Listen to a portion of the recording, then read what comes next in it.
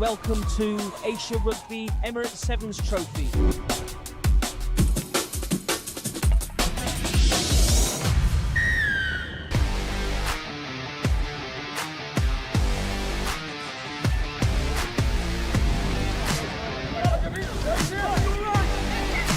Finds the gap through the middle. Number one from Iraq. Brilliant. Try Iran.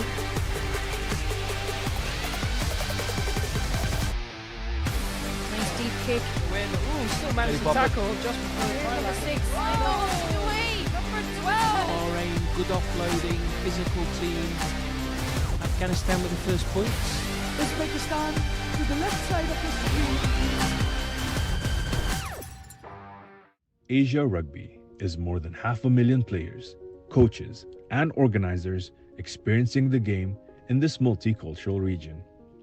Established in 1968, Asia Rugby has expanded from 8 founding countries to more than 36 member unions, spanning Lebanon in the west to Guam in the east, Kazakhstan in the north, to Indonesia in the south.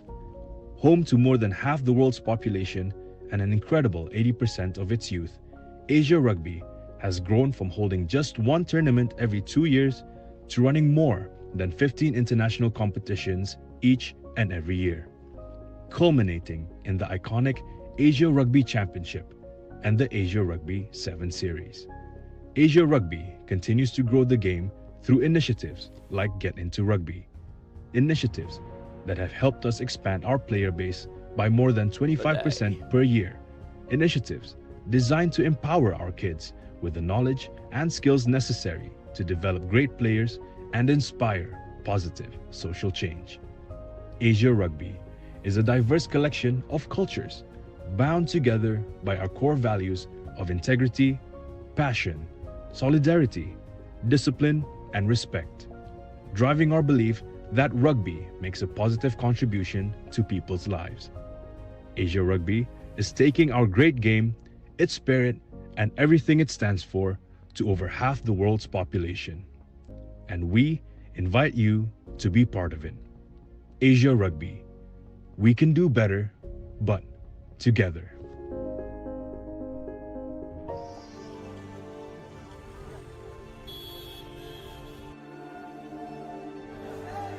Our world is growing, and so is rugby.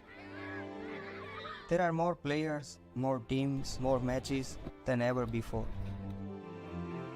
Luckily, our game is simple. We only really need one thing to play it, and we buy millions of them every year.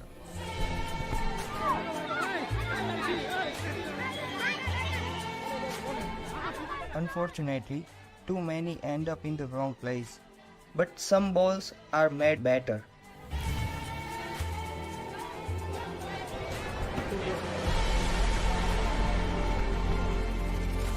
Rhino's recycled range is made with up to 80% recycled rubber. We are still not perfect, but it's a step in the right direction. You only need a ball, make it a good one. For rugby, for you, for the planet. A ball for the planet. A ball for the planet. A ball for the planet. The Rhino recycled range. A ball for the planet.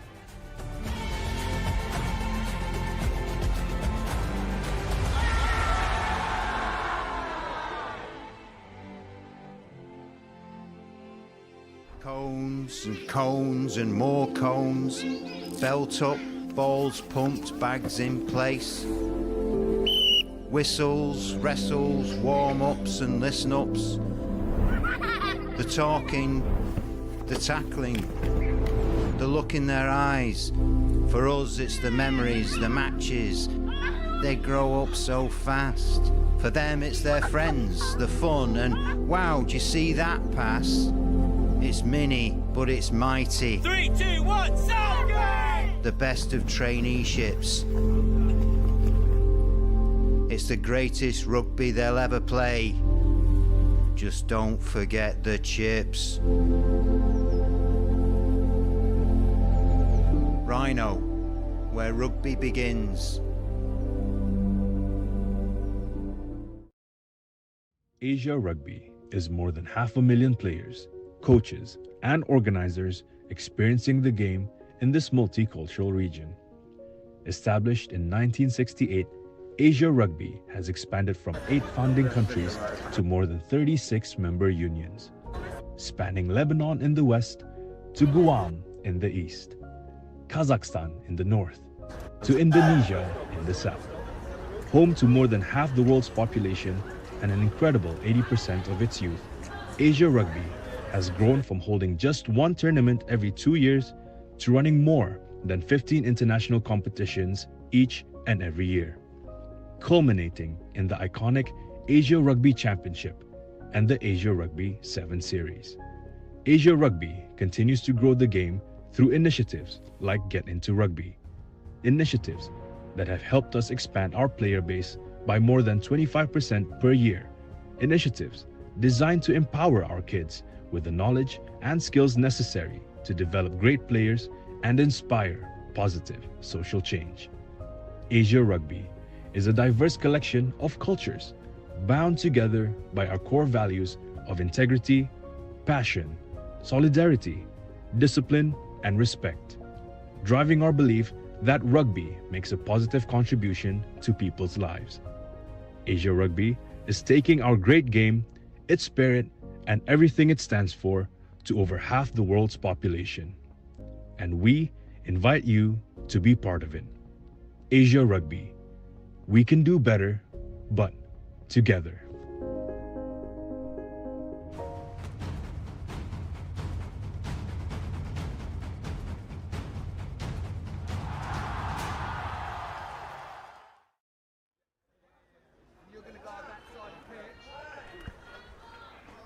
Okay, ladies and gentlemen, welcome back to Day 2 in Oman of the Asia Rugby Emirates Sevens Trophy.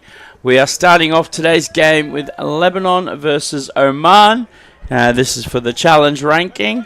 We have a 9 o'clock kickoff. We are right here in Muscat at the Royal Oman Police Stadium.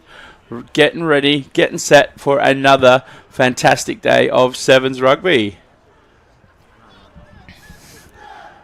The man in the middle today will be Thomas Nagan, and he'll be setting the standards early.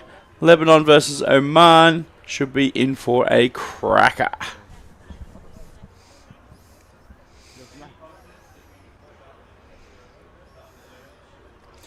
All right, Lebanon will be kicking off. They're kicking off towards the cliff ends.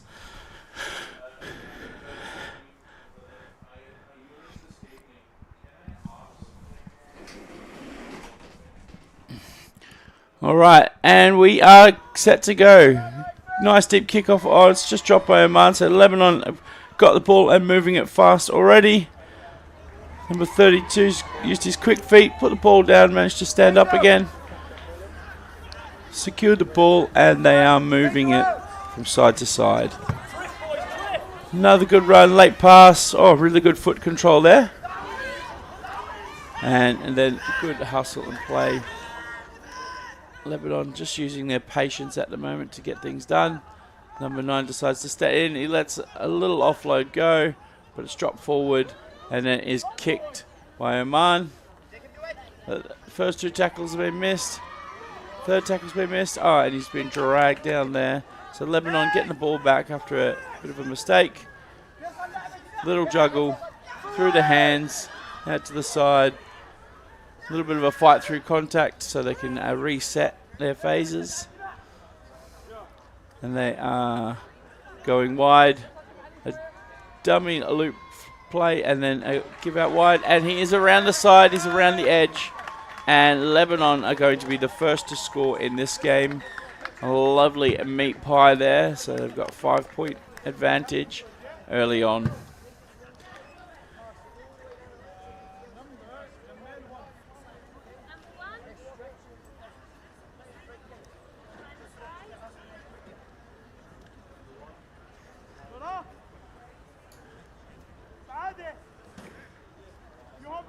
All right, so Lebanon take out the advantage here. They are 5-0 up so far with a good conversion kick, which takes us out to 7-0. Perfect start for Lebanon. Oman just need to get their hands on the ball a little bit and see if they can create their own havoc.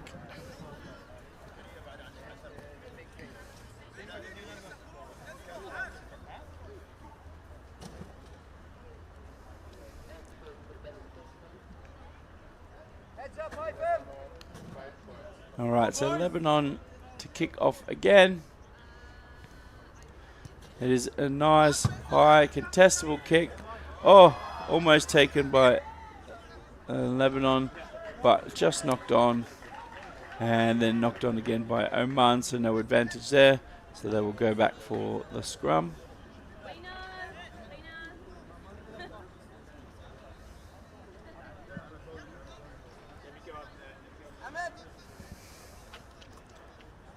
All right, so we're in for a scrum now. Oman feed.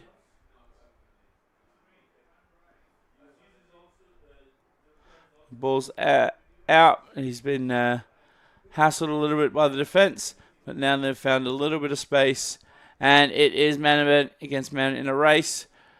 Decided against it and pulled up short. They've gone for the kick again, but nobody knew it was coming.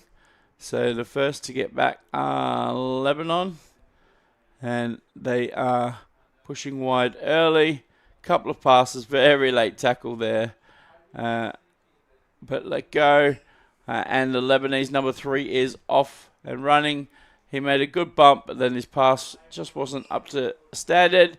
But they've managed to recover. They've got a 2-on-1, and a little bit of patience showed here, so they could take the ball and move it on. They've gone from side to side, just over halfway. Beautiful late pass. Tried to challenge it, go himself around the outside. Got caught, but retained the ball. And number 13 with a huge fend and offload, but that offload is put down. Oman Rugby recover the ball, and now they are off. And a huge hit from the Lebanese player there. But it was a knock-on. A great tackle there from Lebanon to make sure they stay at the right end of the field. Just a little bit of time for injury, and then we will get back to it as quick as we can.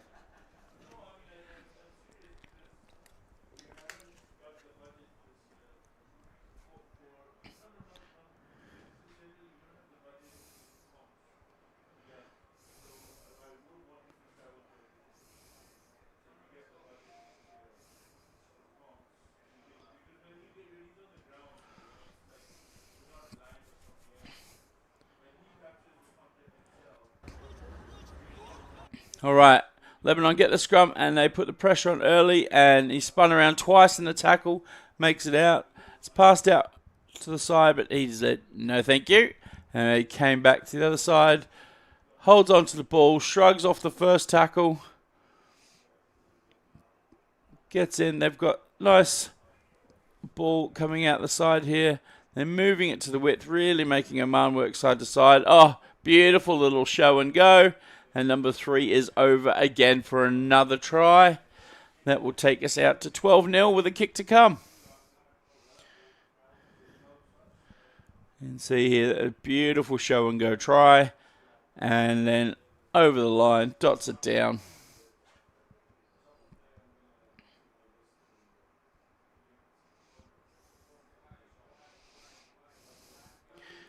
And conversion to come.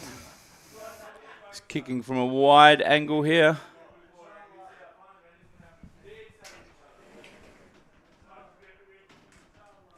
And the kick is up. And it is no good. So the score remains at 12-7. Got about a minute left to play here of the first half.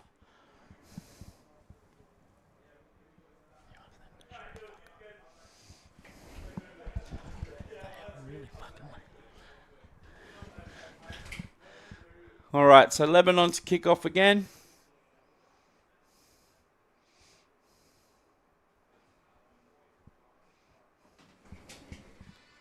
And they kicked up high in the air.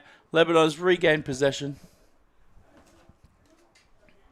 And they are moving the ball from left to right. Come back. Another late shot, but it's been let go.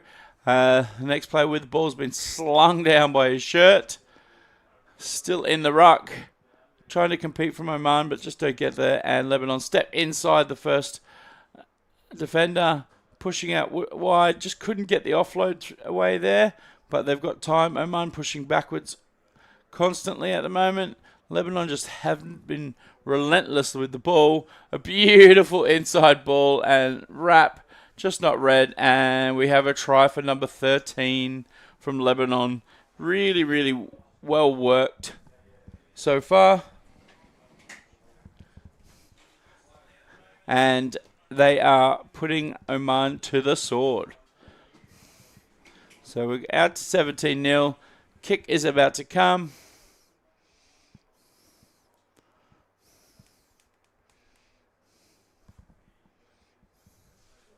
Kick is up, and the kick is good, and that takes us into halftime with Lebanon 17-0 up.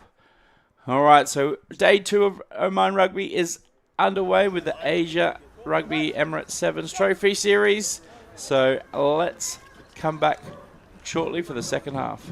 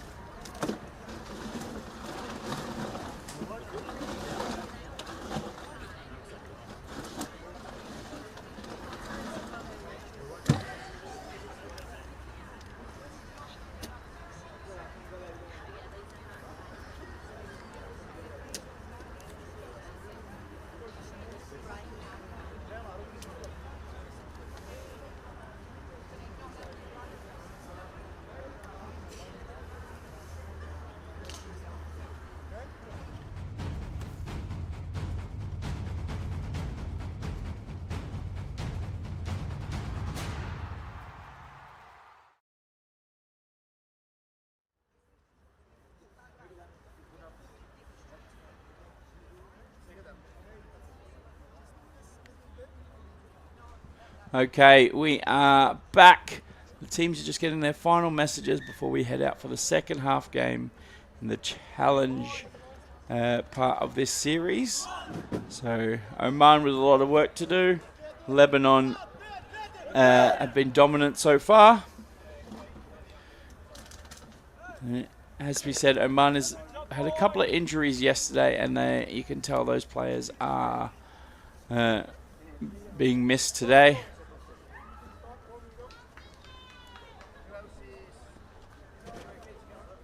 But here we go. Oman will be kicking off to restart.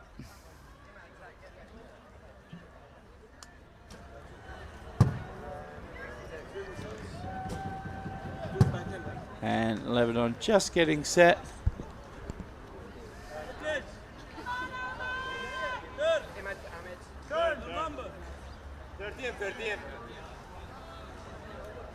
All right, and thumbs are up. We are good to go. Let's see what Oman can do with their kickoff.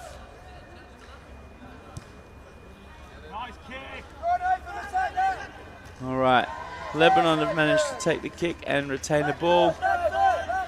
They start their phase play deep into their defensive half. A little step inside, a little spin and run, and then he is tackled, but really pumped the legs there to make the extra meters. And Lebanon come out the back with it. Made a few meters here. Little show and go, little fend. The double pump, but he is chased down from behind.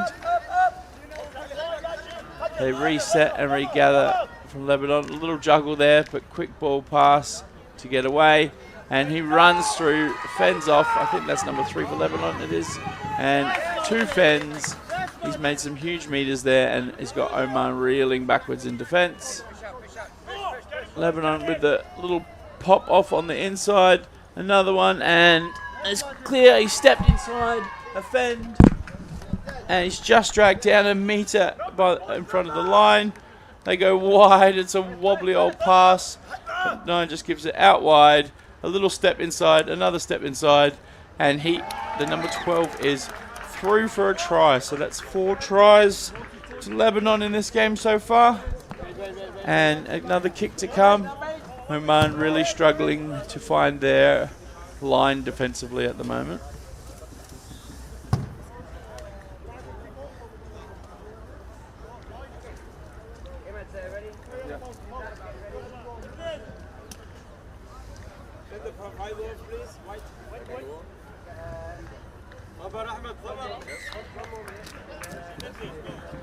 Okay, subs are being made. The conversion was good, so it takes the score out to 26-0. And we're about to get back underway. Lebanon scored, so they kick again.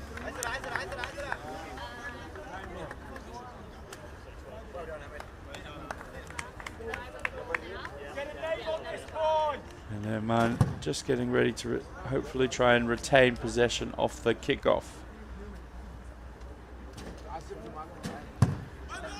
Bit of movement there and well taken at the back. A little bit of a slow start. Gets crashed, but a late offload. And then play on is called. It's going everywhere. They're playing a little football now. Little chip and chase. We've seen 3, 4, 5 kicks in a row. Not sure what sport we're watching. I'm just kidding. It's always good rugby. Great offload there in contact. And Lebanon escaping out of their defensive half. Tough pass there, but they've slowed the ball down, regained possession, and they'll be resetting to the other side of the field. A little step and go, and then they've decided to kick and chase. The kick is up, and it is bounced just inside the line, but it will give Oman the ball, and they've taken it quickly.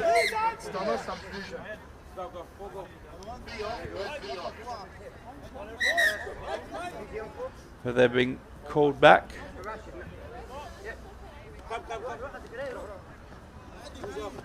So Oman Rugby will have the line out here.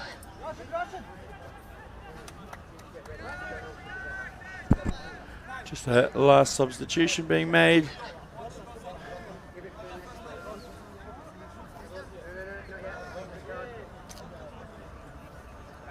Ready for a lift.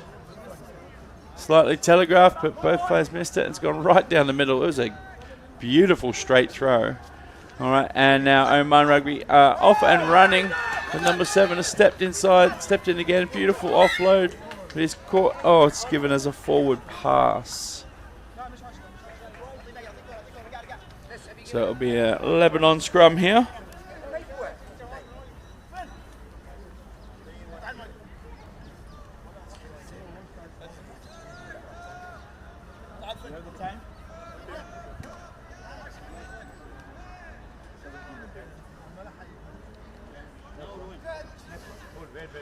Alright, so Lebanon put into the scrum. It's gone in, they've held their ground, and it's come out nice and slowly. A little wrap around pass, but the arm is out for advantage. 12 stutter steps, and now is a race. He's gone on the outside. He's got the gas. He has made it all the way. It was fingertips in it. Lebanon are in again under the post. Great speed on the outside, making sure that they can get over the line here, taking the score out to 31-0 with a kick to come from right in front of the posts.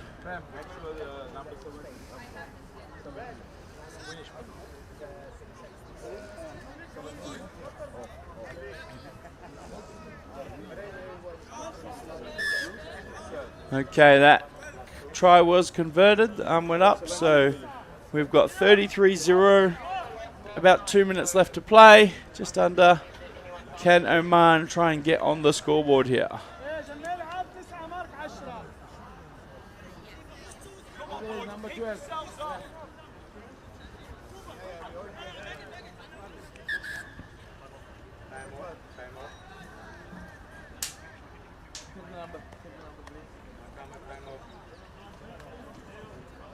Okay, we're about to get back underway. Lebanon with the kickoff. It's a wobbly old deep one. Let it bounce, but then work hard to get back onside now. Take some space away. Late offload after contact. It's just run out of bounds before throwing it in. So it is Lebanon's ball.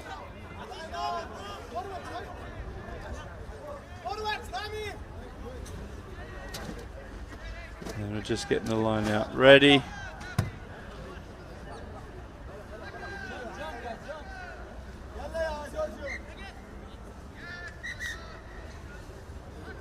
Alright, we've just got a little stoppage here as the ref talks to the players.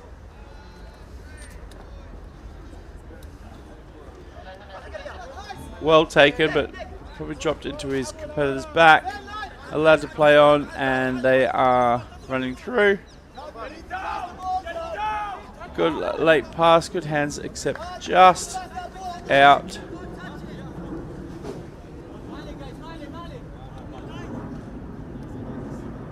And it is Oman's ball. So we're seeing a line out in the same place, just a different opposition here. So Oman have the ball. A very early jump, a little bit telegraphed. The thrower needed to get that in much faster. And Lebanon managed to steal it and get away. Late pass there from number 9. He's passed out to the speed on the wing, who's offloaded it back inside. Number 9 has the time to wheel around and score much closer to the posts. That is a score right on full time, so it takes us out to 38-0 with a kick to come. Will they make it 40?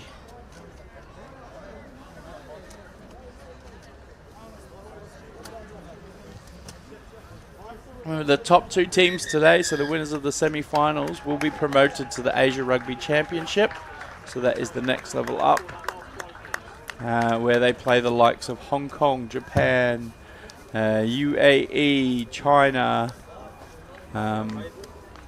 Sri Lanka, and many of the other teams. So that is it for this game, 38-0.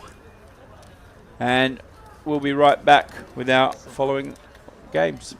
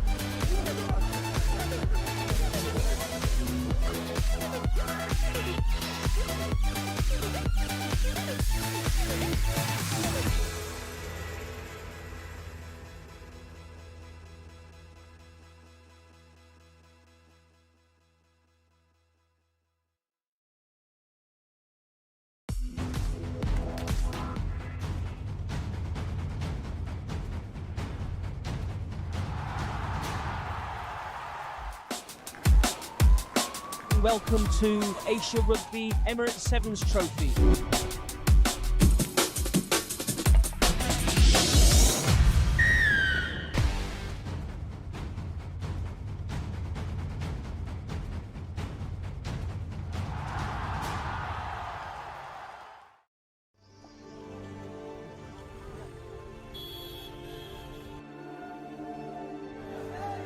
Our world is growing, and so is rugby.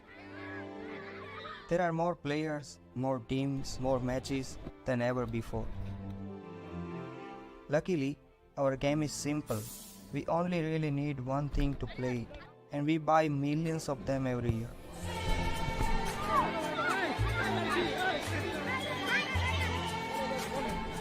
Unfortunately, too many end up in the wrong place. But some balls are made better.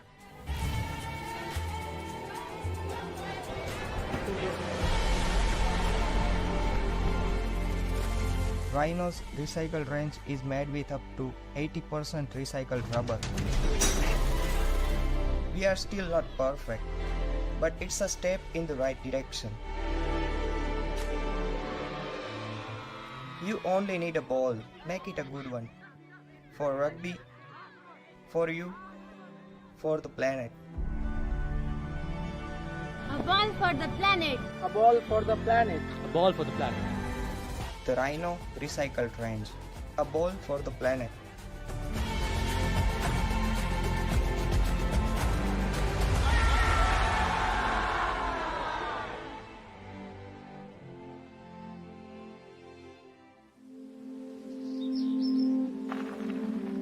Car boot, container, cones and cones and more cones, belt up, balls pumped, bags in place, whistles, wrestles, warm-ups and listen-ups, the talking, the tackling, the look in their eyes.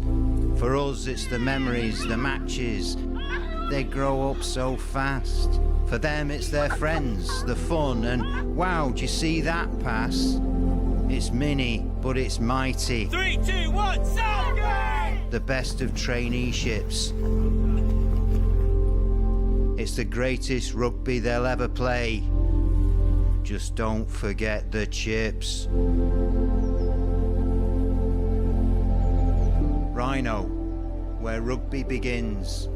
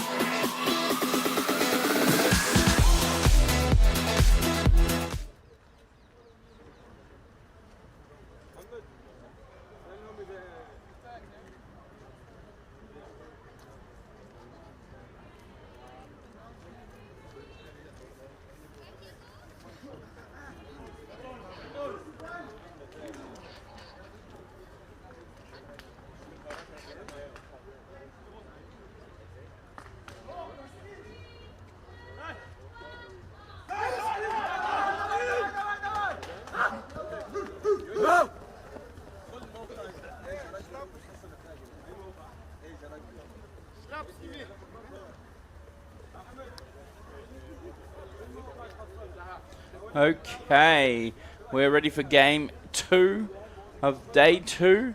We've got Kyrgyzstan and Palestine playing for the challenge end of the table. Both teams had tough days yesterday. Let's see if one of the teams can get a win, their first win of the tournament. It's great to see Palestine rugby getting a team together. I know the trouble getting players from around the park, but awesome to see them out there, and amazing for Kyrgyzstan in their first tournament of this caliber as well. So both teams struggled a little bit yesterday, but are looking for their first win. Let's see who can do it.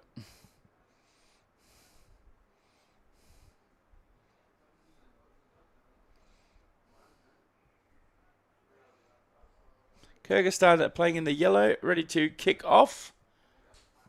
And they've tried with the short kick, and it's bounced over the 10-metre line and then been battered back, and it's worked really well for them. Palestine weren't expecting it. The number 10's run straight into contact there. And Kyrgyzstan's managed to keep the ball. They've been retained the ball well. Pass on the outside, step into contact, and he's fighting through it, fighting to keep his place. But the ball has been knocked back and it's backwards. Oh, Kyrgyzstan are going with a different tactic there, kicking it backwards to pass it across. And, oh, he's just slipped over and been tackled and rolling around. So let to play on. Kyrgyzstan taking their time here. Ball's gone to the 10. He's come out wide with the skip pass. And the number 5 has broken the first tackle. But he's hung on to really well in the second tackle. Just got to roll away now, and Kyrgyzstan are back off and running. The number 10 tried to kick and go, but he was hit at the same time. The ball is deep, and Palestine now have to work it out from their own end. He's isolated, but a big clear out there. And Palestine have picked up the ball, and they are on the move. But a forward pass is called. So we'll go back, and Kyrgyzstan have a scrum 5 metres out right in front of their post with one of their best opportunities to score.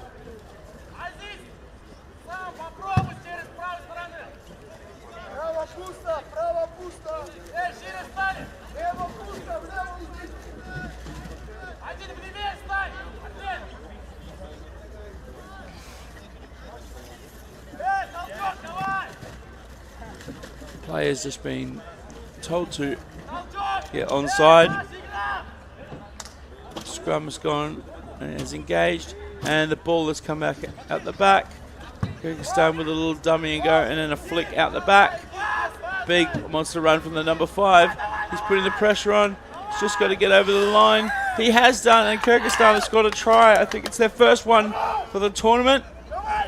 They are pretty happy. And they are upbeat, getting back to start off for their kickoff. Now, it needs to be still yet to be converted.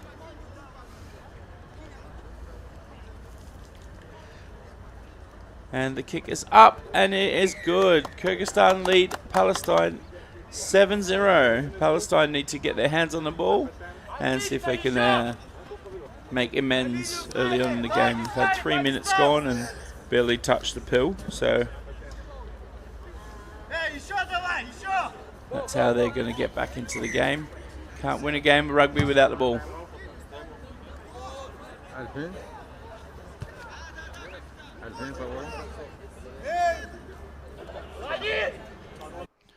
All right, so Kyrgyzstan to kick off.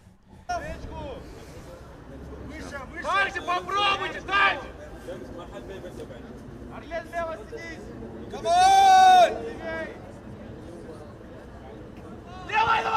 All right, the kick has gone up really high. Looks to have gone out on the full. So it'll be a Palestine tap in the middle of the field. They gain possession, and let's see what they can do with it if they can get on the scoreboard as well. All right, so a little tap and go. And Palestine have been a quite straight running rugby team, as in they run into contact. A huge fend off there. And they're running around the outside, but he is caught. He tosses the ball on the inside. We've seen a bicycle kick go in the air, but it's out. Quick throw and play on. It's been allowed. Kyrgyzstan moving the ball well. He's coming in for a big run there. Runs direct into contact and then loses the ball forward. Palestine now pick it up. Their player turns and runs directly into contact. So it's been a bit of straight running here. Number 5 for Palestine picking it up, sending the ball wide, but it's called a forward pass. It was dropped regardless, so it didn't matter. Kyrgyzstan, the yellow, get a slight reprieve and seeing if they can come back into it.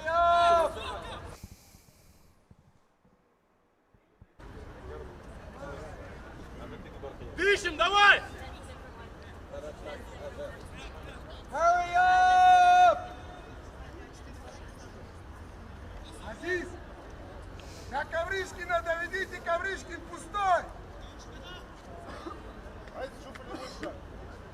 Alright, so the scrum is engaged now. Ball's gone out. It's kind of dribbled everywhere. They've gone with the soccer tactics there, football tactics, and picked up out wide. He gets up ahead of steam and runs a big line. Number 15 goes for the kick as well, but it's charged down by number 5 for Palestine, and then kicked out by Kyrgyzstan. Palestine look to take it quickly.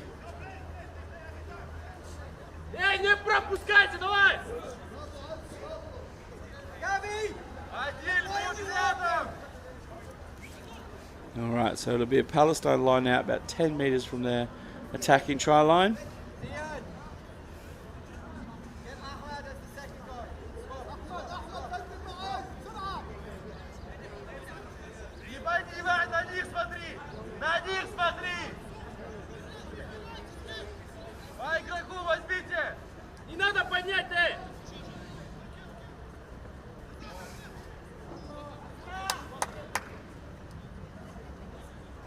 Alright, we're just getting players set in the right positions.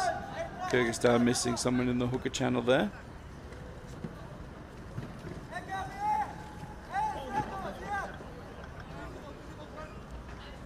Alright, Palestine run the ball out, broken the first tackle, broken the second tackle, broken the third tackle. The man on a mission, pumping as hard as he can, and Kyrgyzstan managed to get him down on the ground. Palestine with the reset here, picks up the ball and runs through untouched through the middle and scores a try. That will bring the score a bit closer with 7-5. Still a kick to come for Palestine. Let's see if they can even up this game.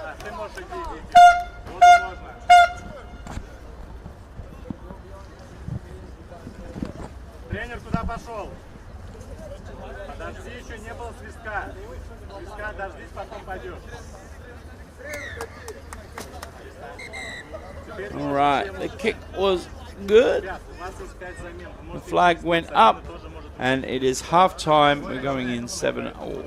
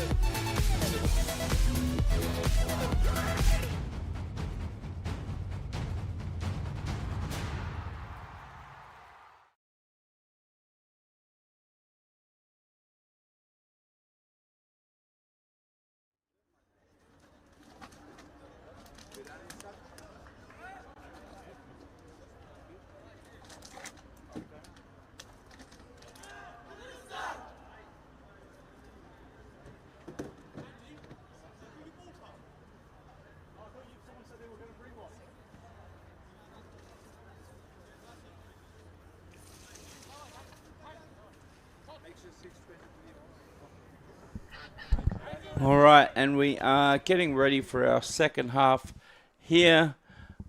Teams have swapped ends.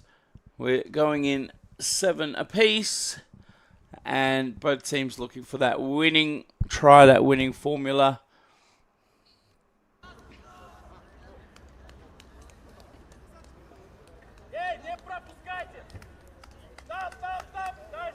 Palestine Rugby will be kicking off. They're kicking off towards the cliffs.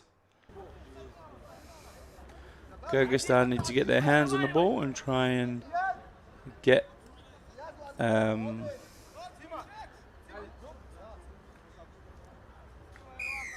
out of their defensive end. Oh, he's just dropped it. Play on here. Lebanon picked it up. Palestine picked it up, and they knock on, and then is a knock on. It's deemed the first one was backwards, but it'll be a scrum here to yellow.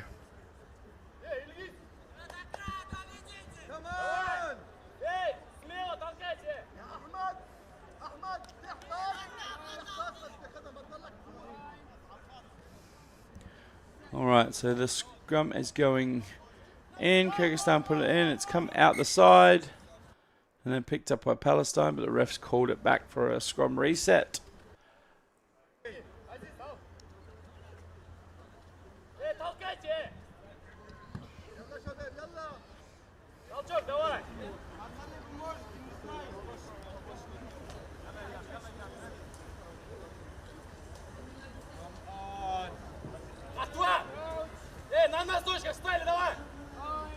Okay, so Kyrgyzstan will have the scrum put in again.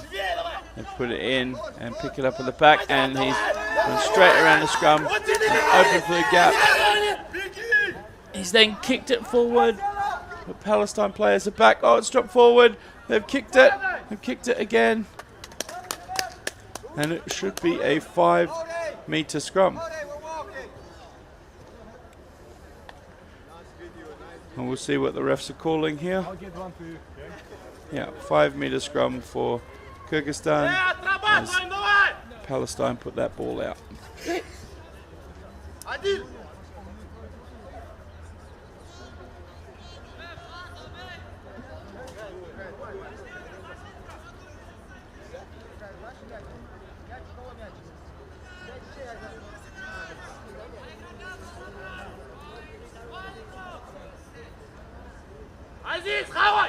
Oh, but no, it seems that Palestine got the put in.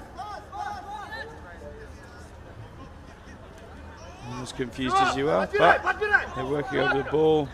Come out, he's picked the ball up at the back and then been rampaged, but he's made it free. Stands up because he wasn't held.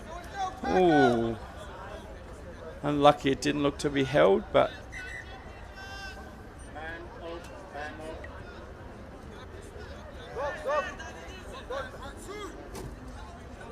they're getting their medical team on now.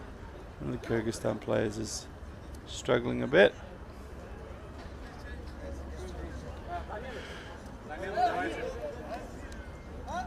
Getting a little bit of treatment.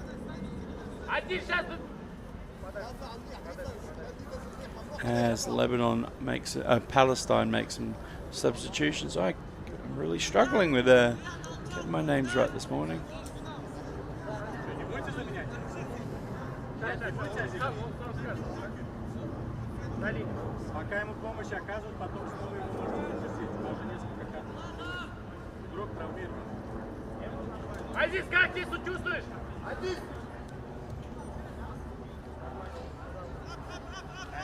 Alright, Kyrgyzstan go tap and go. And they put in a little kick forward, but it is regained by Palestine. Palestine and try and shift it wide and then come back inside into traffic, but he's through the first tackle. Oh, it's been a big collision there. And then he's dropped the ball backwards. Kyrgyzstan picked the ball up.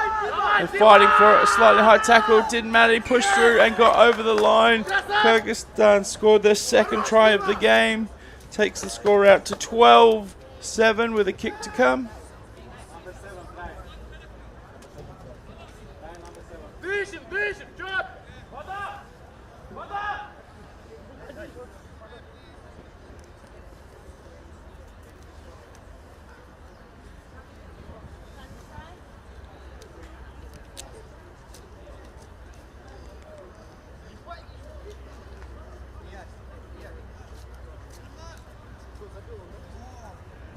Okay, the kick is up.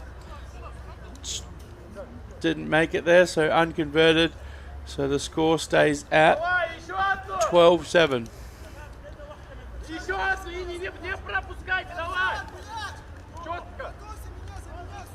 Kyrgyzstan will be kicking off.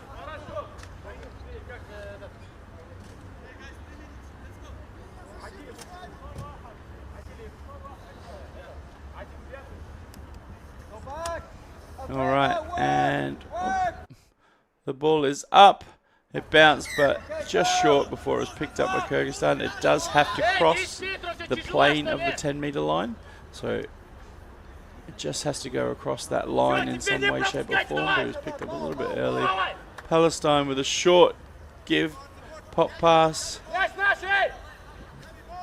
Good timing there from the Kyrgyzstan tackler to put pressure on, but then he's off his feet, trying to hold on to the ball, but he's given the reward for it. A quick tap there. Nope, they've decided not to go.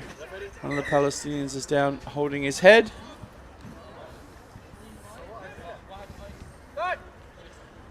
So we'll just get a little bit of treatment there, and then it'll be a Kyrgyzstan reset. We've got about 2 minutes left on the game.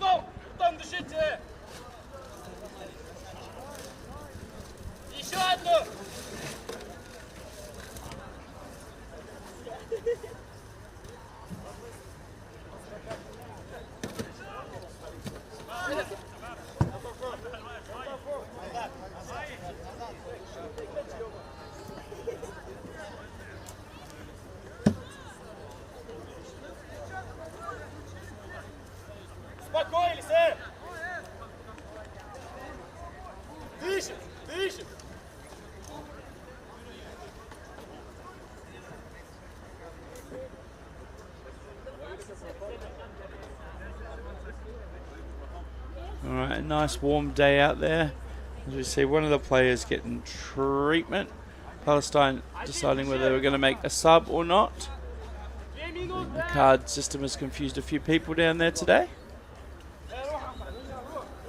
But it's been a really great tournament so far. Some amazing rugby played, some less so, but amazing for every team to be putting up an international team. And their competition is always getting better and helping rugby grow. Alright, so we're going to restart. It is a penalty to Kyrgyzstan. Let's see what options they take here. They've decided with a kick for touch. Had me tricked as well. But it will be a Kyrgyzstan put in. Let's see if they could be sneaky again. I think Palestine tricked them into losing the ball earlier. So we'll go for another line out.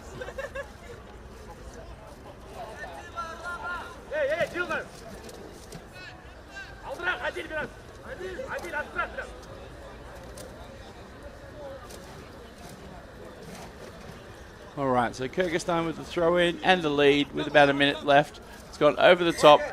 It's given it as not straight. So Palestine with less than a minute to go to try and win this game.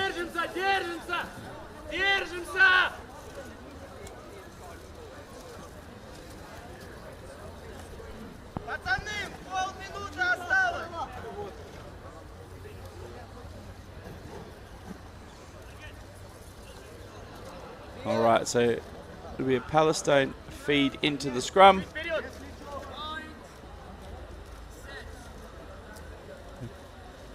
Big push. Oh, Kyrgyzstan's really making them work for it here. It's bubbling at the back and it's bouncing. Kyrgyzstan looked first to jump on it, but he's tackled well there and been a knock on from Kyrgyzstan and then booted away. Got to be careful kicking the ball away like that. You can give away your advantage. But a scrum has been called. Kyrgyzstan will take the ball. Oh, sorry. Palestine will get the ball, and they have about 85 meters to go if they're going to score.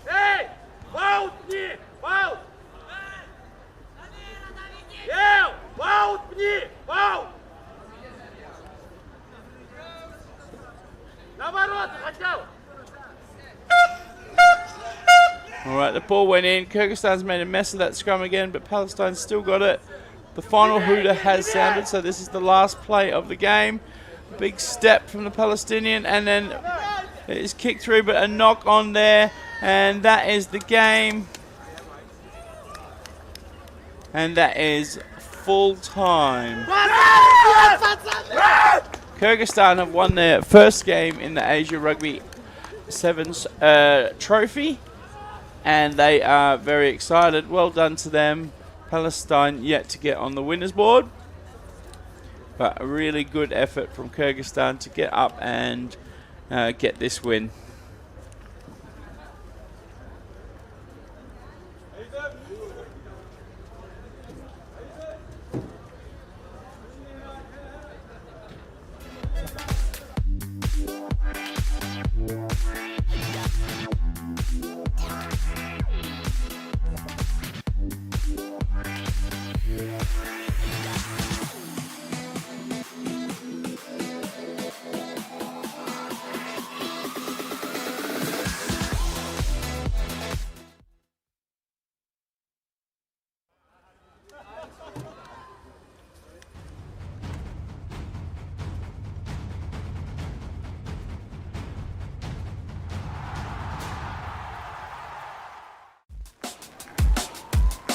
Welcome to Asia Rugby Emirates Sevens Trophy.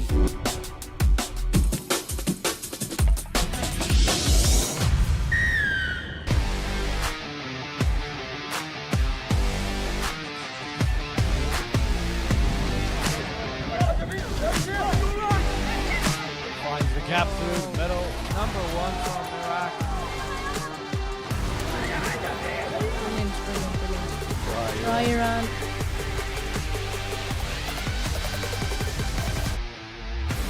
Nice deep kick. Ooh, still managed to tackle just before the Number 6. Oh, away. Number 12. Bahrain, good offloading, physical team. Afghanistan with the first points. Uzbekistan to the left side of the screen.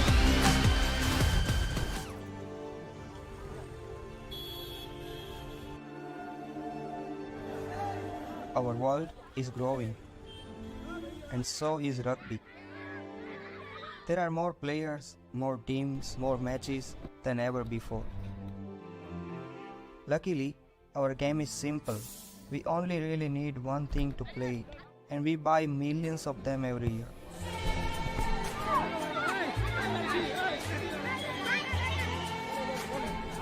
Unfortunately, too many end up in the wrong place, but some balls are made better.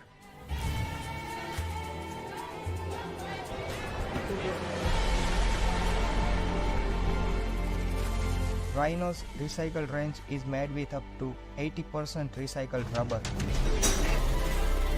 We are still not perfect, but it's a step in the right direction. You only need a ball, make it a good one. For rugby, for you, for the planet. A ball for the planet. A ball for the planet. A ball for the planet. The Rhino recycled range. A ball for the planet.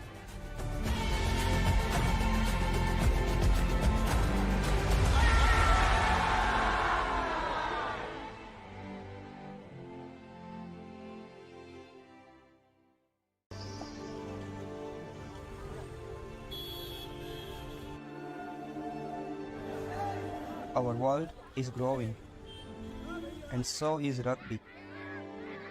There are more players, more teams, more matches than ever before. Luckily, our game is simple. We only really need one thing to play it, and we buy millions of them every year.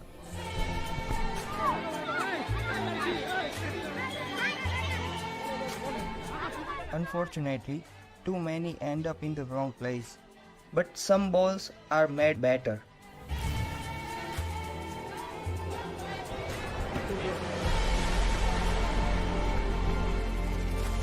Rhino's recycled range is made with up to 80% recycled rubber. We are still not perfect, but it's a step in the right direction. You only need a ball.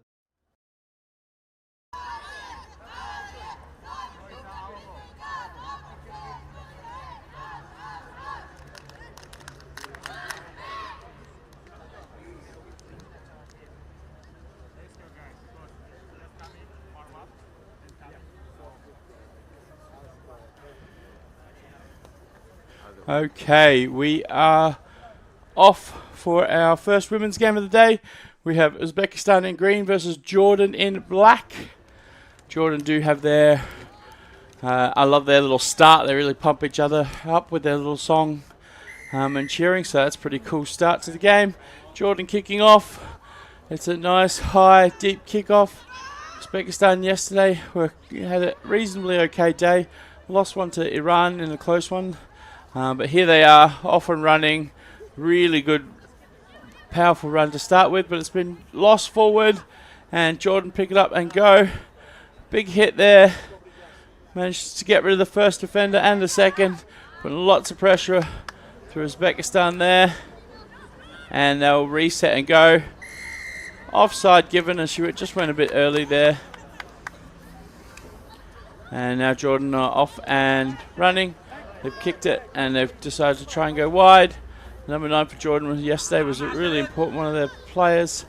She scored a lot of tries and she was their fast player.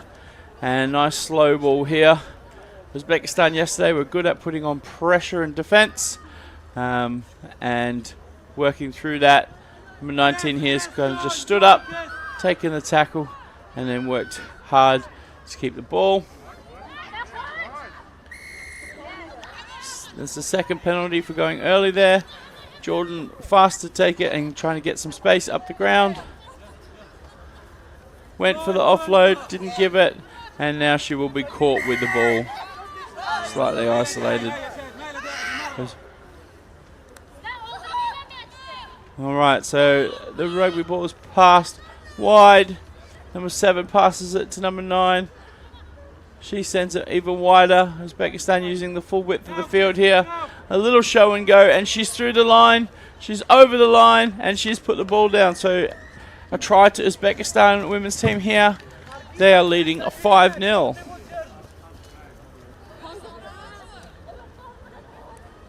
Uzbekistan in the green and Jordan in black.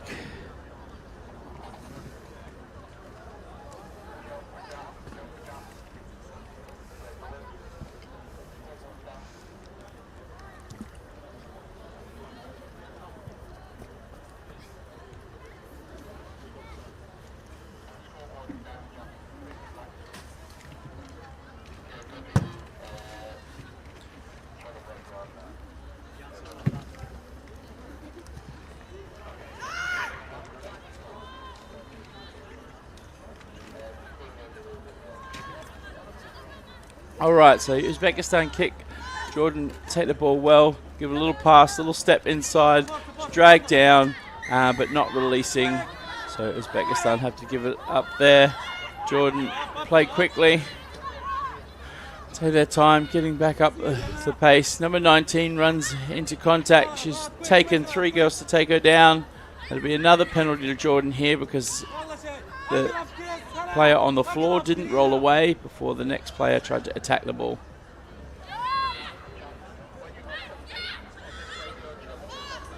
There is an injury there. Oh, it's just dropped. And there's a player down for Jordan over the side. But Uzbekistan will have the scrum here.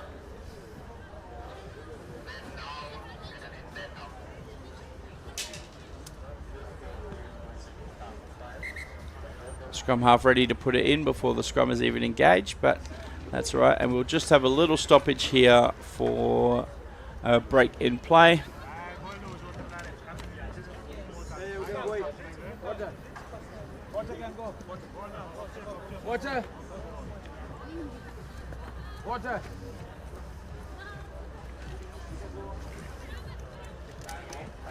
So after this game, we will see the Iran and Lebanese women go at it before we head into the 5th place semi-finals and then the Cup semi-finals.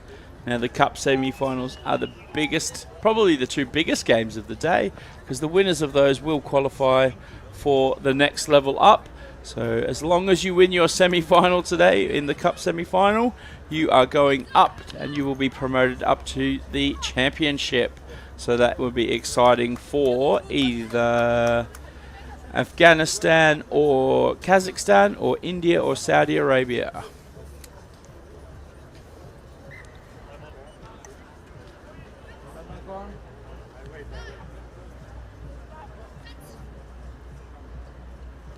Okay, we're back underway. Uzbekistan have pulled the ball out of the scrum, passed it back, and then they are moving forward now. Good offload there. Little stutter step, a little bit of time taken to decide what they want to do, but a cut runner, and then they are off to the races. Number 7 fends the first one, fends the second one. She's running, she passes it back, didn't back her own pace, but they are over the line, right under the post there. So it's another try for Uzbekistan, taking the lead out to 10-0 with a kick to come.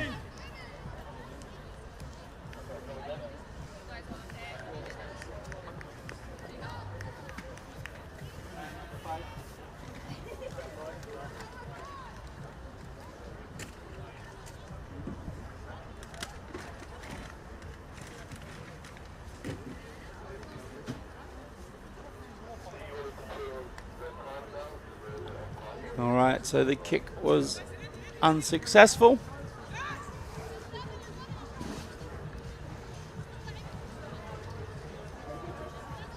But Uzbekistan will restart here.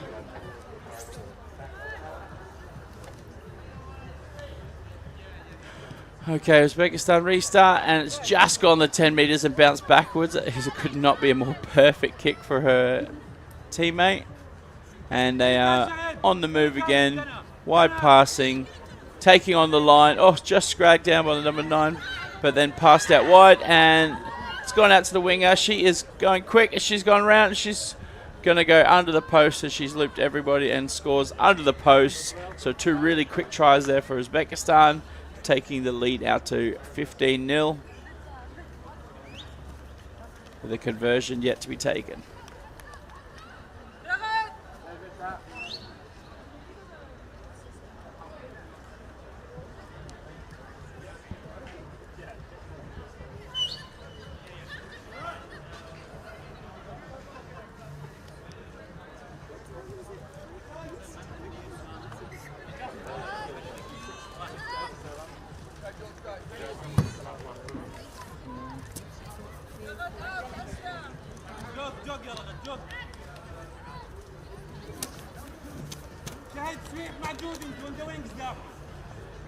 Alright, so that conversion was good. And we're back underway here, so 17-0 is the lead. Well taken kick this time from a girl from Jordan, but she's taken too long and she got clattered from behind. They're dancing around, they're going a bit far backwards at the moment. A little offload and then a line straightening option there. But Kyrgyzstan over the ball. Just missed out, so Jordan retained possession here. Just a little slow moving it wide, and Kyrgyzstan are up in their faces. Picked a gap, huge fend there, and a big bustling run before the offload happens. Tackle's gone down, and players are clearing that ruck. So Jordan's managed to retain possession there. Angles a little deep there. They've decided to come back in and across. Oh, high tackle there. And Jordan get a penalty reprieve.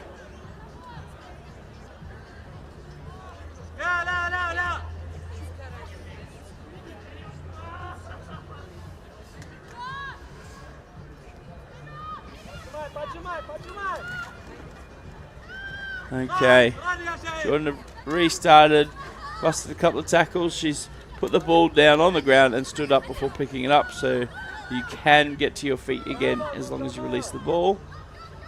And Jordan trying to go wide, a little bit stop and start, trying to take opportunities. Late offload there and a good line cut, but another big tackle. But they're managing to hold on to the ball. They do need to come through the lines a little bit. Oh, another big contact, big tackle. Pop off the ground, on the back flick. And another big fend. Number 19's had her arms out, fending people all day. And that is pretty great rugby. Oh, we've come back here. There's been a call from the sideline official.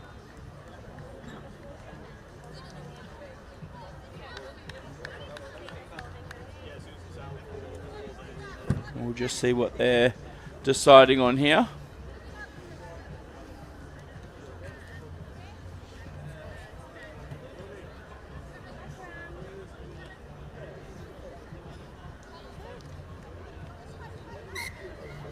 Alright, so there was a high tackle in there, or high contact in there, and Jordan will take the ball.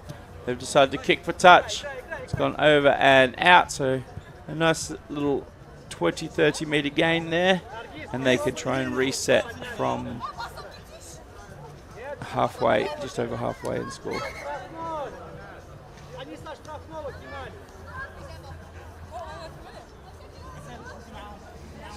Uzbekistan trying to trick us by taking a quick ball, even though it's not theirs, because you kick out from a penalty, you retain possession.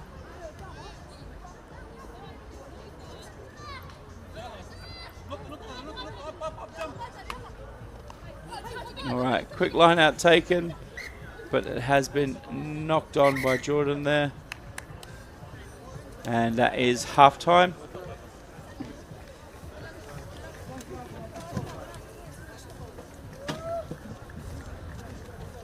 And we'll regroup, get our messages in from the coaches, and be back shortly.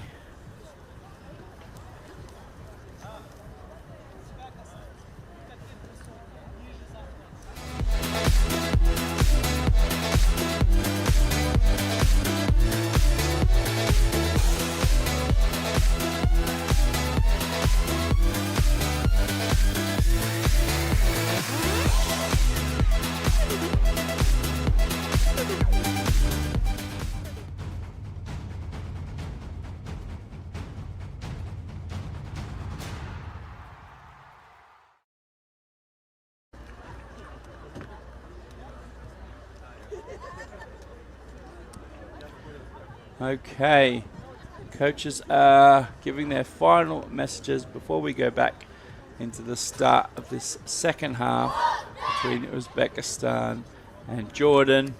So Uzbekistan playing in the green. Got a convincing lead so far, 17-0. And Jordan looking to try and fight back into the game. They're doing well at holding on possession, but just haven't been able to make any meters.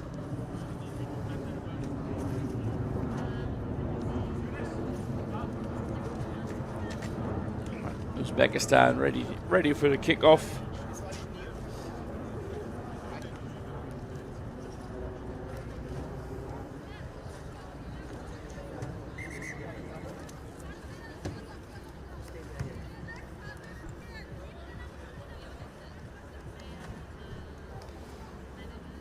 Taking a while to get ready here, Jordan.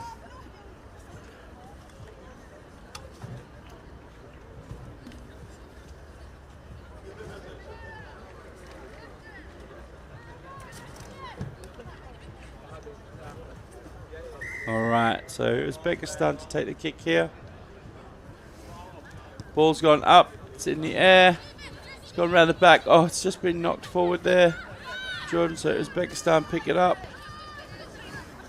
And then stripped from Jordan, but we'll go back for the knock-on.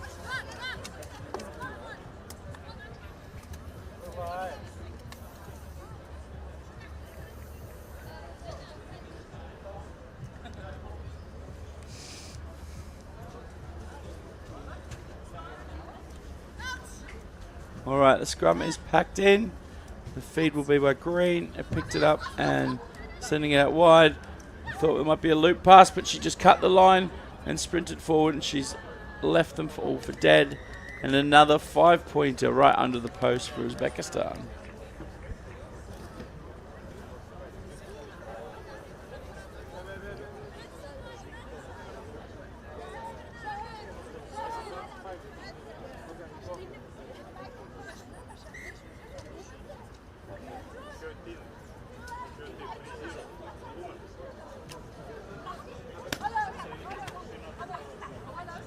Alright, so we'll keep going. We've still got 6 minutes left of this second half.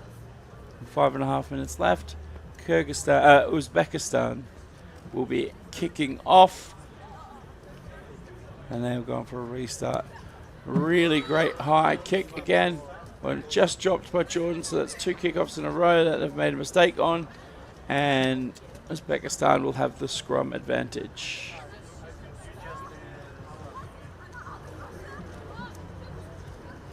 Alright, so the ball's gone getting ready to be put in here. Uzbekistan put it in, and they force it, and they stay really close to the scrum.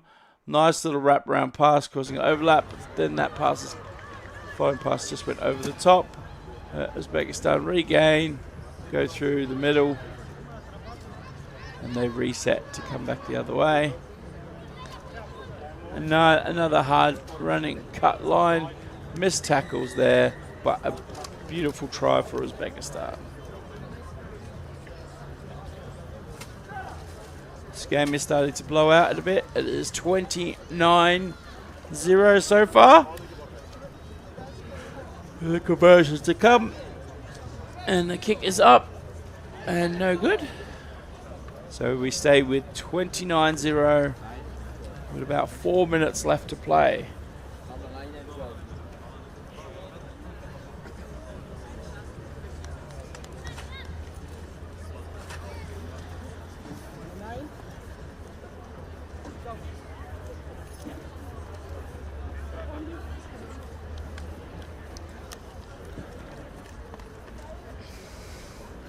Alright, so Kyrgyzstan have the restart, another big deep kick. This time it's gone backwards from Jordan, and they are really struggling to make any meters against this tough Uzbekistan defense. They've come to the side, pass is going out wide, and a little stop start, and the collision, and play on as Kyrgyzstan's rips the ball out of the ruck. Oh, and then the pass is gone, but just knocked on there.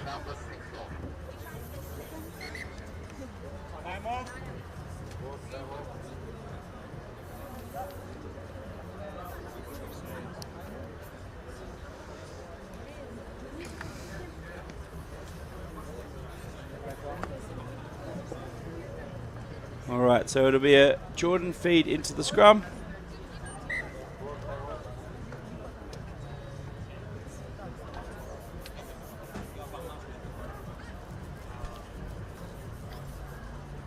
The ball's put in and popped out the back. It's a grubber pass. Oh, it's nutmeg the first go, and then she's thrown it the wrong way straight into the hands of the Uzbekistan player, who's dived over to score a try. We're now at 34-0.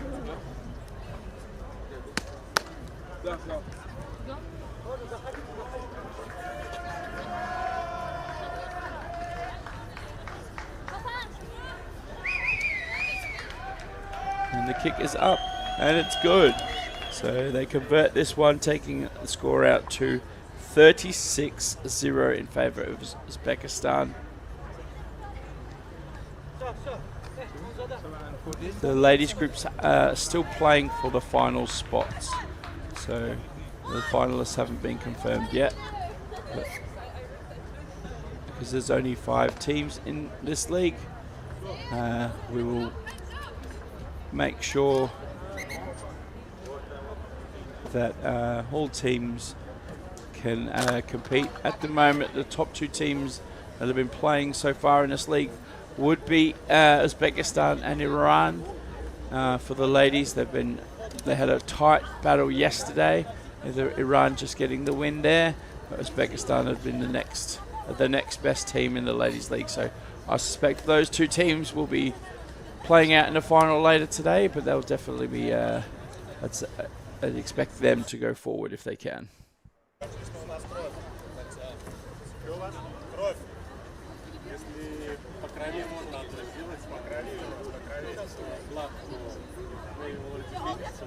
Alright, so there's been an injury breakdown here.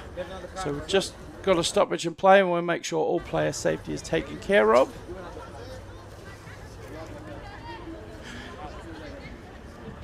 See the worry on the coaches' faces and other people, just making sure that everybody is okay. It is a hot day out there as well. It's already 31 degrees out there, and we'll build throughout the day, but the feel like it's probably 35, 36.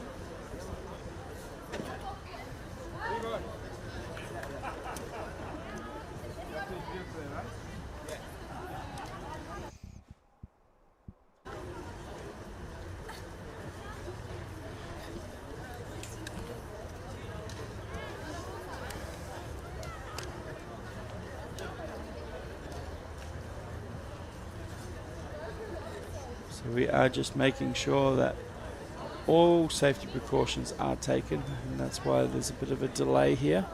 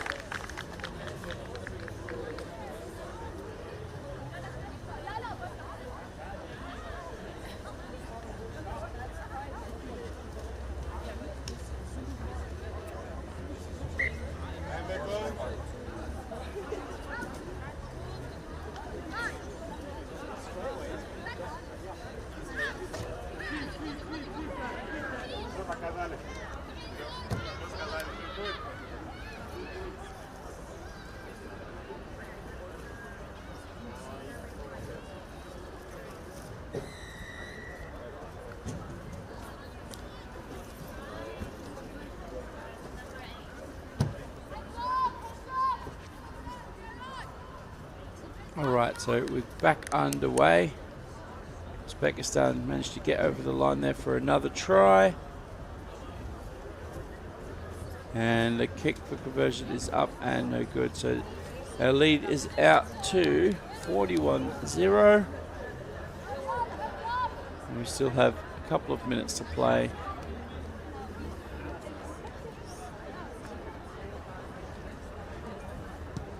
And the kick is up and retained by Uzbekistan. And ball is going wide. So some really good rugby sevens being played by Uzbekistan. They've just knocked on there, and we will go in for the scrum.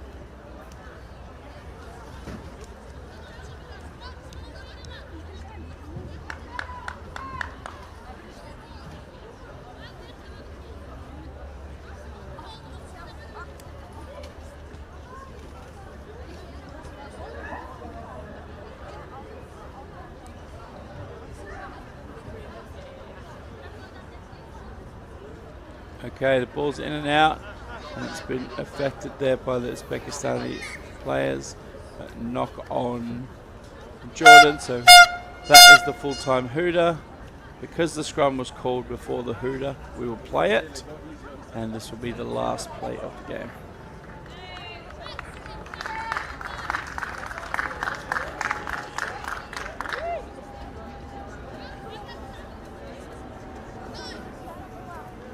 Uzbekistan have the scrum, put it in at the back.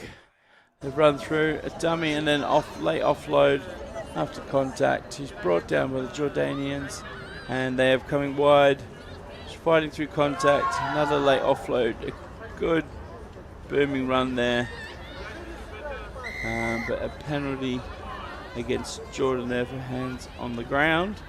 And then Uzbekistan are going through just short of the line. They pass it, dummy out to the side and over the line, scoring their final try of the game, taking us out to 46-0.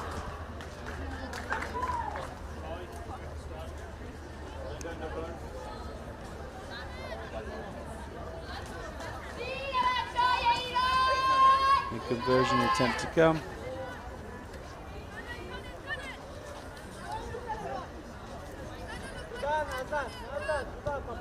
It's up and to the side, so a 46-0 win there for Uzbekistan.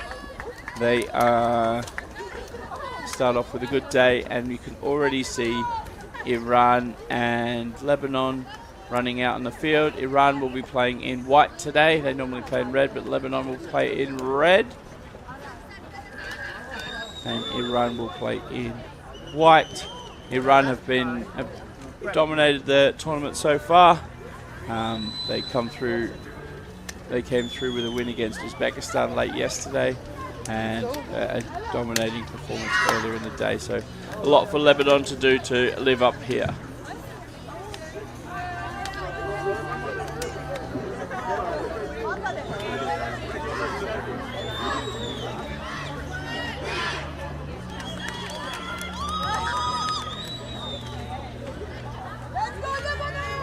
Alright, so Iran will be kicking off.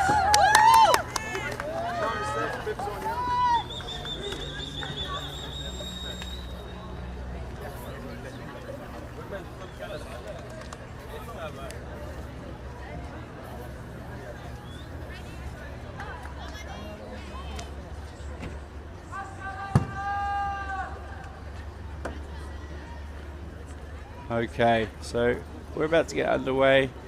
Iran, the kickoff, number 9 is kicking off, and she started with a beautiful contested place.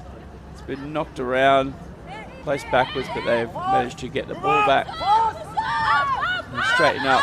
Hit after the line, but it was a good pass onto an even better running line, and the number, I want to say 6 for Iran is in early from the kickoff.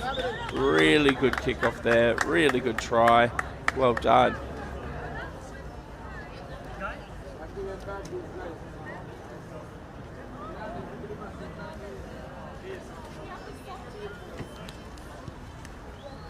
Let's go, ladies, let's go. Get a name on it.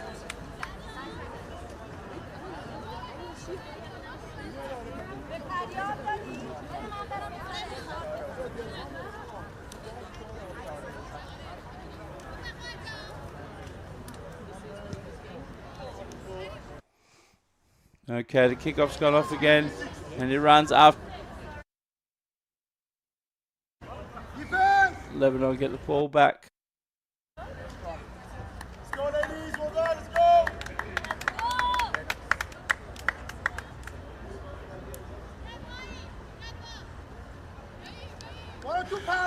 Okay, heading into the scrum here, it'll be Lebanon's feed.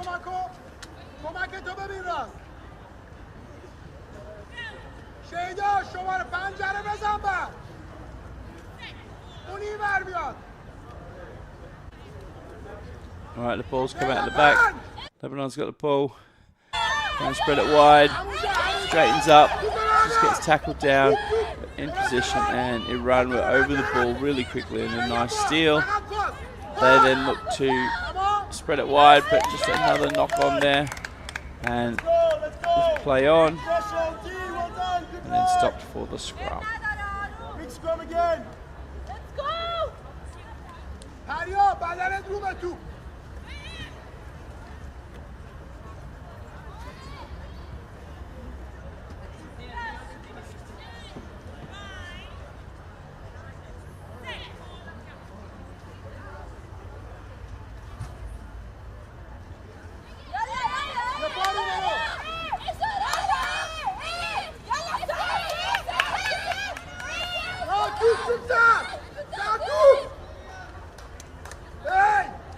Right, Lebanon getting caught at the back here. Oh, big collision there. And hands on the ground first. A few penalties being given away by Iran.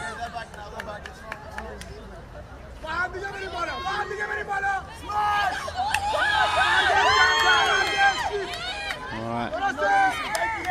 Iran. Any more penalties, they might be getting in trouble shortly. 4 penalties on the trot here.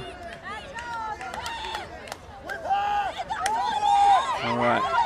Lebanon trying to take the more direct route. but there's been a knock on, so Iran will get the ball back here.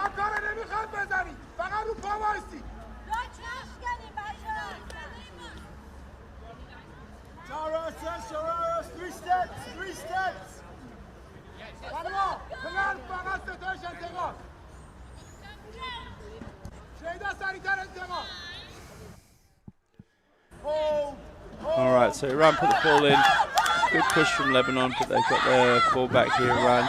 Speed, pace, oh, high tackle here.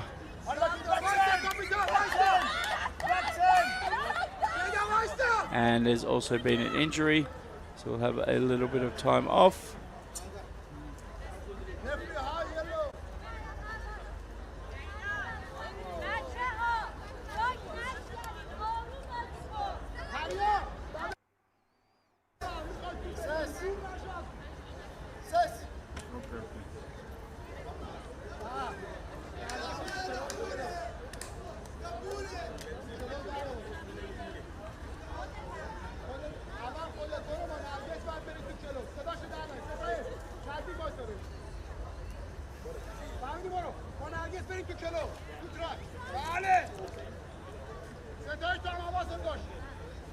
Ladies, on the top, 3 steps.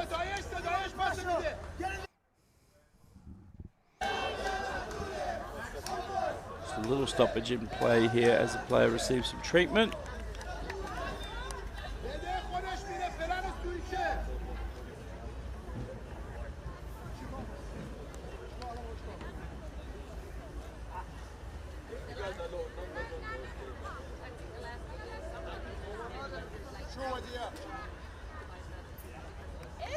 Alright, so players are clear.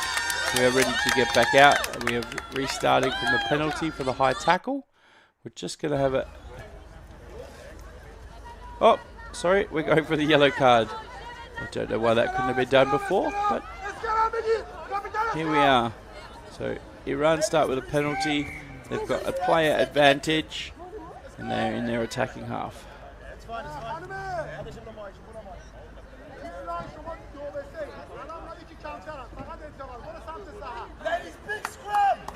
Iran have chosen the scrum option. It's often called for when you've got the man advantage because you automatically have a 3-on-2 overlap.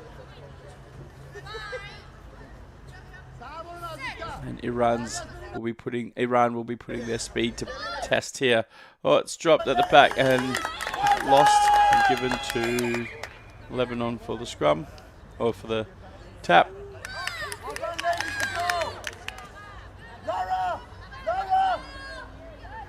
Alright, so Lebanon have a tap here. And they get underway. Alright, well tackled there. And then Iran going straight off their feet again. It's about the 4th or 5th time they've done that. And Lebanon off again. They're playing this straight option game. And if they are going to compete for the ball, which is fine, they just need to make sure the tackle is not there when they're doing it. Oh, good offload through contact there. Really trying to find the edges. Turns around and then gets tackled. And then not releasing. From Iran again.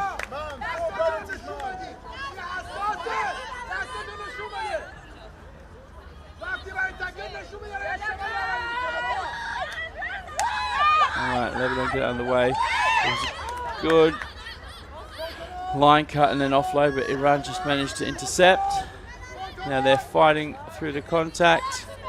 Ball comes out the back and there's very few Lebanese defenders out there, and they've put on the afterburners. Number 8 is racing around the edges and then heading towards the posts, and she goes over for a second try for Iran.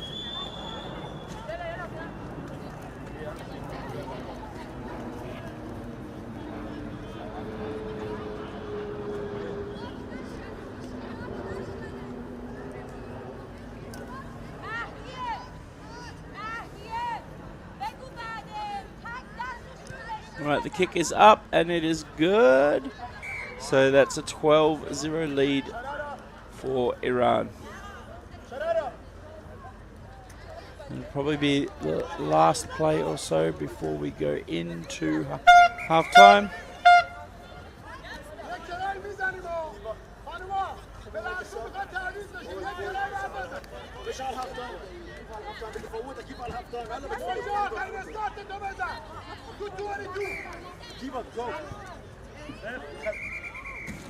Sorry, do we have someone helping us with the subs? Just got another delay here as a player's receiving treatment. So that will delay that restart. Red 12. Yeah, red 12. 12. Number 12. 12. Red 12. No, number 10, not 12. We must Sorry. use the number correctly. Sorry. Hold on. Number 10 off. Done. All done? Substitution complete. Make sure you write the correct number. Okay, Iran ready to kick off here. And it's a nice high kickoff. And well chased. The pressure was on Lebanon and they succumbed to it. And then a good crash run from Iran and clear out there. They pick up the ball and go blindside. Tries to use their pace to get round, but offload after contact. And then pisses through the gap. The speed is hurting Lebanon at the moment. Oh. And given as a rolling forward penalty there.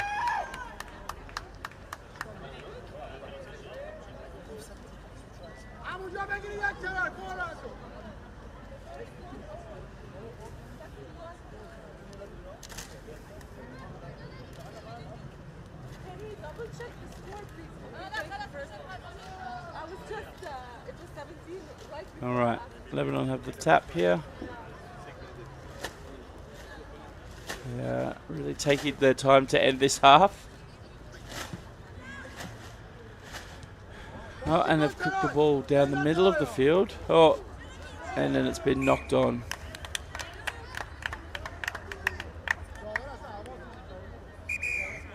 And that will take us into halftime.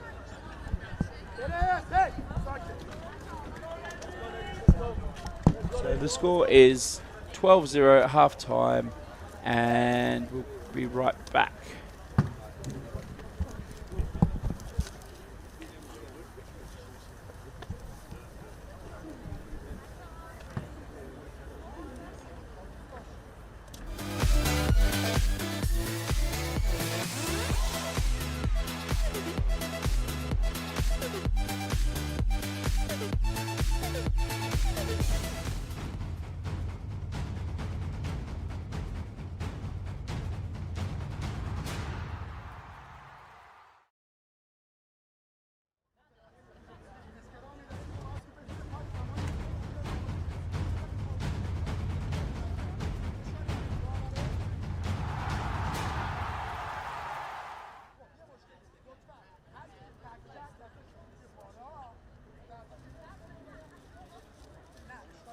All right, and we are just getting ready for our second half.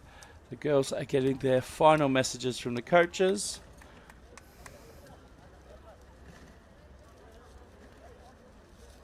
And the referees are in play.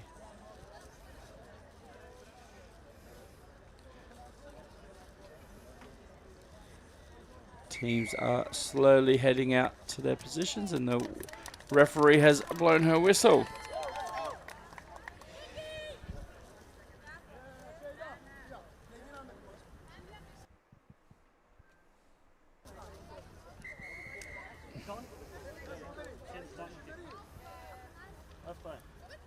Let's go, Karen.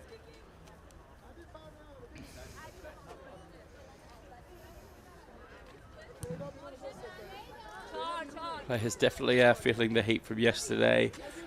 Things are very much slower to get restarted at times after half time.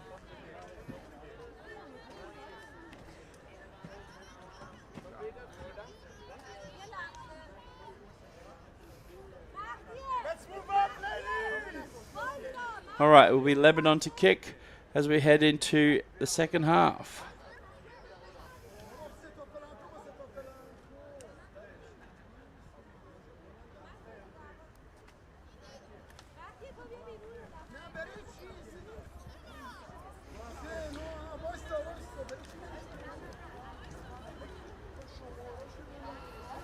Julia, keep talking to Karen. Talk to Karen. Or maybe not. There's another delay at the moment.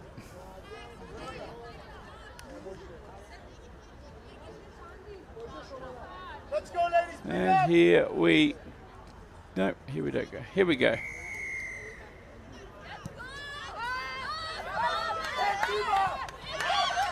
Ball's knocked backwards by Iran. Broken through the contact. Offload's gone out the back into ground, which is fast. Is stepping through some real pace there. Gets tackled, but Iran maintain possession. And they are heading out wide. And at pace, getting a man advantage. Decided to try and go around the wing, but broke the tackle instead. And she is hurtling towards the try line. And she has made it with a try right under the post. Perfect way to start the second half for Iran.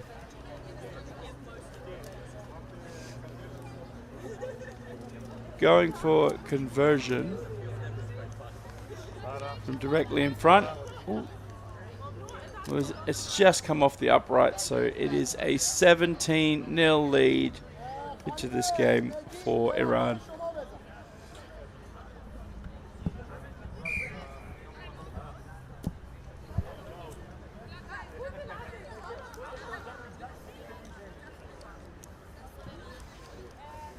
Let's go, ladies. Put a name on it. Put a name on it.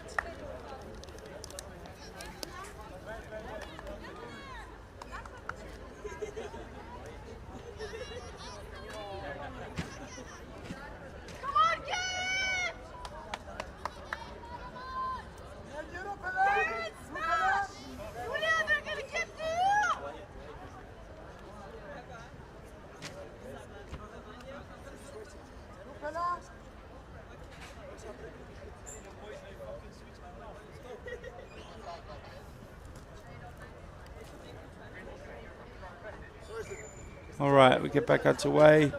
Iran kick off. It hasn't gone the 10 and it's definitely bounced the wrong way. So it will be a Lebanon tap from halfway. Forwards, forwards, then play. Sharada, de ce côté, la deuxième fille, ce côté.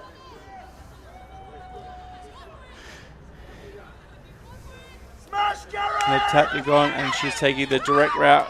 She runs directly into contact and they've picked up the ball and gone again. Same option for the number 4 here. They're not doing it, they're not trying to not get tackled. Let's go, ladies, good. Iran again for not releasing. They've given away a lot of penalties for that today. It's okay. That's all right, ladies, heads up.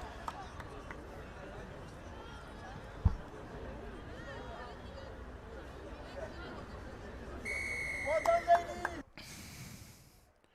But we've gone back for another penalty here.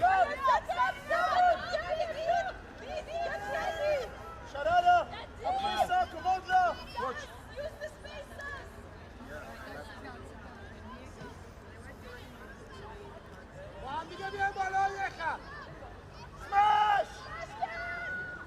Okay, Lebanon have taken it in. They're getting moving, passing out the back, trying to get wide, step back inside, and then gang tackle by Iran. Ball lost forward, and Iran is off, but she is caught and chased down by the Lebanese players, and then broken through, 12 broken through. She's running towards the line. There's a little battle of speed there. And she's done a wonderful job at breaking away. And she will score under the post, taking the lead out to 22-0 with a kick to come right in front of the posts.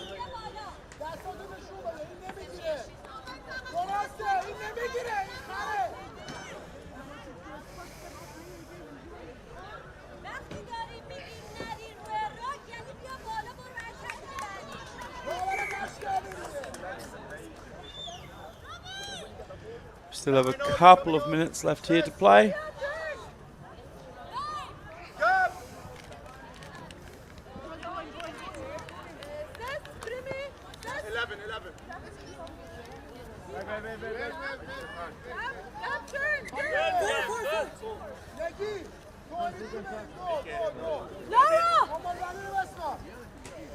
Keep up! Saraya, you're captain!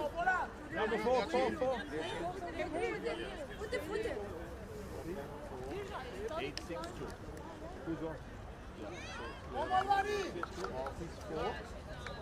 Alright, just taking some time for substitutions.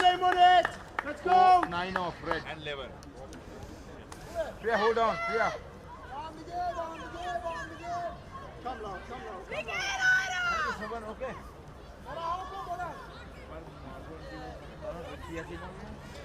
Alright, Lebanon are playing with the ball back in the 22, retreating a little bit and then chased down by the Iran player there. Taking their time, but Iran try to push over the ruck, but unsuccessful. Lebanon retain the ball, and they are trying to work out through the game. A little bit of cross-field play at the moment. They're not getting anywhere. Iran's defensive pressure is hurting them, and they keep pushing them further and further back.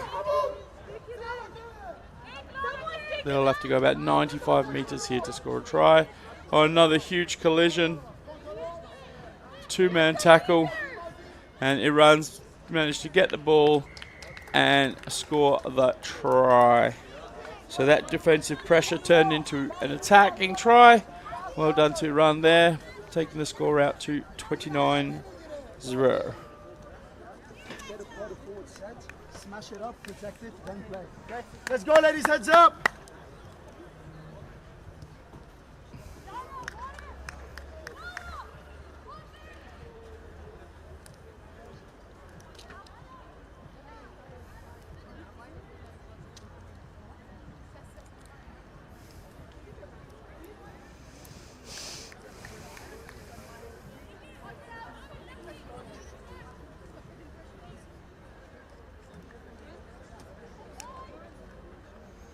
Okay, Iran with the restart here.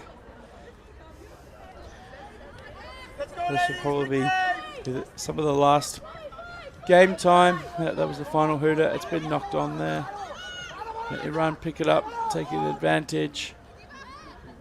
A good steal there from Lebanon.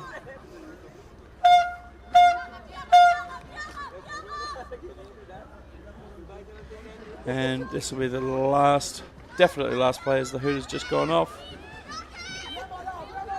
Get that, Karen! Support Maria!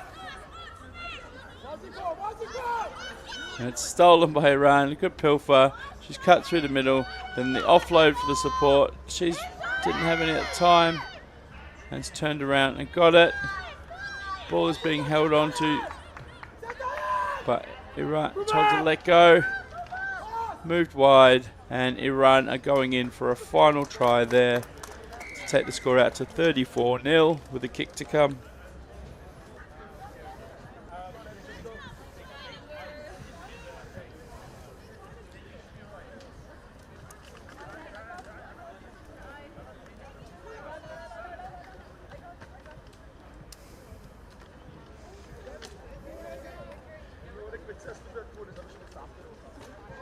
Okay, the conversion is up and no good, and that will be the final whistle, 34-0, and we'll be shortly heading back in for the men's, where Bahrain will take on Qatar.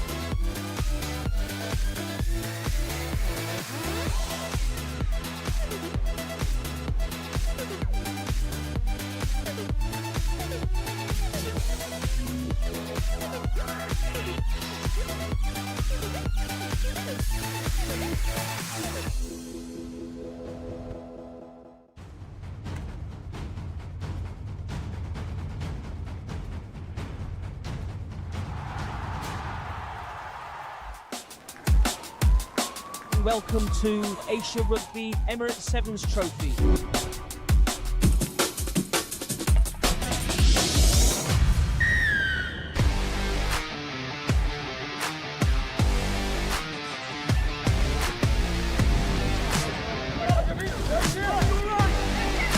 Finds the gap through the middle. Number 1 from Iraq.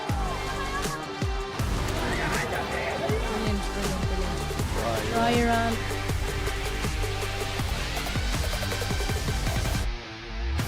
Nice deep kick. Win. Ooh, still managed to tackle just before the Number final. 6. Away, number 12. Bahrain, good offloading, physical team. Afghanistan with the first points. Uzbekistan to the left side of the screen.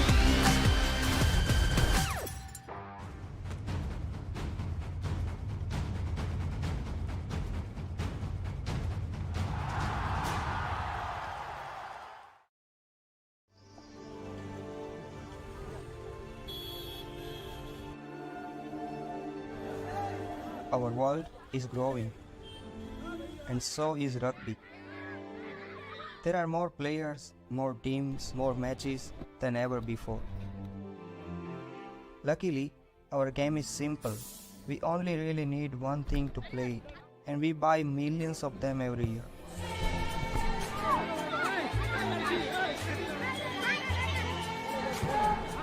Unfortunately, too many end up in the wrong place.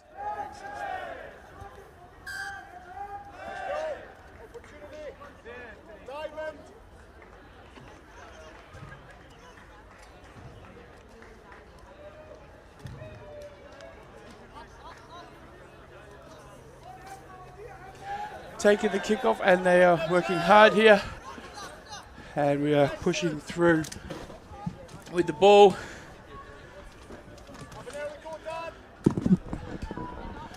Okay, Bahrain have maintained possession, put a bit of speed through there, opted not to offload, kept through. Number 10's passed it across, a little bit of slower play, just waiting for support. Everything's very flat.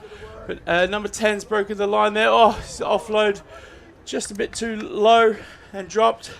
Qatar have then taken possession, and they have broken a hole. They'll be looking for their speedmen on the outside, and just passed it in. Just a knock on there. All right, so we've had no stoppages yet, but Bahrain have got the ball back here, and their speedman number 7 is back through. He's running towards the try line. He's putting 2 Qataris. Too slow there, and he was so fast. He will score right underneath the posts. He is taking his time, making sure Qatar make him score. And right under the post, taking a 5-0 lead. Okay. All right, we have Masood from Iran Rugby joining us in the commentary box. So we are working together to improve our commentary together. So Masood, welcome. Thank you very much, dear Al. Good morning, everyone. Such a pleasure being here in this wonderful atmosphere in the Royal Police Stadium, Muscat, the 2025 Asia Rugby Tournament. Pleasure meeting you, Al. You too, mate. Welcome. Thank you. So, a great kick. A receive by the Qatarian. Nice passes to the side. Great defense by the Bahrain team. Coming to the side. Qatar is playing really well with the ball, the handling. A wonderful tackle. Wonderful stop at the side. They saved the team. I thought that the winger is going to pass by, huh? Yeah. Great. Playing with the ball. Number 4 for number 11. He decides to have a flick pass, another successful pass, and it's a line out for Bahrain. So talk to us, Masood, about rugby in Iran. Both teams have been looking quite good at this tournament. Really seem really well structured and coached. Talk to us about the state of rugby in Iran. For sure. Thank you very much for the compliments. So in rugby in Iran, it's been the second time that we are competing in the Asia Rugby Tournament. The previous time, the girls, for the first time in the history, they took the 3rd place. Oh, wow. Yeah, the bronze medal. That was because of the development plans that we have from 10 years ago. And the average age of the women's team is right now 21 years old. Well, that's perfect for sevens, I've got to tell you. Yeah, longer lifetime. And we are doing the same path for the men's team. We reduced the average age from 29 to 25 right now, 4 years younger. And hopefully for the next year, we will bring a whole new squad to the game. And the goal of Iran is to reach out to the top series, both in women and also in the men. So hopefully we will get the podium this time and also trying to elevate the rugby team in the bigger tournaments. Yeah, so that's fantastic to hear. As you can see, Bahrain are just going through their motions at the moment. Now, Iran women are undefeated so far in this tournament, so they are looking highly likely for that promotion. And it will be a big jump up for that level, but amazing for that. The men have had a little bit of a mixed bag so far. But yeah, as you said, the women are just a few years ahead in terms of steps, bringing that average age down. As you can see, if you know Bahrain, I think there's 3 guys out there well into their 30s could be playing vets rugby. So age definitely plays its part. So getting that youth involved and playing from a younger age is really important for building that game. And we would love to support all the supports that Age of Rugby is doing for Iran Rugby, especially the president of Age of Rugby, Mr. Gaisal Abdullah Zalai. He's doing a massive job, massive support for the Iran Rugby, and also a great relationship that Mr. Mir Mehdi Hosseini, our president, and also Mr. Gates have. You know that he's also the international affairs, the head of international affairs of Age of Rugby. So from the borders of Iran, right now we are trying to sign agreements between different continents even. You know, Age of Rugby right now is keen to have support from Spain Federation. So right now we are trying to expand the borders, you know. Yeah, and just trying to get those more and more gameplay now and important. Now, I know we are at a sevens tournament. Is there anything in line for Iran 15s as well, or? Yes. Right now we are trying to have a tournament with 4 teams, and 2 of them are like vets and also the youngsters. Okay, yeah. We want them to learn from each other, you know, like exchanging the knowledge and also trying to see what is the balance between these youngsters and also the old ones.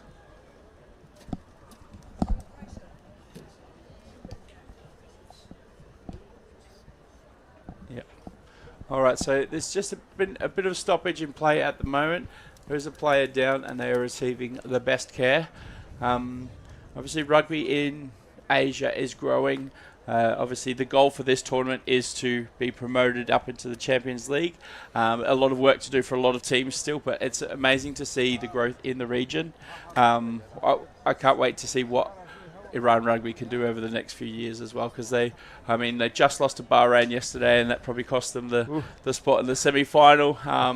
Bahrain's got a good reputation, well, especially their 15s and their and in the West Asia Premiership, they've got a good reputation there. So we look forward to seeing what more Iran Rugby can do in the future. Fingers crossed, huh? Yeah, absolutely. The last game between Iran and Bahrain was very dramatic. You know, every 10 seconds the score was changing. Yeah, was changing. Boys and fouls. End of the game there, and then it literally came down to a kick. So just one missed tackle, changed the game. And that's just sevens rugby, isn't it? Do you have any teams? I know when we play the Dubai Sevens is international, but they have many social competitions as well. Do you have any teams appearing in Dubai as well? Yes, in Dubai Sevens, we used to play in there with the Otana club from Shiraz. It's from the south of Iran, and we hopefully this time we will be the second or the first place of the group and reach out to the knockout stage, because we're bringing the let's say a balance between the experienced players and also the youngsters. So this time, we will be in the Dubai Sevens for sure. Nice, it'll be good to see you there as well. Yeah, for sure. I'll be there. We'll catch up. We're just again, the delay's taking a little bit longer in the game. Just as the player is well cared for, and they're going to be stretched off shortly, and then we'll get back underway. And it is a 7-0 lead to Bahrain at the moment. They are an aging team, so hopefully Qatar can make them pay later on in the game when the old legs start heating up. I know my legs are both already busted, so that's what I do. And also the great efforts by the medical team right now and the whole tournament. I just wanted to thank all the medical team, especially the head, the Median, who she was doing the great efforts. We can see her on the pitch trying to help out the players. On behalf of everyone here, let's give applause for all the medics that are doing their best. And not just the medicals, but the volunteers and everyone who's helping support make this a wonderful tournament. So yeah, it's really good to see. The Asia Emirates Sevens trophy is a building block into the championship. So we are trying to get all these teams fighting out for that and trying to get more and more rugby in the area. Yes, for sure. I think the problem is getting solved. I hope that these players will recover soon and get back to the pitch as soon as possible. Do you play any rugby yourself? Yeah, I used to play 15 years and 3 years in the Spanish league. Oh, nice. What position did you play? I was in center and fullback. Oh, nice. Yeah, both of them. I bet you couldn't imagine what position I played in rugby. You've been playing like a prop, right? Yeah, absolutely. For many years. But no, I'm a man with 2 knee replacements already, and I'm not just 40, so my rugby playing days are done. But I can enjoy the commentary side and the social media side of rugby now, so it's really good to be involved here. Getting the call up from Asia Rugby, and I do a bit of commentary in the UAE as well for the West Asia Premiership, and I did an international game there as well. So really enjoying being on this side of the pitch, not getting as hurt. But you still get the heartbeat, right, when you watch rugby? Absolutely. I mean, I commentated 25 games yesterday, and so every time something good happens, it builds you up every time. So, and not just a try, but a big hit or a good defensive play, always really exciting. Yeah, the thing is, what makes me happy right now as I'm right now the vice president of Iran Rugby. What makes me happy is to see the youngsters, in each team. Every year when I come to the tournament, not only our team, when I see the other teams having young players, a new winger on the side, it makes me happy, because it's a fresh blood to the game, Yeah, absolutely. And the juniors around the world in rugby are what the grassroots is what keeps the game growing. We need those players playing. All right, so they're just getting removing the player from the field now. Yeah. And we should get back underway in a second. It's a bit of a round of applause, making sure everything is stable and good, and then he'll get the best care needed. And the referee has blown his whistle to get back underway. It is a Qatar scrum right on the defensive 22-meter line.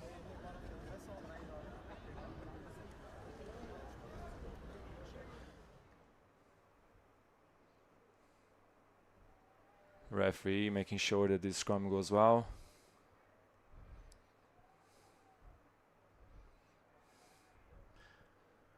Penalty for Qatar.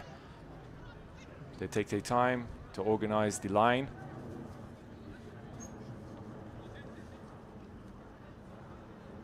Coming to the side, number 6. Wonderful tackle by Bahrain.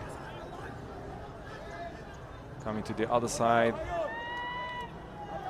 Bahrain is defending well. The defensive line, I like it. It's very solid. They take these spaces. They know the responsibilities. Oh, really good tackle there. Yeah. Good contact. It just fell off in the last moment. Coming to the sides. Qatar is really investing on the sides, on the wingers. A lot of sideways running here, but not many meters gained. And just stepped and broken through, but well tackled by the Bahrain 10, who's then competed at the ruck, gone through, and he is making an absolute menace of himself right here. And he's gone through and over again. Has to get out because his hands hit the ground. A great press by Bahrain. You see that they are still in the 15 meters. Yeah, and that defensive pressure has finally caused a knock-on. Qatar didn't make any meters. And after about 15 phases of play, So we've got another injury down. Looks like a sore shoulder, but we will go into The ref is checking, yeah. Yeah, having a conversation with the officials. And we will go back. 40 seconds left.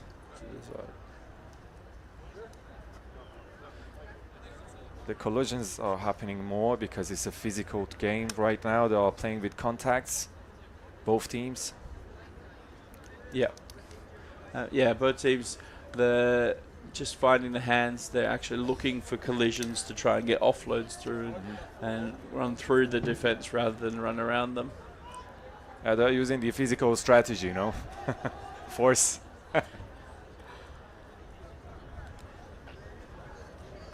Qatari team trying to talk to each other and organize the team, organize the strategies to get back on the game.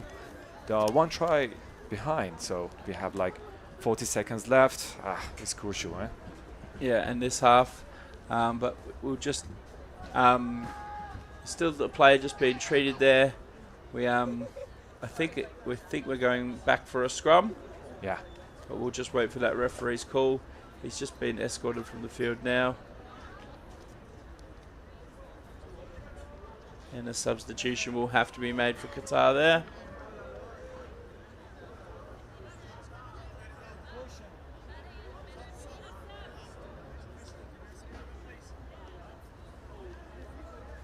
let's see if Qatar can come back to the game with one try. That would be really crucial. Yeah, absolutely. Can close it up. One try is never enough to bank a game on.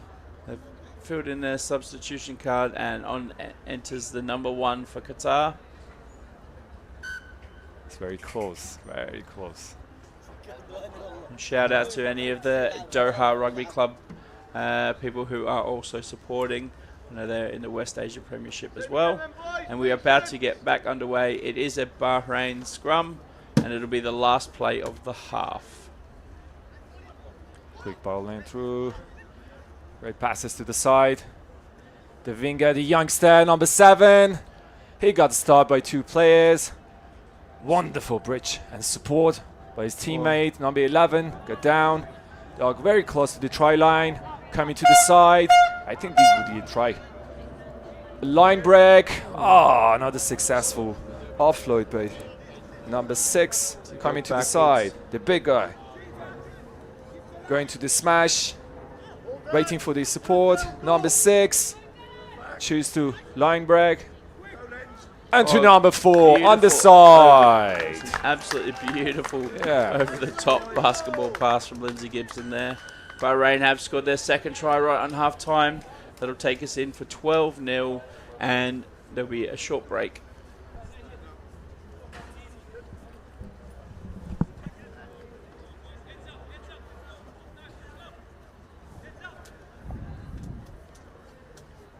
Take your time, Greg.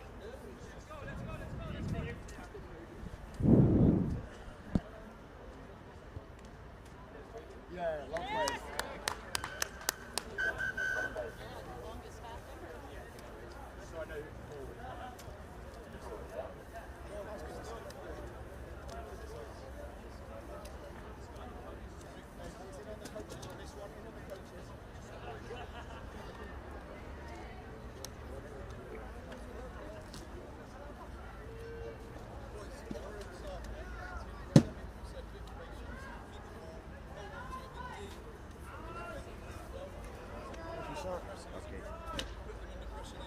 Excuse me?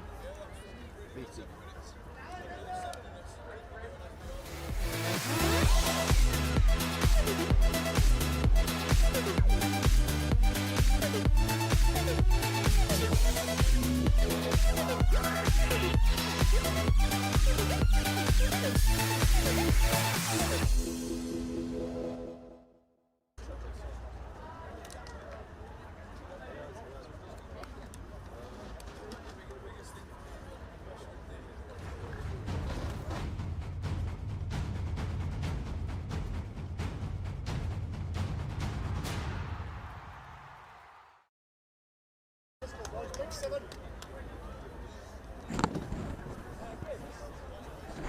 All right, we are back as Bahrain and Qatar make their way back out. 2 tries ahead at the moment for Bahrain.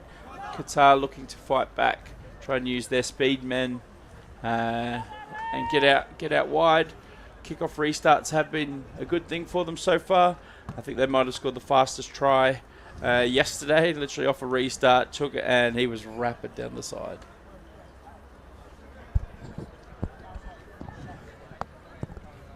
Yeah, what we call the second half is the coach's half. So let's see what the 2 teams brings to the game. If they can come back and change the scores. It's always great to see a 2-sided game, you know, like trying to compete with each other, rise and falls.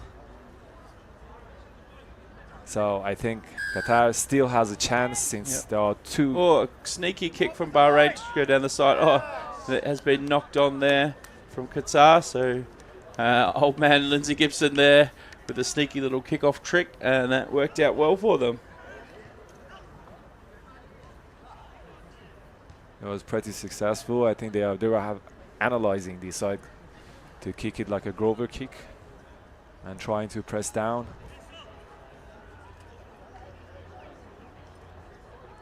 They are widely open to the side where number 7, the winger of Bahrain, is waiting to receive the ball and score the try, hopefully. That's the winger, a great offload to number 5.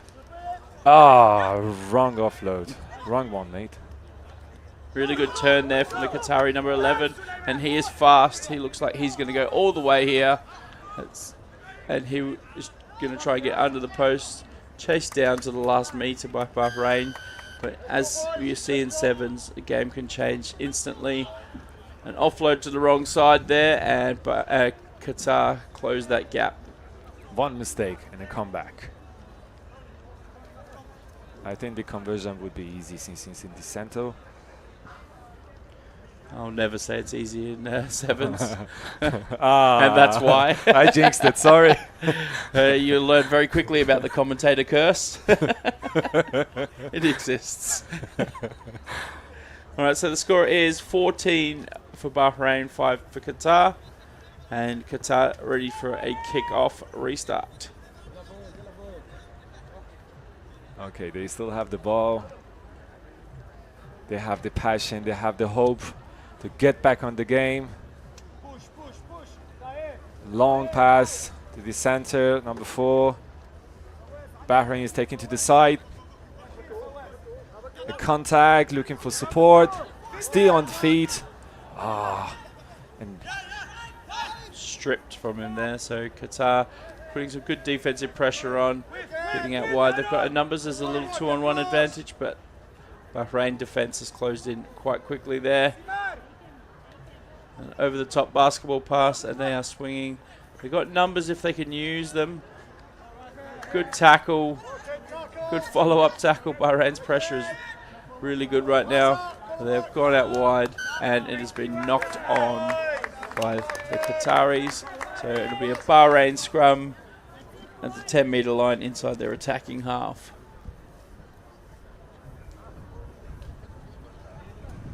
another scrum for Bahrain. Let's see if they can make the gap of the points.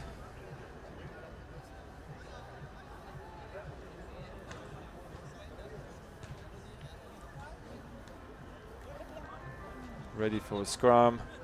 Defensive line of Qatar is being arranged. So it's quite a big push. It's a bit of a mess, but a penalty given there for not pushing straight. Bahrain will be looking to reset here. Taking to the sides, number 7 again, the youngsters, the winger. He passes by. Let's see if he can be really stopped. A inside. great offload. And number 5 for Bahrain has managed to get over the line. He's run underneath the post to score a try to extend the lead out to 19 with a kick from right in front to come.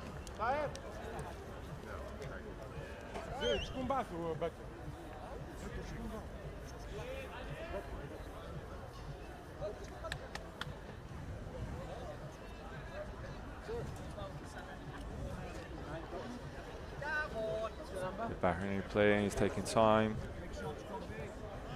to concentrate, and a successful conversion. Takes the score out to 21-5, and we've got just under 2.5 minutes left to play. It's getting harder and harder for Qatar, but they are doing their best.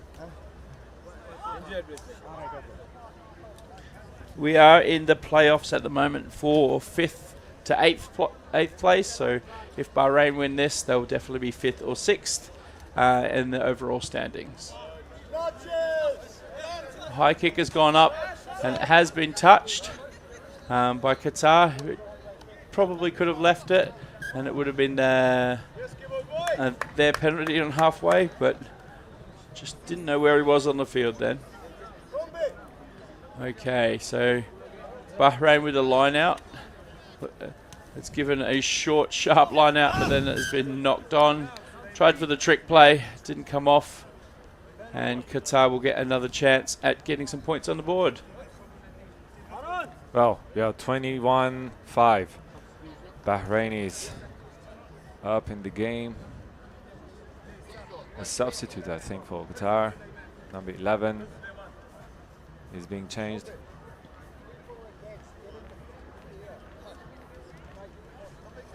Let's see what these youngsters do.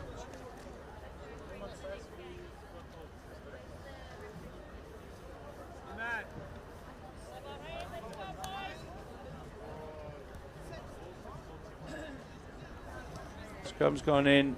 It's come out the back.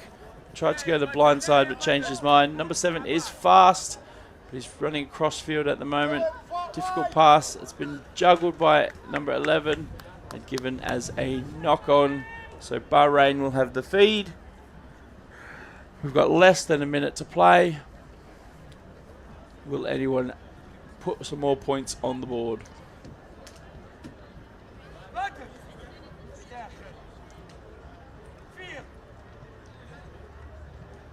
Qatar has a quite heavy scrum. Yeah, really heavy pack here. Having said that, Bahrain's number 2 has been the starting hooker for the men's 15 side as well. So he's not new to a bit of scrummaging.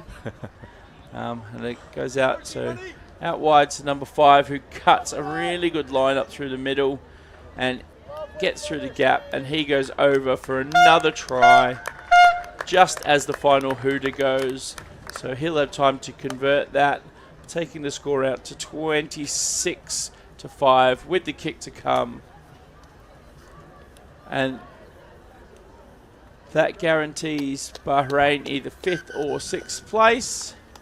So they'll be playing later against the winner of the next match, which will be, our next match is Iran versus Jordan. So the winner of that game, Bahrain, will play later for 5th place, and Qatar will be playing the loser of the next game for 7th or 8th. All right, I'm sure we'll keep you here for the next game as your team Iran's playing. Yeah. And then they're playing Jordan, and that will be in a couple of minutes. Yes, for sure. And if they win, they will face Bahrain again.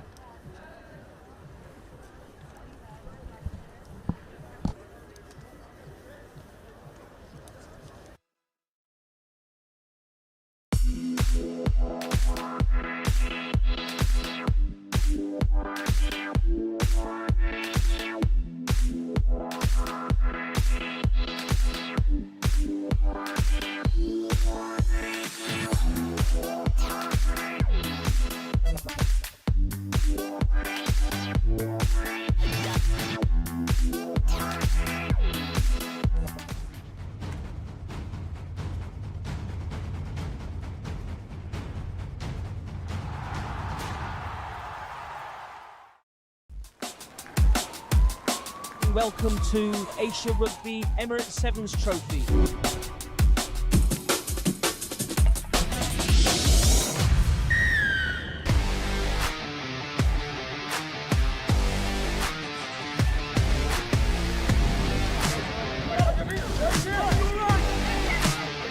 Gap through the middle. Number 1 from Iraq. Brilliant, brilliant, brilliant. Try Iran.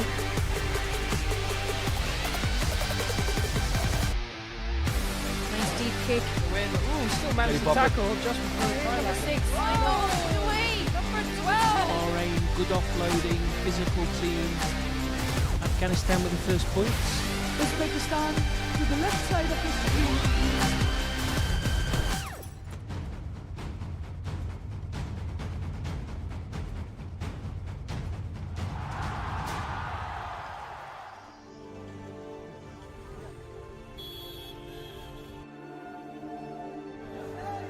Our world is growing, and so is rugby.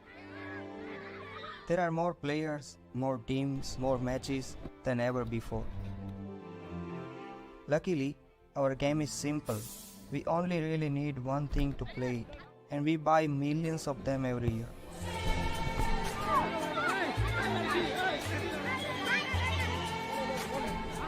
Unfortunately, too many end up in the wrong place. But some balls are made better.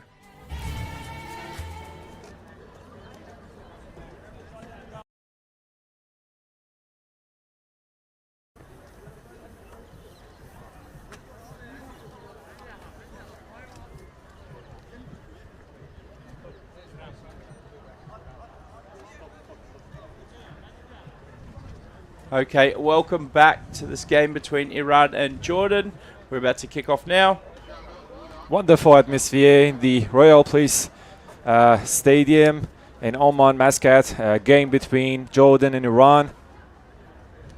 So Jordan is going to kick off the game, and Iran with the red shirts are going to receive the ball. Okay, kickoff's about to be taken here. This is the other game for the 5th-6th playoff. So the winner of this will be playing Bahrain in the 5th-6th playoff. And we are underway. Jordan's been very good at this aspect of the game so far. A really high kickoff, putting a lot of pressure on the attacking team. It's batted back, but then lost and out. I think it was an unsuccessful receive by number 7, Hossein Saadat. I think he should be focusing more on high balls. All right, so it is Iran's line out as it was taken out by Jordan. They're coming into set. They've gone to the back, over the top there, but intercepted by Jordan and then kicked backwards. So it is play on. Jordan have got the ball back. Dancing feet there through the gap. He needs to use his support on the outside. And well tackled by the number 14. Just needs to get out of the ruck, and Jordan are moving the ball through their face play, through their out wide. A little stutter step and a dummy. They cross over, really trying to work out how to get their 2-on-1 advantage. The ball's got over and it's been retained. A little bounce pass comes back, and Jordan are going through their phases. A little bit of pace on the ball now, a little bit of stop-start, and it's broken through. Just collected there by the Iranian tackler, and Jordan is still going. Haven't made many meters yet, but just trying to find that gap. A little bit of little stutter step there, taking into contact, and Iran's defense just pushing Jordan back further and further. They've decided to come back to the blind side. Numbers advantage, stepped inside. 2 players so far making those extra gains, but he's just dropped it there. Number 21 was playing great in the center, trying to dance with the feet and trying to make spaces for his teammates, but unfortunately he lost the ball in the middle, which is the most important one. All right, we are got a small break here as a player is down. It's been a highly competitive game so far. Yes, for sure. Both sides are pressing well. Both sides are trying to keep the ball and trying to make the space for the teammates. A lot of textbooks and also playbooks. The different strategies between Iran and Jordan. Jordan is trying to be more centered on the player, but Iran is taking to the passes and contacts. Yeah, and so far their defensive pressure of Iran is causing Jordan a few problems. Let's see if Iran can make having the ball count here. So we're about to head in for the scrum. Time is back on. Iran number 9 will be feeding the ball. And we are back. It is engaged. There's a low scrum there. Well fought by Jordan. Kicked back from Iran. And the number 10 has picked it up. Takes his time. Gives the ball out. And they've gone out the full width of the field. A good fend off there. But there's a lot of pressure on Iran here. As the Jordanian sever sprinted out of the line. And it's been kicked backwards. And kicked backwards again by Iran. And then dropped and knocked on in the end goal line. So the referee's going to have a word to his touch judge here. I believe it will be a 5-meter scrum. Yes, I think so. A great press by the Jordan team. They were chasing the ball all the through. Wonderful tackle and tried their best to retain the ball. And Iran did his best. Yeah, and the pressure there from the Jordanian number 7. He shot out of the line. He could have caused his team trouble, but just managed to interfere in the play and really caused this turnover, putting Jordan into a great position on the field. 5 meters out with the scrum. All right, so the scrum's been engaged. The ball's gone in. It's out the back. He's gone the blind side, gone solo, stepped back in, stutter step, spin, turn. It looks like he's been held up, and he has been held up. Oh, what a save. What a save on the corner. Yeah, really good defense from Iran there, managing to hold him up, and that pushes it back. I believe it should be a goal line dropout.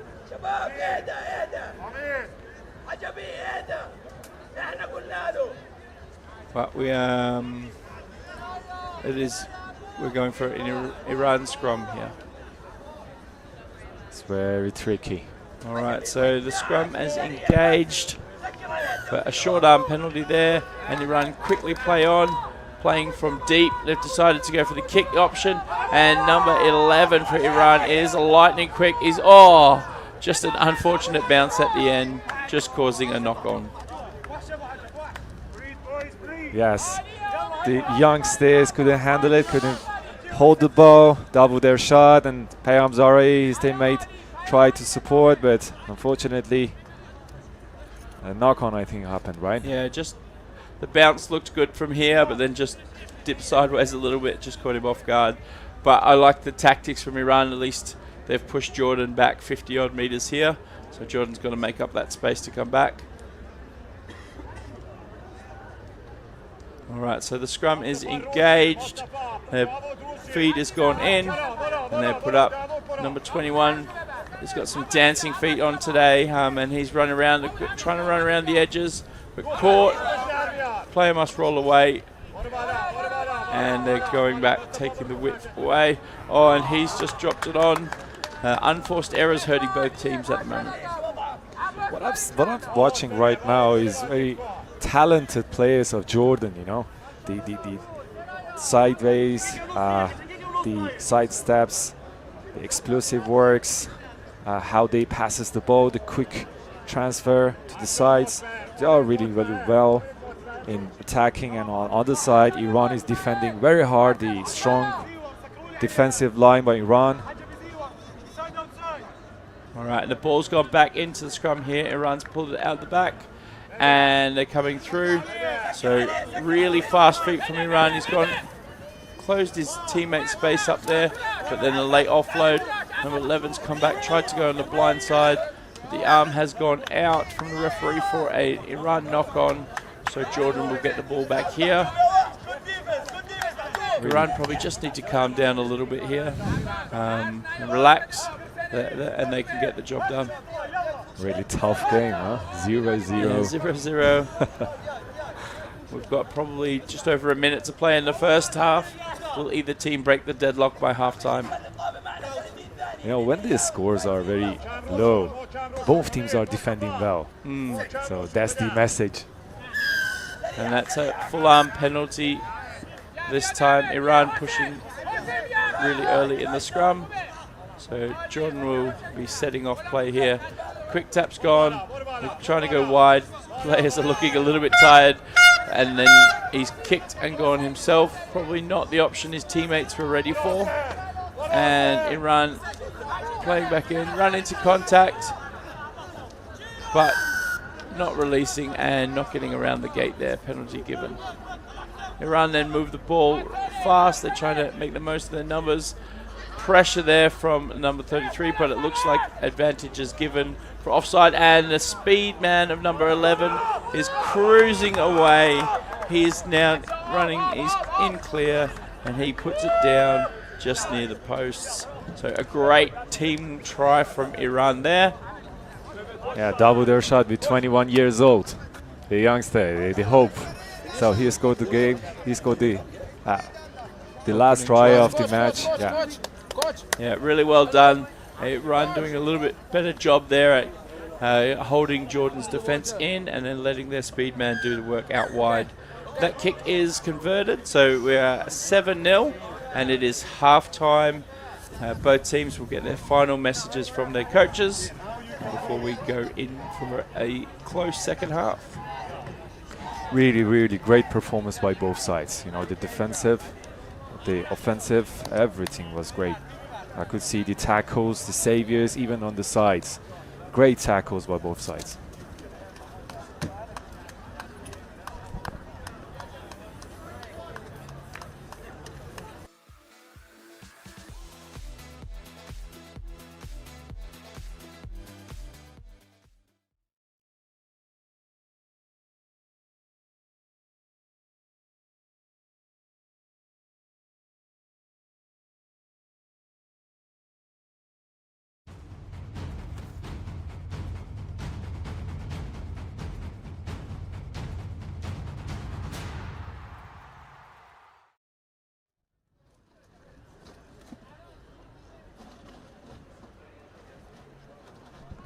All right, and we are back on for the second half. Iran just breaking the deadlock. Jordan's had a lot of the ball. What can Jordan do to be more successful in this half? Jordan, I think, trying to minimize the mistakes, the errors that they were doing, like knock-ons, successful passes. Yeah, absolutely. Ball retention will help them. Just a couple of key decisions in key moments hurt them there, and Iran held on defensively before making their move at the end of the half. So let's see who can come out on top of this game. As we said, the winner will be playing off for the 5th or 6th place, and the loser will be playing for 7th or 8th later on in the day. It's a very close game. Really close game. I cannot see that was going to be the final result. I cannot predict. Yep. So Iran in the red, again, they'll be kicking off to start this half. Jordan in black to receive. And we are underway. So the kick has gone up. It's really high and contestable. The Iranian player's taken it beautifully over the top, but then the Jordanian player's gone in. He's penalised for not releasing, and Iran quick to move the ball out wide. Number 10's gone flushy. They've gone out wide. Little draw and pass. The 11 speed and footwork has been really good for Iran all weekend. And they're just managing to maintain possession of the ball. It was hotly contested ruck then by Jordan, and they've won the ball back. A little bit slower play now as they try and come out of their defensive end. Really good pressure there from the Iran player, but it's put down on the ground, picked up, and he's broken away. Has he got the legs to do it? He's been chased down. Number 3 looks like he's going to get in, but the change of direction has helped. And he's come inside again and then offloaded to number 23, who's wrapping around the side. He's going under, and he scored a try to get Jordan on the board. Great support by the Jordan teammate. Huh? Number 23 was ready to get the ball and hit the road. One missed tackle down one end, and they fly down the other end. Jordan did his best in the 15 meters to retain the ball. And they were pretty successful, so they regained the ball, regained the possession, and try to penetrate. Conversion attempt is up here. So he'll be taking the kick from out wide. It's high, it's up, and the flag is up, tying up the game. So it is 7-7, about 5 minutes to play. This is what makes some great rugby, close contests, two teams putting their absolute everything in it. And let's see who comes out victors. Yes, this is the type of favorite games that I have, you know. Favorite type of mine. Yeah, everybody loves a close game because you just don't know right up until the end who's going to win it. All right, so Jordan to restart. Now, as we said, this kicker has been putting it up high all day, right on the line. Oh, probably didn't need to touch it. Just didn't go the 10 then. But his kickoff restarts have normally been pretty good. Iran will start with the ball in the middle.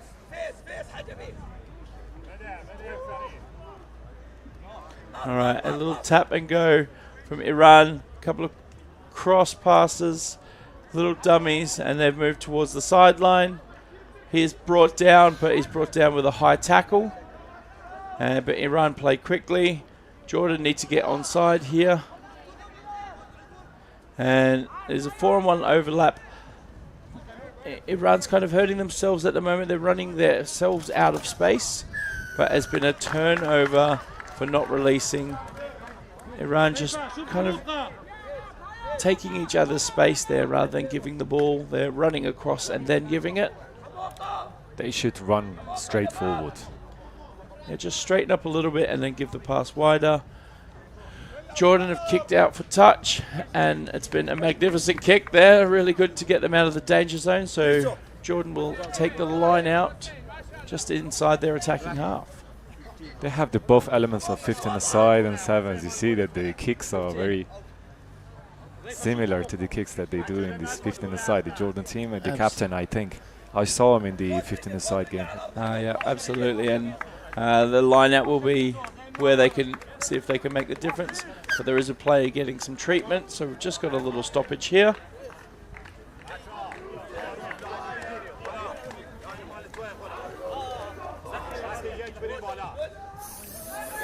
So, it's 7-7, nothing is predicted. Let's see what's going to happen. All right, so as the treatment and water has been called off the field, Jordan will have the line out here, and we've just under 3 minutes to play, 2.5 minutes to play. And they're going to the back of the line out. Good throw, good lift, well taken, and they've almost set up a mini maul. But Jordan come back with it, fading to the blind side. The big number 12's like, I don't care, I'm taking contact here, and runs into it. Gives Iran a chance to set their defense, and Jordan moving the ball out wide. A little stutter step, and he's through the line. A great first fend, second fend, but a good recovery tackle there from Iran. The ball comes out wide, and this dancing step of number 21 for Jordan as well. Oh, and then there's intentional knockdown here, so the Iran player's probably going to see some yellow. Huge letdown for Iran Rugby as the captain got the yellow card. I mean, it's very hard not to do when the ball's near you. Put your hand out. It's one of the harshest rules in rugby. It's not just a penalty, but you have to go sit in the naughty corner for it, but it will not help Iran's case here. In these type of games, when the scores are level, they shouldn't have done these kind of errors. No, and might be costly, but 6 on 7 for the next 2 minutes. Jordan need to take advantage of this opportunity. They're in the right end of the field. Let's see how they go. The scrum is engaged now and brought to the back, and they are using their numbers. He loves a little goose step. Number 21, number 14 comes inside with the fend, using their numbers. Number 32 does the same thing. The step inside, almost a loose carry, but regathers. 21 got caught very quickly there, so good pressure from the Iranian player. And now it's a numbers game. They need to give it out wide. Oh, he stepped inside and stepped again. Can he get carried over? No, but he's short of the line. Jordan just really pushing for this last meter. He's going blind. He's backing his own pace, and his speed has got him there. A great try for Jordan. What Jordan is doing right now is to making good, going to the contacts, gathering the defenses in one place and making more space onto the sides. And then they open up with long passes and they can score from the sides. That's the strategy. Yeah, absolutely. Sucking the defense in and then using the space out wide has been a really good strategy for them. That numbers game then, you could tell the extra player advantage when you get round the side. All right, so the conversion is being taken here. The kick is up. It is no good, so we go to 12-7. We have probably be no time left on the clock. I think 30 seconds. So 30 seconds. Iran need to score and they need to convert. Jordan need to not let that happen. Well, we will never know what's going to happen even in the final time, huh? So the captain is back to the game. He left the seat early. All right, a long kick, but it has gone out dead. So a mistake there from Jordan, giving Iran here the opportunity. Iran will take a tap from the middle of the field. It's a miscalculation. I think he thought that the game was over, so he wanted to kick to make the ball dead. And what we did hear there in the background is the final hooter, so this will be the last play. Obviously, we don't stop for penalties, but any knock-ons or outs, and it will be all over. The last chance. Iran here, moving the ball to the side. Oh, gone for a little chip and chase by himself, and then a penalty was given for Iran for tackling the man without the ball. We're just waiting on a ball. And the captain is now back on the field, and he steps inside, creating a little 2-on-1. And Iran trying to get the work done. Number 10, they're passing out wide. We've got a 3-on-2 out there, but stutter step and come inside. The hot feet, the loose pass, and it's gone down. Oh no, and it has been knocked on, and that will spell the end of the game. Jordan are victorious over Iran, 12-7. Congratulations to Jordan, and also well played by Iran. Very tough game, very close game, but the errors. Absolutely. Jordan will go in for the 5th and 6th playoff, and Iran will be playing Qatar in for the 7th and 8th, and we'll be back after a short break.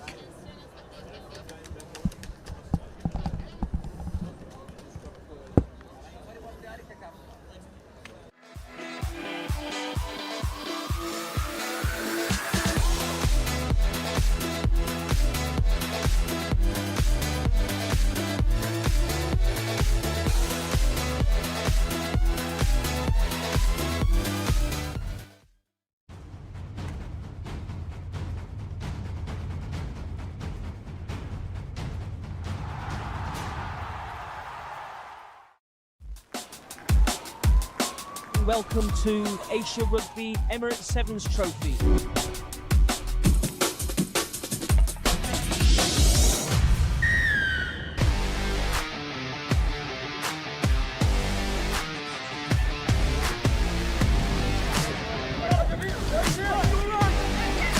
Finds the gap through the middle. Number 1 from Iraq. Brilliant. Try Iran.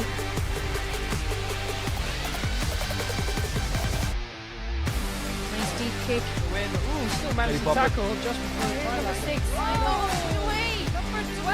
Bahrain, good offloading, physical team. Afghanistan with the first points. Uzbekistan to the left side of the screen.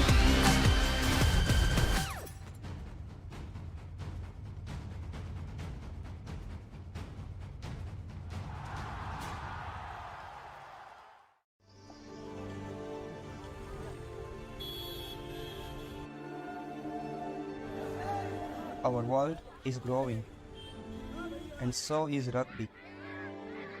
There are more players, more teams, more matches than ever before. Luckily, our game is simple.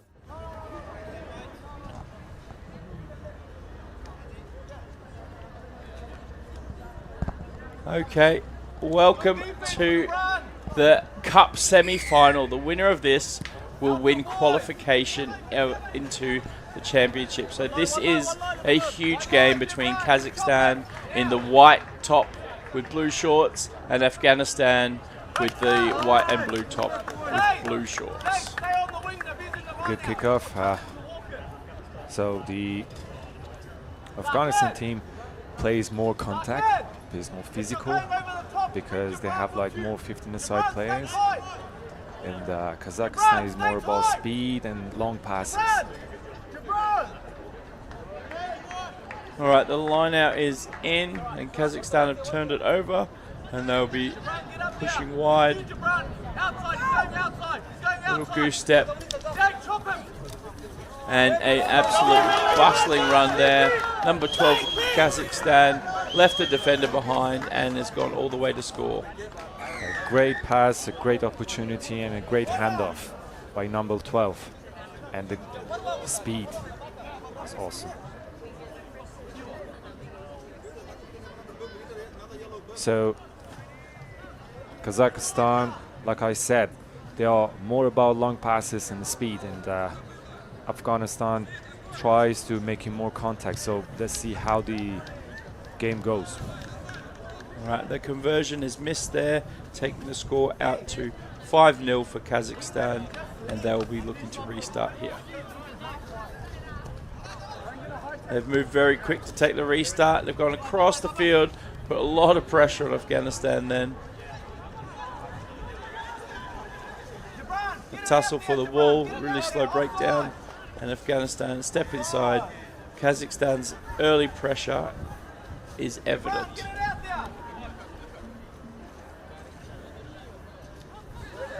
All right, the Afghanistan player then turned in looking for contact and then gets the late offload, and then they run into trouble. He's isolated and turns the ball over. Kazakhstan now playing the ball out the back, just resitting their lines a bit, trying to make the most of their numbers. Oh, the dummy is no good, and he gets absolutely crunched. But the Afghanistan player didn't roll away. Play on.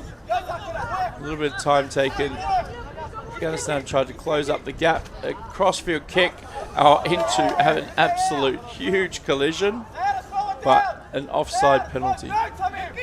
Great defense by both sides. Great turnovers. Rise and falls of game. I can see that.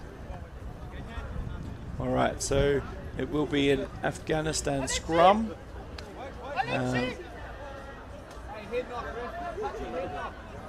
All right, they've probably picked the scrum just to open up the field a little bit more and get the players. Well, we see one player getting a bit of treatment. The tackles, they were so strong, and the hits, you see the hits, you know, so much power in it. Yeah, absolutely. Afghanistan seems to be looking for a bit more of that contact, but Kazakhstan have been right up for the challenge so far. Huge scrum there from Kazakhstan, and they've won the ball back. Just slow, steady pace, pass a little bit high, and then turned over and given as a knock-on against Afghanistan there. Yes, a mistake by Afghanistan. Number 13. The referee is trying to explain.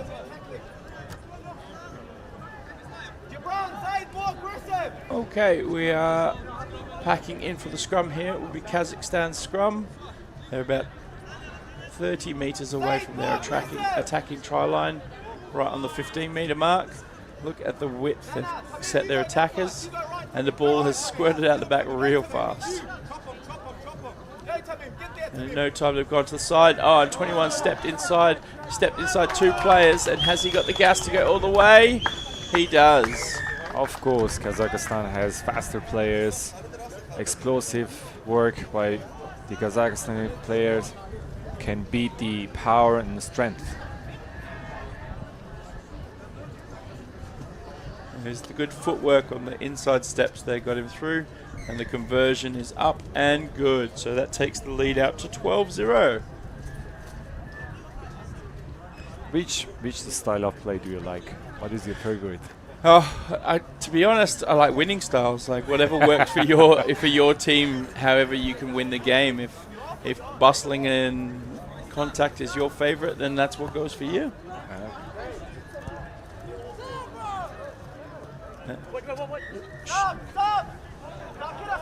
Yeah, unsuccessful kickoff from Kazakhstan. I think we should have been more organized on this. It's the second time that they are losing these kickoffs. So substitutions trying to be made here, so we've got a little delay while that happens.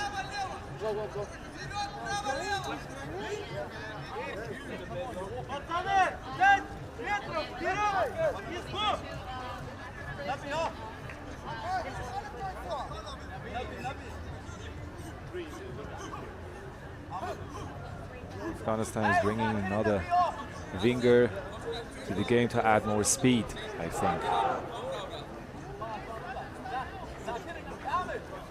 Since they have analyzed the opponent and they saw that they have very fast players who cannot catch, so good strategy by Afghanistan. All right, we're back underway, Afghanistan, but that ball's been poked loose by Kazakhstan. Really going in for the contact and defend. Kazakhstan are right up for the physical challenge here, and the ball's come out wide.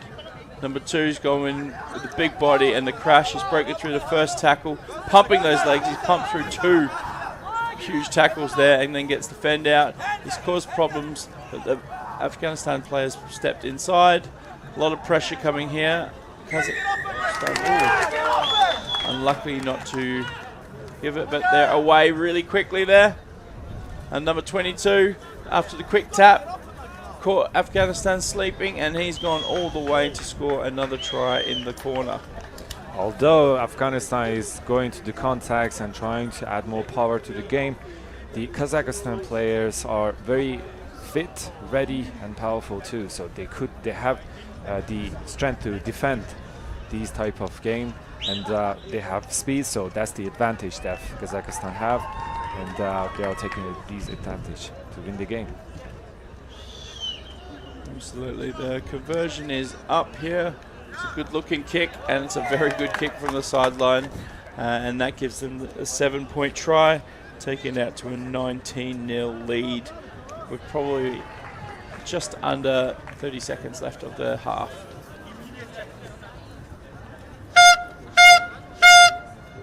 You can see the fatigue from Afghanistan, the players. All right, Kazakhstan kick off. They've been kicking into that corner and putting the pressure on the same player all game so far. But Afghanistan have recovered well, and they're sending it wide. They've got the numbers advantage. Need to give it out to their speed man. And he is off to the races. A good step in, but he's just released the ball. And they're calling back for a knock on, and that will spell the end of the half. The thing is, when you want to do an offload, you have to always keep your eyes up and look for the players and then do the offload. No look passes on that. That's the 7-side game. When you lose the ball, it's over.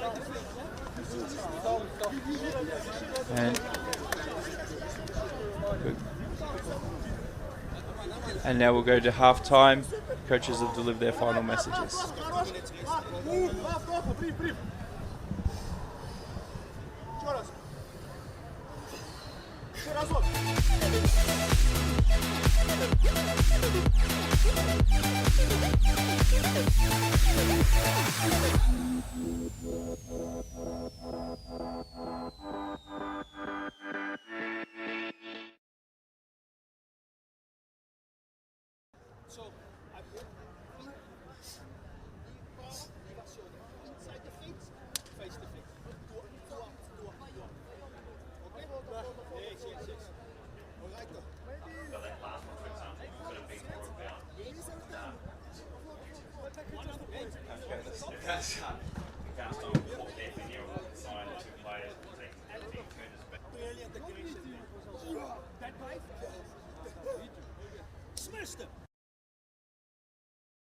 Points, you know, from this point, if you're going to stay in the game,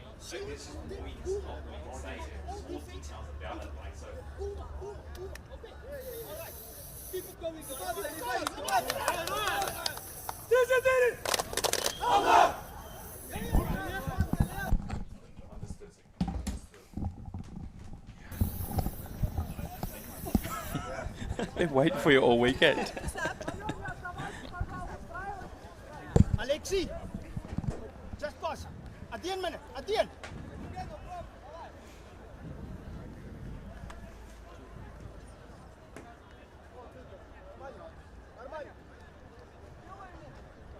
All right, we're about to get underway of the second half of this semi-final.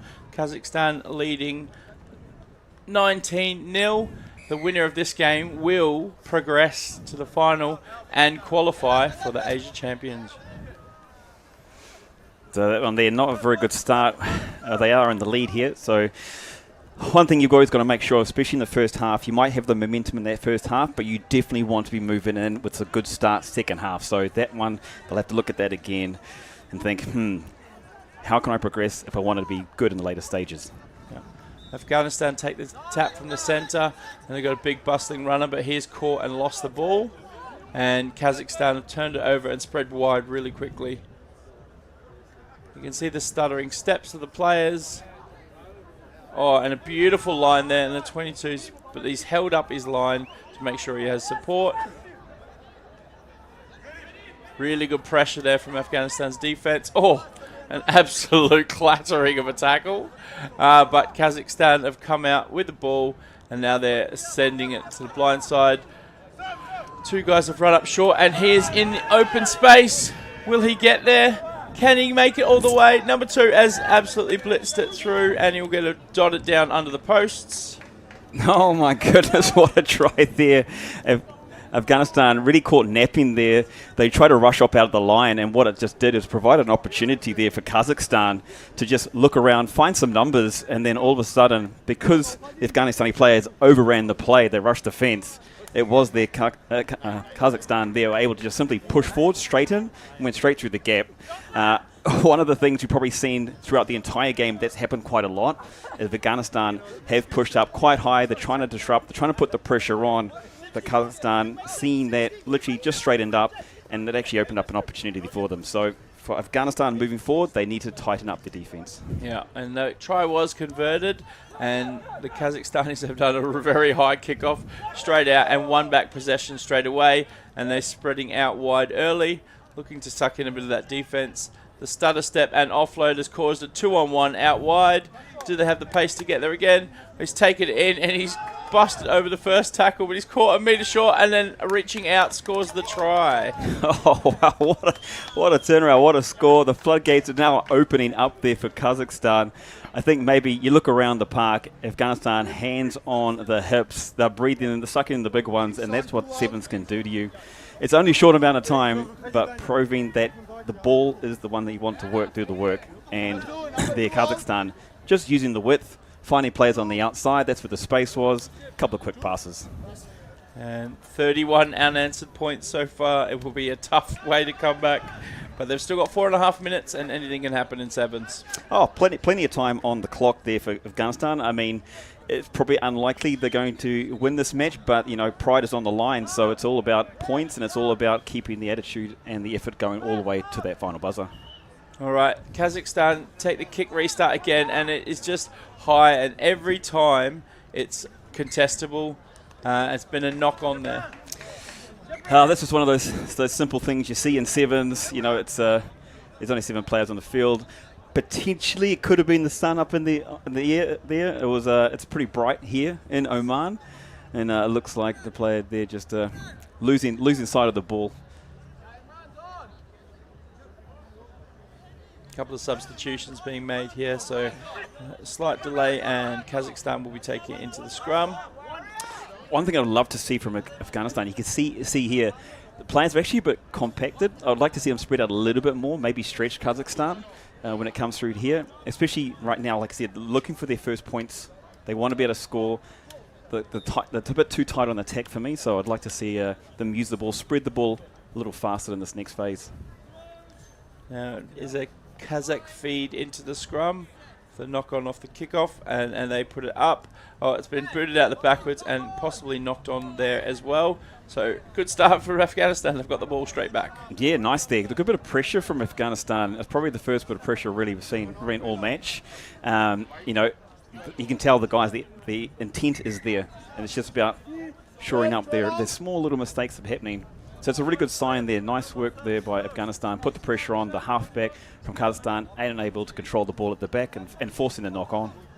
Yeah, we got kicked back into him pretty fiercely there, so it was a tough grab. Might have been a game of football under there in the ruck. All right, so the scrum is being set now, and Afghanistan have the put in. They've got a long way to go.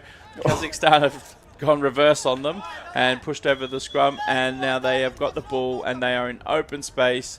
Number 15's show and go. He's kept the ball in his hands. Time is given, and they are wide. They're finding width, step inside, and they are over again. Oh, what a play by Kazakhstan. And it all started back here at the scrum. You saw that from the beginning. Afghanistan previously put the pressure on, but Kazakhstan replying straight away. Huge push from the forwards there. And then, like we saw, it was just about the width. And when the game moves into the later stages, people get tired, players get tired. Kazakhstan referring back to the normal sevens, spread it wide, make the ball do the work. They found width, they recycled fast, and they're able to get across the line because Afghanistan unable to get back in defence. They didn't convert the kick there, but this 36-0 unassailable lead now. There's less than 2 minutes to play. What can Afghanistan do to add a bit of pride? Oh, lots of things here from Afghanistan. They've got to keep their head up. They've got to keep working all the way to the final whistle. And the kick is up. Again, it's contestable. A player possibly take it out, but it's gone backwards, and Kazakhstan have got the ball back again. A huge bustling run from the big number 7. And it's picked up, and they're sending it wide. The stutter step before the draw and pass. Kazakhstan have been really good at this, and again they are through just that extra man draw and the speed around the outside. Great work by Kazakhstan. The floodgates have opened for them, and it literally started back here. The big man, the big number 7, giving some go forward, getting over the advantage line, and then Kazakhstan again default, passing the ball, making the ball do the work, and a little bit of a flutter, a little bit of a goosey there by the number 10 from Kazakhstan, able to go on the outside of his player, go around the edge, and then score near the posts. Another unconverted try, 41 points to 0. Still just under a minute left for Afghanistan to really try and make their mark and leave this time. Kazakhstan with a trick play, but it's just fallen short. Kazakhstan unable there to take advantage. I think they were trying to catch Afghanistan napping. All right, Afghanistan with a run directly into his opposition contact. But he's been tackled, slammed down, and they have retained the ball here. Or a shoulder, a kick, and play on. Him off the leg. A big fight for first, but Kazakhstan over the ball here, causing mayhem at the ruck. Afghanistan now get it out wide. The number 2 has shown his loved contact all tournament. Just running into players left, right, and centre there. And Afghanistan now spread it wide. A good step inside. Tried to offload, but didn't have control, so he's lost that there. All right, Kazakhstan have turned the ball over. They've got a lot of distance to make here. Solo chip and chase effort. The bounce is gone over his own head. So Afghanistan take the ball back here. They're going for their own chip and chase. But Kazakhstan seem to be back here. Oh, and he kicked it out himself. So therefore it should be a 5-meter scrum. But that is the end of the game. Great game here between Afghanistan and Kazakhstan. Kazakhstan really putting the pressure on and just playing traditional sevens, able to find width on the field with all their tries, but it was set up by their forwards. It was really nice to see.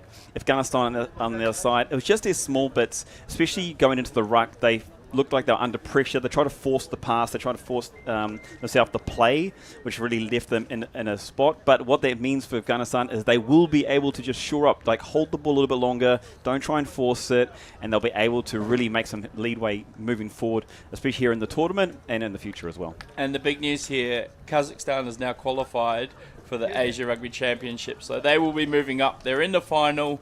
both final teams automatically qualify for the level up. Huge congratulations to Kazakhstan. They'll be ecstatic about that one, but there is still one more match for them to play. Absolutely. They still probably want to take the tournament out.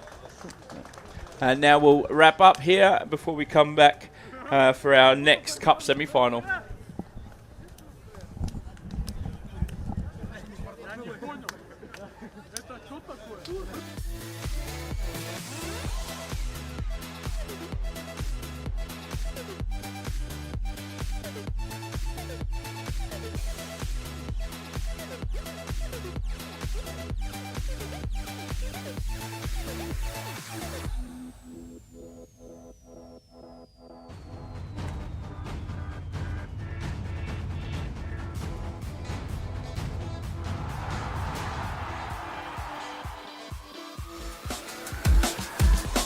Welcome to Asia Rugby Emirates Sevens Trophy.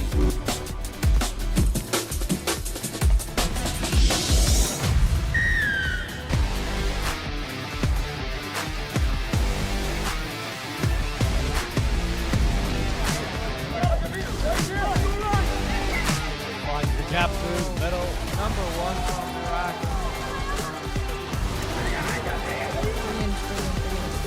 Try around.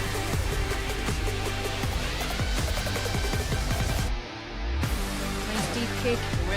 Still managed to tackle just before the try Number line. 6. Oh, away. Number 12. Bahrain, good offloading, physical team. Afghanistan with the first points. Uzbekistan to the left side of the screen.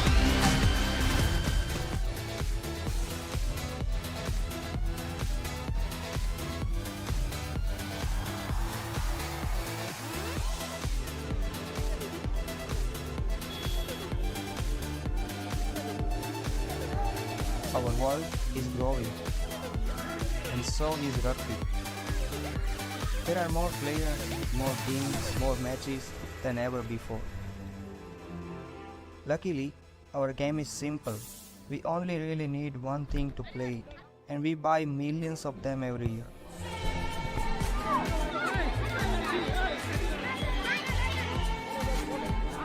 Unfortunately, too many end up in the wrong place, but some balls are made better.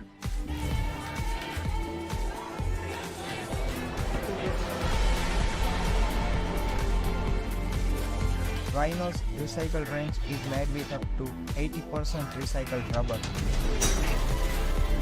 We are still not perfect, but it's a step in the right direction. You only need a ball, make it a good one. For rugby, for you, for the planet.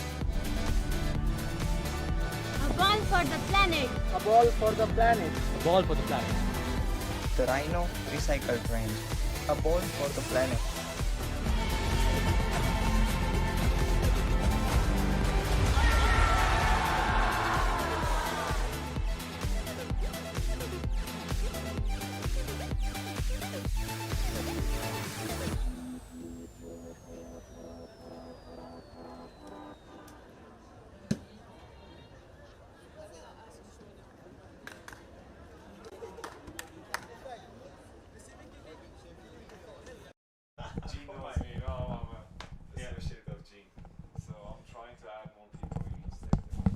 They got comms? Yeah, right. We'll take one half.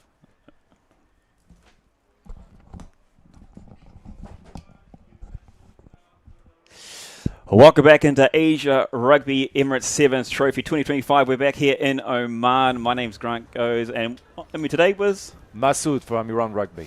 And welcome in, mate. We got a big game here. It is the semi-final, the second semi-final between India and Saudi Arabia. What do you expect?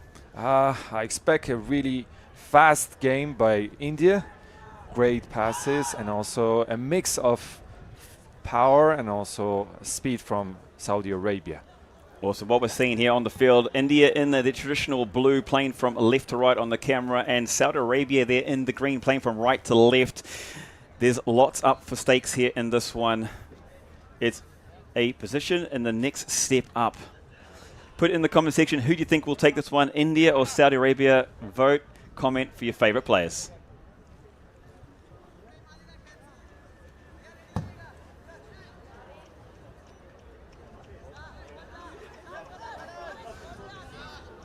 Referee blowing time. Saudi Arabia, high ball to begin. This one coming down inside the sun. India lifting the player, unable to secure. Knock on. Great trick by India, trying to receive the ball with two players from the heights, but unsuccessful in the end. But a great pressure by Saudi Arabia. They came so fast to secure the ball. Rushing up. And this is what's going to happen with today's game. Who wants it more? Yeah, exactly. I think they're both teams, but let's see. So Saudi Arabia with the feed. First opportunity for them. A little slow coming out the back of the ruck. Looking to pass out wide. 10 straightening. Knock on there by number 2. And referee playing the advantage. Offside there called by the referee. So Saudi, a little reprieve. Number 2 taking this one quickly. Looking for the line. Little step off his left-hand foot. Number 1 there holding the ball. Taking it down. Quick recycle. 15 looking for space on the short side. But Saudi Arabia here looking to open it up. India putting pressure on and the ball bobbling everywhere. Saudi Arabia able to hold the ball. They've got it. They're moving towards the line. Players trying to get behind both sides. That means spaces on the outside. Ball thrown widely out the back. Saudi here looking to reset. Saudi Arabia, nice work. Little 2 pass. Get in there quickly.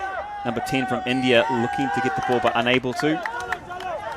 I see a great pressure by India, successful tackles, and that's their prize. They got the ball. But this support from Saudi Arabia players was wonderful. They came to the teammates in 2 seconds. Absolutely. You know, it's first opportunity for Saudi trying to push forward, but that's a big win there for India. Yes. So we talked about who wants it more. What do you think India needs to do from here? From here, I think India has to play more wide and escape from the contacts because they have skilled players and also speed. Nice. So India with the feed. Early push there by Saudi, so free kick given. India given a free card to get out of space. Quick tap there by India. Looking to run it from the centre of the field. I thought they were going to use the width and pass. I think they're trying to gather up the defenses together and taking more spaces to the sides. So India with the ball in hand. Here we go. Traditional 7s looking for space, looking to get some width.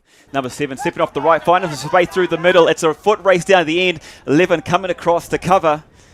Great work there. Great cover defense. Saudi getting in. Yes, stealing the ball. Nice and quick over the ball. Great line break by India, but in the end, the press and successful tackles by Saudi Arabia. They regained the ball and they saved the game. Good call here. What do you think for this one? Saudi Arabia calling the scrum. Calling the scrum. I think they have heavier props, and I think they will make more contacts. Yeah, nice.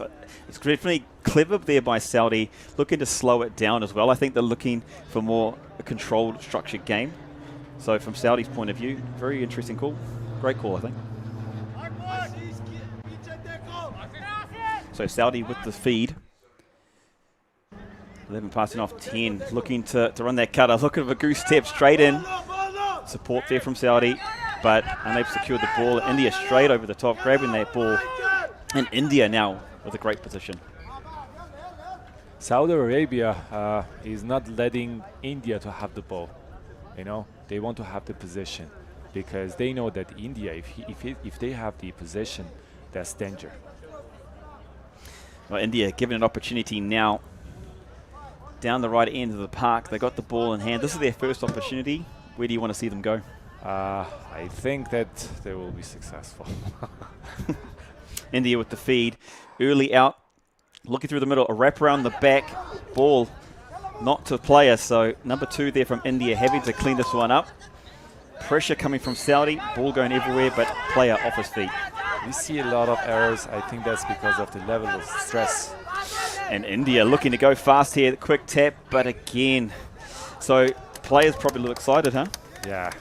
So it's a very stressful game, you know, and also the scores are level. 2 minutes left. Both teams wants to make it to the finals. Wow.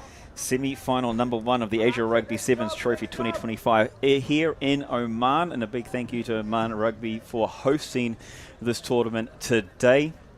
Again, this was for a place in the final and a step up to the next level. Scores are 0-0. Saudi with the feed, coming to the back. There's a little wraparound move they used before, looking to straight it up, maybe looking to set themselves. Saudi supporting players coming in there. Pressure by India, putting pressure on the Saudi defense. Saudi able to clean up, but quickly over the ball. Quickly over the ball, I thought. Yes. Unsuccessful passes by both sides are killing the strategies, you know. They are making stoppages, turnovers. So Saudi back with possession. A bend there from the number 11 for Saudi. Nice good composure by Saudi. Oh, losing off the top. Opportunity here for India to put some pressure on.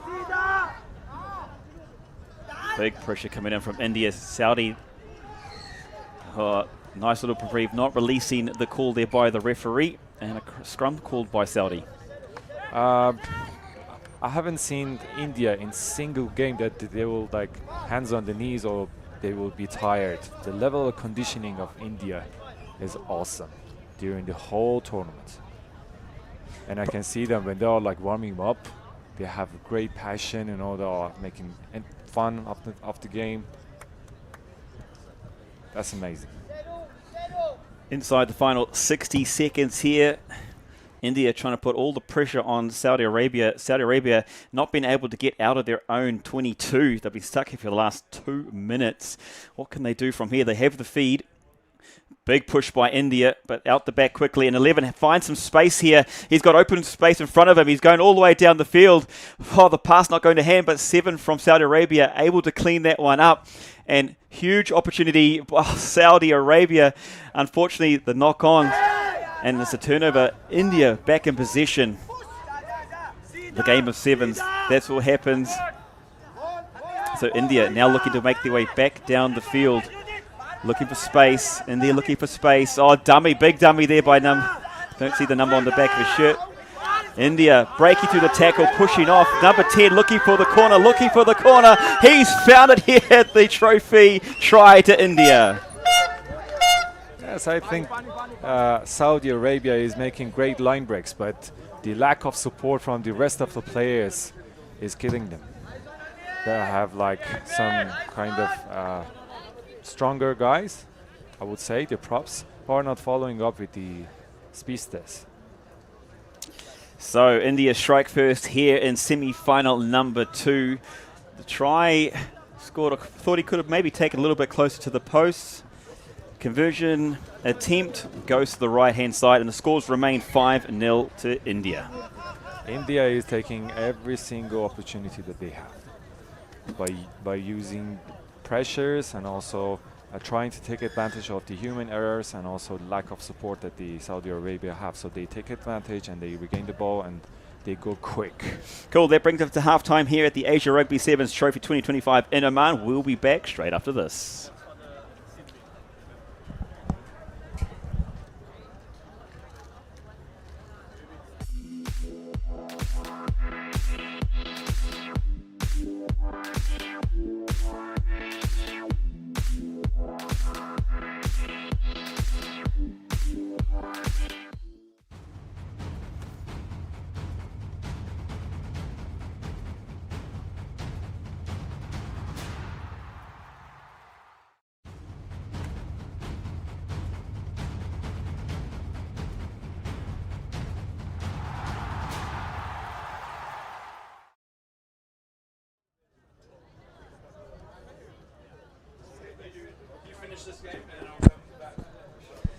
Hello and welcome back into the Asia Rugby Sevens Trophy 2025 here in Oman. It is India versus Saudi Arabia. India leading 5 points to 0. My name is Grant Goes. Welcome into the commentary, and with me in commentary, Masood. Thank you very much. We have seen a great performance by both sides. The Indians, the skilled players with the dancing feet, side steps, goosebumps, and long passes. And on the side, Saudi Arabia with a great defensive line, and the line breaks that they have doing, great support. So let's see what's going to happen in the coach's half. If you are just joining us from wherever you are in the world, thank you very much for joining us. Remember to support your favorite player, your favorite team as we move through the tournament. Big stakes here, a place in the final and automatic qualification to the next step up. It's India with the kickoff in the blue, playing from right to left, and Saudi Arabia in the green, playing from left to right. Referee blows whistle, time on. India, high ball, goes to 10, and a great hit back there by India. So with possession, nice little dummy there from number 2, and skipping out of the tackle, Offend. And number 1 on the outside, using his speed, using his legs, down the right side. Levin coming across from Saudi Arabia, able to score, and a dive in the corner from India. Wonderful chase by the teammates on the kickoff. And they regain the ball, and they take advantage on the side, and the speedsters made the try. Yeah, great support there from India. That's what was able to give themselves the opportunity. But you said, we talked about earlier, who wants it more? And it seems like India right now wanted a little bit more. Yes, I've seen it. Saudi Arabia is doing their best in the contacts, in the support, but Indians are taking every single opportunity that they get. So conversion attempt there, just going underneath the bar there. So the score remains 10 points to 0, India over Saudi Arabia. What does Saudi Arabia need to do to get back into this contest? Add more speed. And I think the support has to be faster and trying to minimize the human errors. So time here called off just for a quick substitution for Saudi Arabia. Number 3 for Saudi coming on to the park.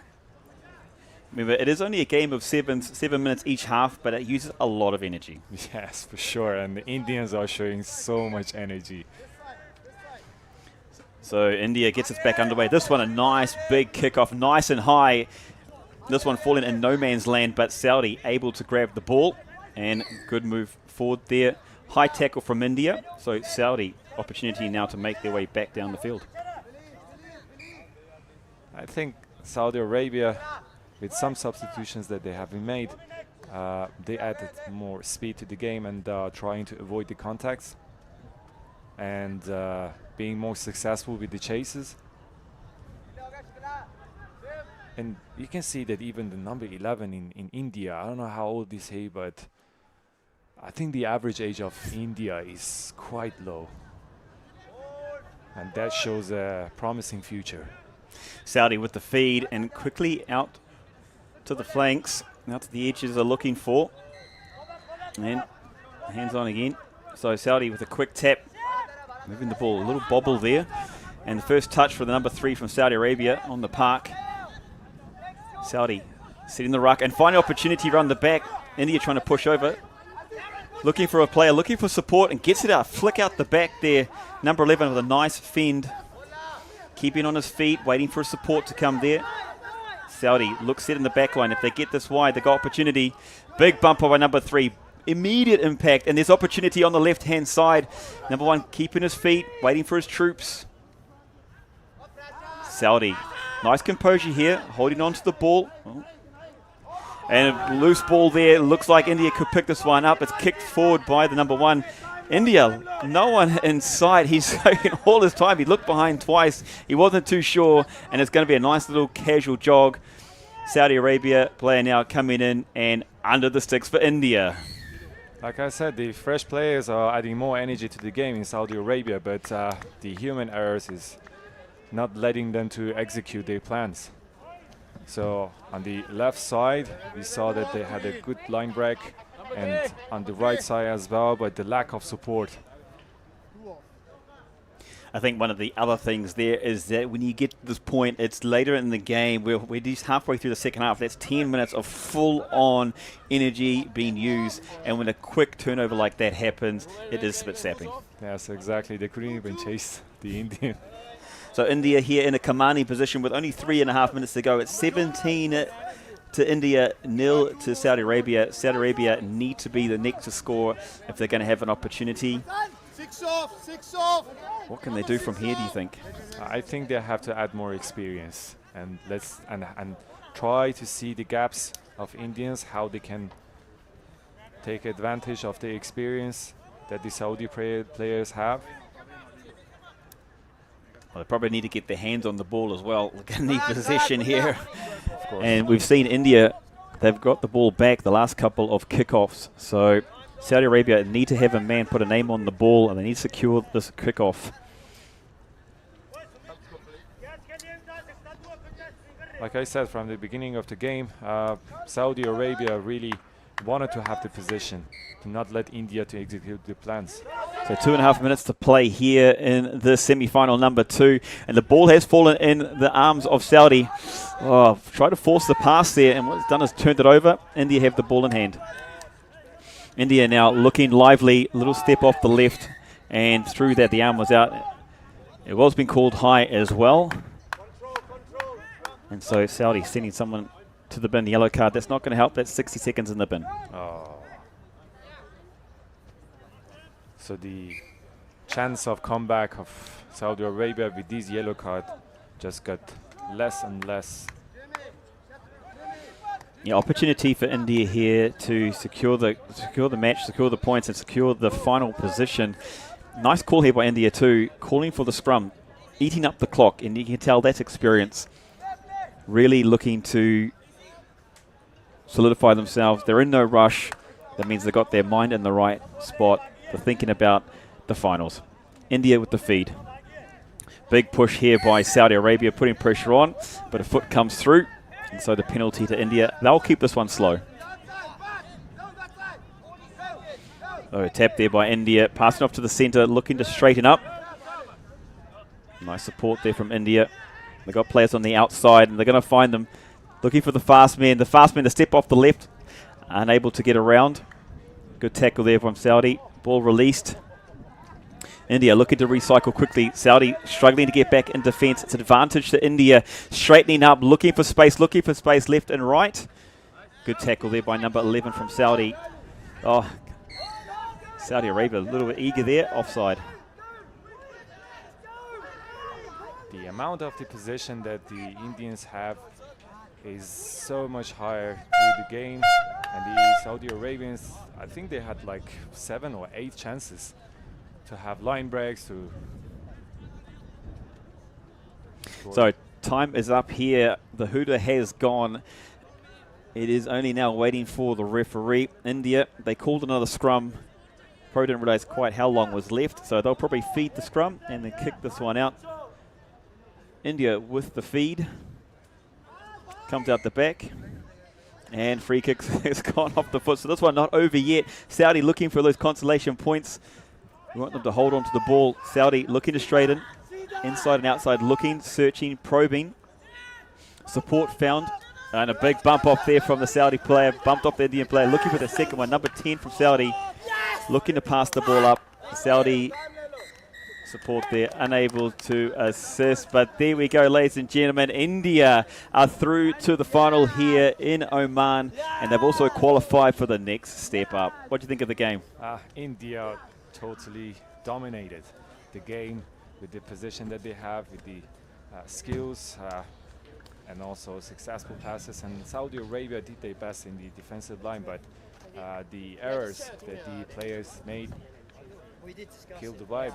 And congratulations to both of them, and well done, and hope that we see Saudi Arabia next year come back and take the podium. So there we go, semi-final number 2 is concluded. India taking this one out 17 points to 0. They will meet Kazakhstan in the final later on here. Welcome in again to Asia Rugby Emirates 7 Trophy 2025. We are in Oman. We'll be back with the next match in a few minutes. Don't go far.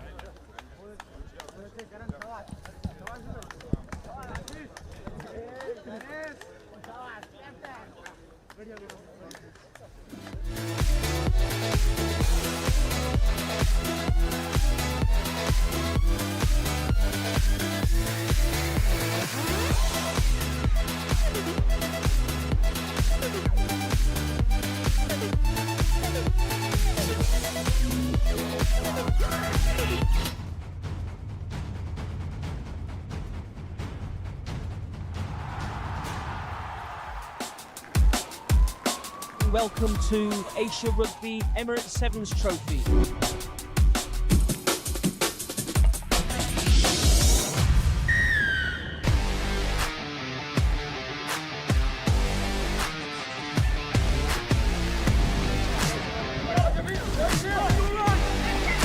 Finds the gap through the middle. Number 1 from Iraq. Brilliant. Try Iran.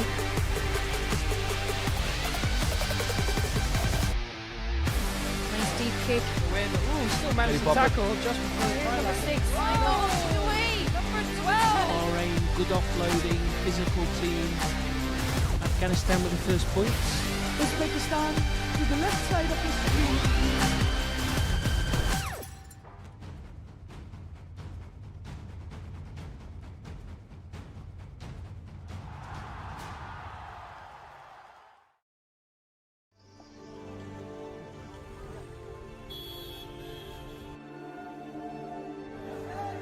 Our world is growing, and so is rugby. There are more players, more teams, more matches than ever before. Luckily, our game is simple. We only really need one thing to play it, and we buy millions of them every year.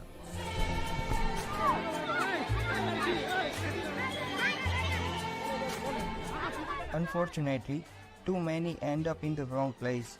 But some balls are made better.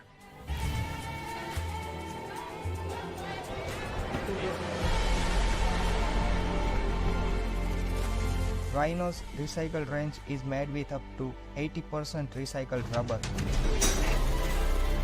We are still not perfect, but it's a step in the right direction. You only need a ball, make it a good one. For rugby, for you, for the planet. A ball for the planet. A ball for the planet. A ball for the planet. The Rhino recycled range. A ball for the planet.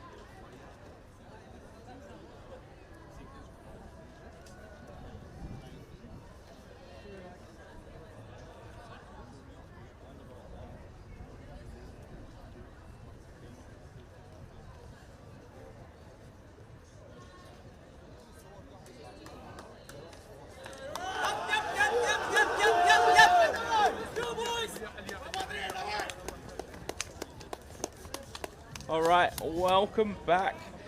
We've got our challenge ranking games here. We've got Kyrgyzstan versus Iraq. What do you see happening in this game? So this is the second time that Iraq is competing in the Asia Trophy, and since they have, I know that because I was working with them from Iran, and the development plans that they have, we are showing the results right now, and they have low experience, but the players are very talented, like I said. And Kyrgyzstan has been playing very well. I think this is the second time or third time for them to compete these tournaments. They have a mix of 15-a-side players and 7 players, so that adds more experience. I think Kyrgyzstan goes more in contacts and Iraq goes more on the speed. All right, fantastic. So it's Kyrgyzstan in the yellow here, Iraq playing in the green. A short kickoff, but right on the money for Kyrgyzstan, and Iraq going around the outside. A good fend there to try and break away, just held up. Iraq having some patience, making sure they set their lines properly there. All right, and the big number 6 for Iraq, who's been strong all day, making through the first bit of contact. Iraq popping out with the ball, looking for the first gap, getting a fend, just missing that offload there. All right, and a knock on by Kyrgyzstan.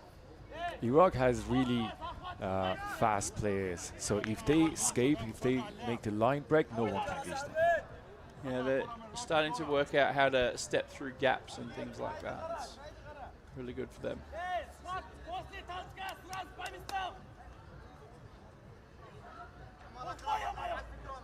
All right, we are in the challenge section of the tournament. We've got these 2 games before having a bit of a break. Iraq taking on Kyrgyzstan here. A bit of fighting at the scrum. The penalty against Kyrgyzstan there, and Iraq take off flying. Number 7's broken through the first tackle, late offload, and Iraq's in and through, running through the line, and a beautiful dive at the end to secure the 5 points. They are taking advantage of the speed and also the spaces that they get, so that's the result. Good. Yeah, just a bit of pace, the offload, just causing the one-on-one, letting them run through. Yes, exactly, and great support by the teammate from Iraq, made it to the scoreline. Okay, so it's 5-0 to Iraq so far with the conversion to come. What do Kyrgyzstan need to do here to get back into the game? I think more position of the ball to make the, let's say, the strategy to make more contacts. Huh? Absolutely, get that ball back. All right, the kick is up, and it's a great kick from the sideline there. So, great conversion. So 7-0 to Iraq, and they will be kicking off here. So let's see what they're going to do when they receive the ball. All right, and the kick is up, and it has gone the wrong direction. So Kyrgyzstan start with a 10-minute penalty. Okay. Here's the ball, here's the opportunity. Let's see. They've tapped, and they're off, and Kyrgyzstan offering for the chip and chase, going on the solo, backing his pace, but it's been kicked and knocked back by Iraq. It actually turned out really good for Kyrgyzstan there, because they will have the 5-meter scrum. And Iraq, I think they analyzed their game very well. They know what they're going to do. So they had the great support by the end of the line, and they're pretty successful to avoid the danger. And now there is a man down. I believe it'll be a Kyrgyzstan scrum 5 meters out here. He's almost off the field, so they might make him do a substitution.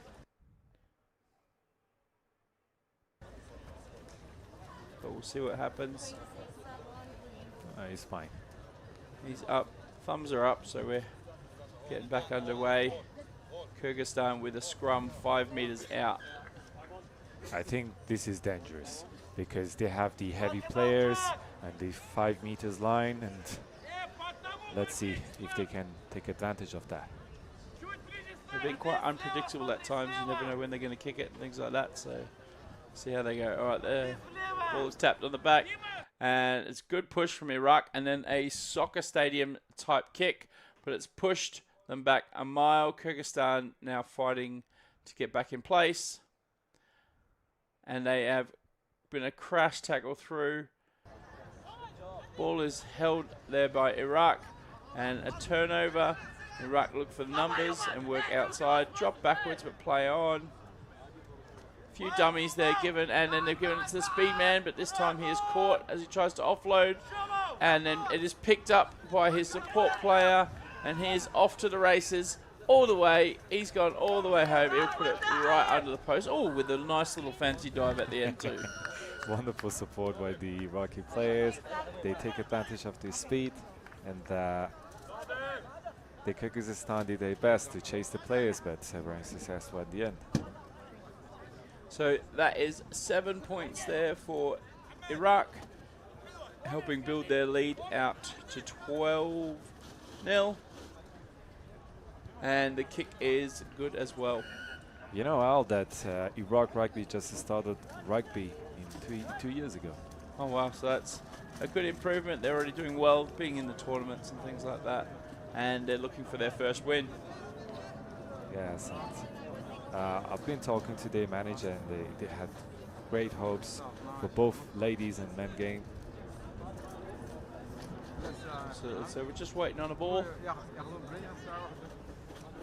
It's always great to see new teams, Absolutely. new nations. Any growth of rugby is always good for the game. Yes. All right, the ball is up and kicked very high into the sunshine. It's been allowed to bounce by Kyrgyzstan, and the Iraqi player runs through, fights off the tackler, and scores a great individual try.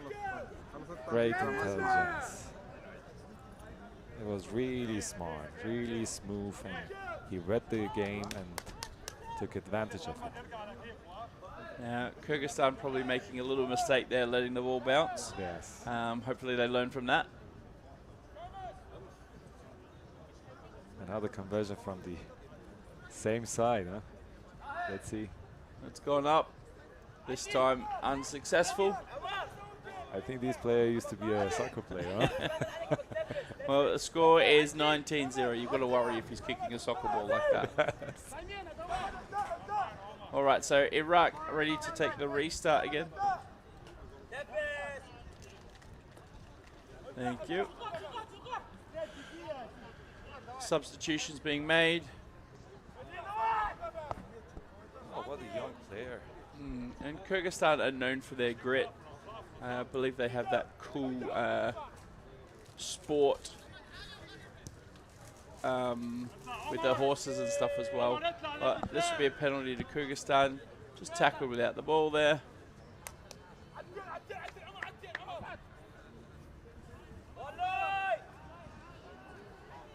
And also in the defensive line, the Iraqi guys are super rushing and great in the chases. They don't let the Kyrgyz players to...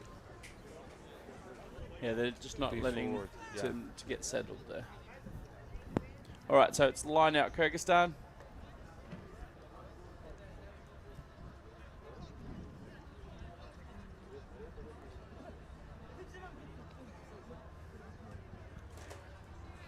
The first line out of the game, let's see what they do. Or are they tactics?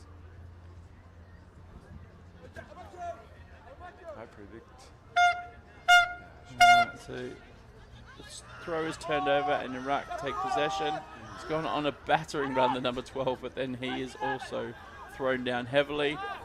Iraq go isolated, taking on a man, but he's held up just enough time to get support.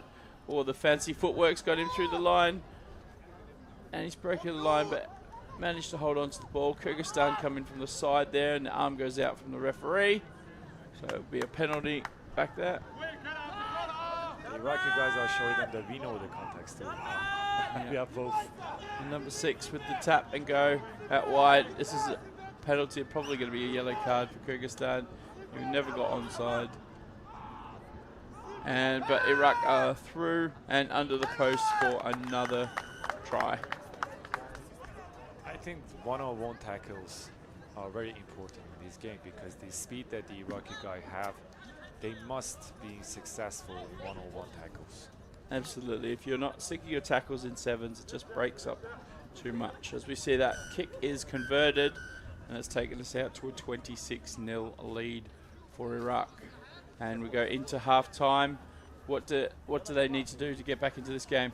I think Kyrgyz players have to first in the defensive side, they have to be more successful in the tackles, and they have to be open up widely. All right, so tackle a bit more successfully. All right, so we are at 26-0 into halftime. We'll be right back.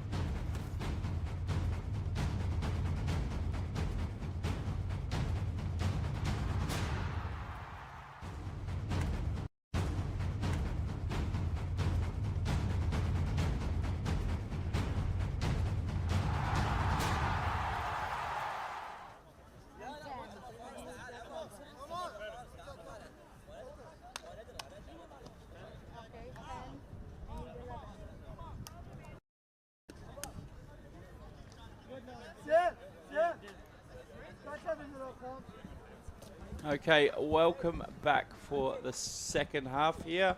Iraq is leading 26-0. Kyrgyzstan with a lot of work to do. What's two things they need to improve on quickly? I think Kyrgyz players have to have the position of the ball more in the game, and also having successful tackles and pushing the defensive line, and Iraq is doing well. Iraq don't need to change anything at the moment. They are starting well, so let's see what they can do from the kickoff. The ball is up, it is deep, and they're forcing Kyrgyzstan all the way back. It has been dropped backwards, but then kicked through his legs. And who will they give the line out to? They've given the line out to Iraq. They've called it a knock on. So it will be a green ball.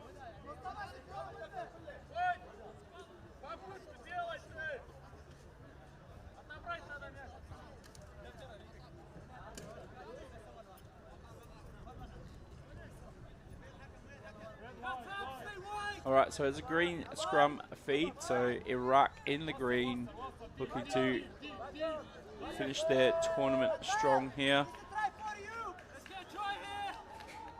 All right, they've got this game. The ball's being kicked out directly. So it'll be a Iraq line out. Just a bit of a missed kick there from Kyrgyzstan as they come back in here.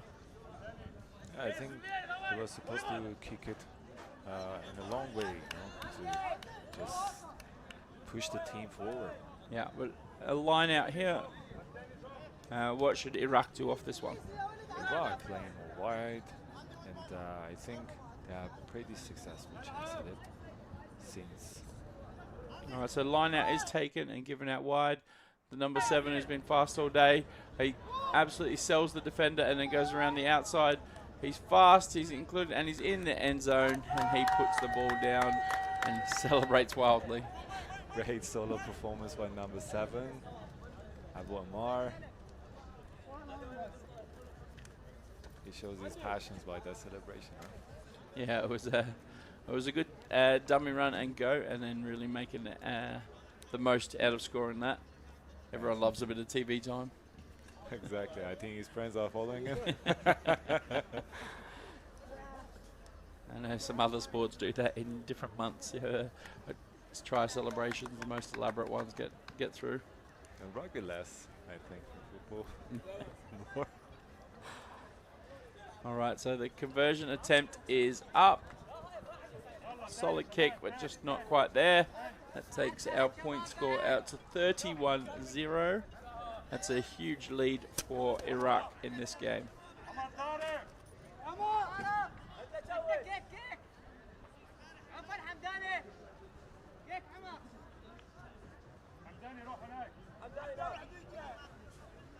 It's not a 100% one-sided game. Kyrgyz players are doing their best to defend. All right, so the kickoff is up. Not contested. He leaps in the air with his foot out. And Kyrgyzstan making the most of the space. They've hit it wide. Oh, lovely goose step from the big fella. And then taken into contact. Kyrgyzstan getting the ball out of the ruck and now taking some time to spread wide. Good late ball, good pass. Fast feet for the big fella there, and he broke through the first tackle, but just lost the ball on the contact. Turkish players are pushing more. I'm seeing progress. They can do a bit with the ball in their hand. They've just got to make sure they keep it. Exactly.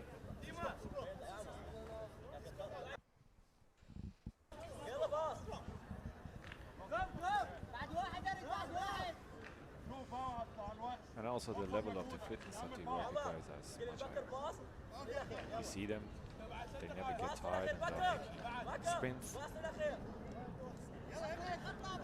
Alright, so it is a Iraq scrum here. Feed is going in.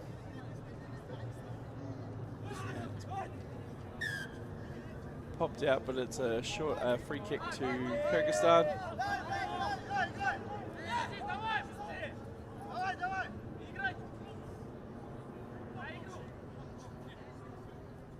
Okay, that's a success. I think there might have been a lack of knowledge of the rules there. Exactly. Because it was only a short arm kick, they don't get the ball back. When it's a full arm penalty, then they would have got the ball. So it's actually Iraq's ball here. But that just comes from being new to the game. Exactly. But of course, education can solve the problem. You cannot learn without making mistakes. And hopefully he'll learn from that one.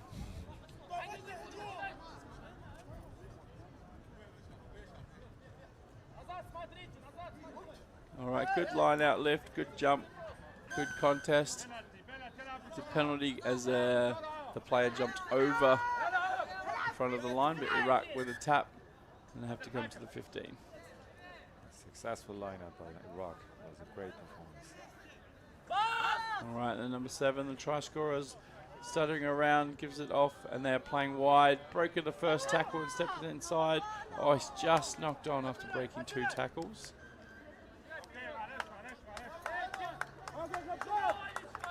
That was really unfortunate to have these opportunities and miss it up. Almost an unforced error there. Yeah. All right, so it is a Kyrgyzstan scrum. They're deep inside their own half. They have been looking to kick a lot today, so Iraq need to be on their toes, ready to receive a kick or chase it.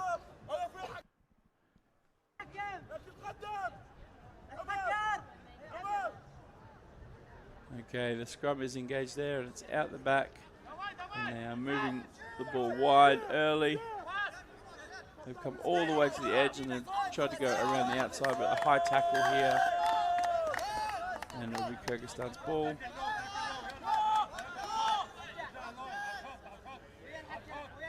You can see just a little bit of an inexperience there, not realising it was their penalty, trying to get into position. This time, if they kick it out on the full, they will get the line out. But he has not. He's kicked. Oh, maybe the bounce will favour him. No, it's been picked up at the back by Iraq, and they are back on the run. Sold an absolute gorgeous dummy there. Got the Kyrgyzstan player in the air, and now they've created a numbers game. Number 22 stepped inside, stepped outside, working the ball, and it's just his own player has caused an obstruction there. Beautiful solo performance by number 22 from Iraq. And yes, the lack of knowledge of the rules and the laws and the shape of the game is not benefiting Kyrgyzstan players. So that was no try there, as one of the Iraqis caused an obstruction. So they'll bring it back for the Kyrgyzstan penalty. All right, so they've gone for the tap and go this time. Late play just after contact, and then a big bustling run, breaking the gain line. Iraq trying to contest that ruck, and Kyrgyzstan going back in, looking for a little bit more contact. And then held in. A poor pass, but an early tackle there, so it'll be a penalty against Iraq. You got tackled the man early. The Iraqi guys are pushing their best now. Pushing the line. All right, so Kyrgyzstan. that was the run it challenge, I think. He ran directly into him and got tackled and that was a fairly big collision. It was a heroic move. It was a hero moment. All right, so that is the game. It's been 31-0 for Iraq to score. Great game from Kyrgyzstan, and we'll be right back after a couple of short messages. Great sportsmanship by Iraqi players. They made a tunnel for the Kyrgyz players. This is the spirit of the game.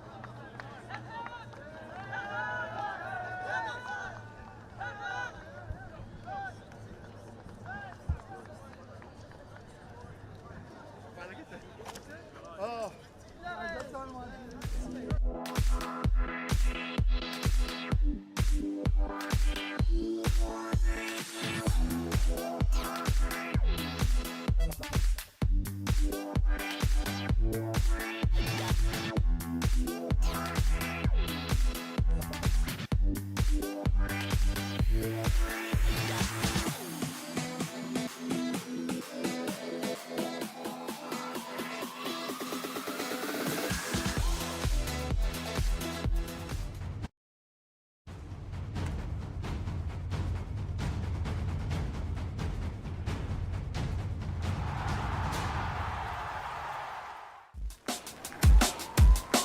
Welcome to Asia Rugby Emirates Sevens Trophy.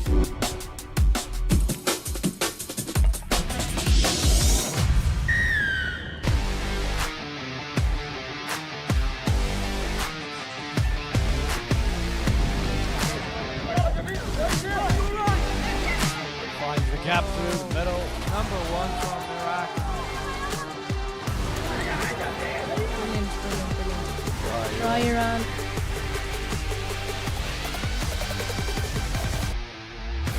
Nice deep kick. Still managed to tackle just before the try. Number 6. Away! Number 12! Bahrain, good offloading, physical team. Afghanistan with the first points. Uzbekistan to the left side of the screen.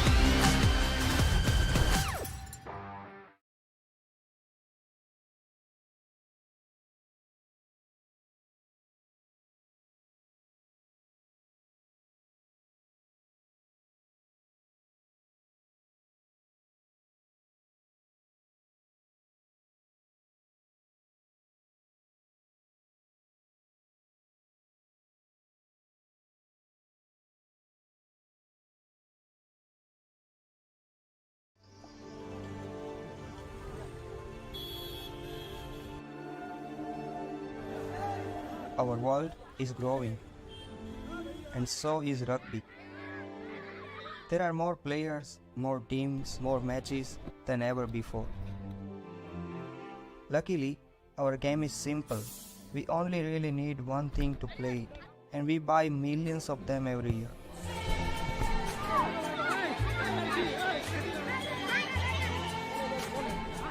Unfortunately, too many end up in the wrong place. But some balls are made better.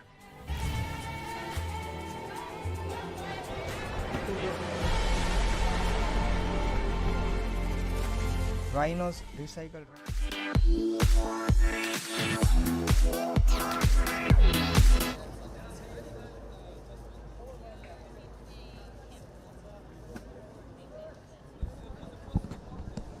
All right, welcome back.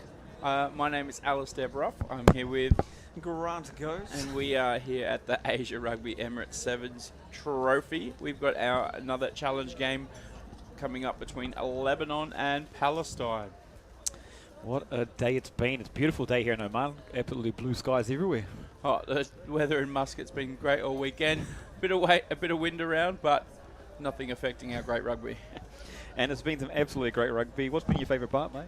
Just watching the dominance of some of the teams. I really enjoyed a couple of those close games that have gone down to the wire, but then seeing Kazakhstan and India go through as well. That's important for them. It's going to be an exciting final between those two nations, isn't it? Absolutely. They're both quite clinical teams, so we'll see what these two.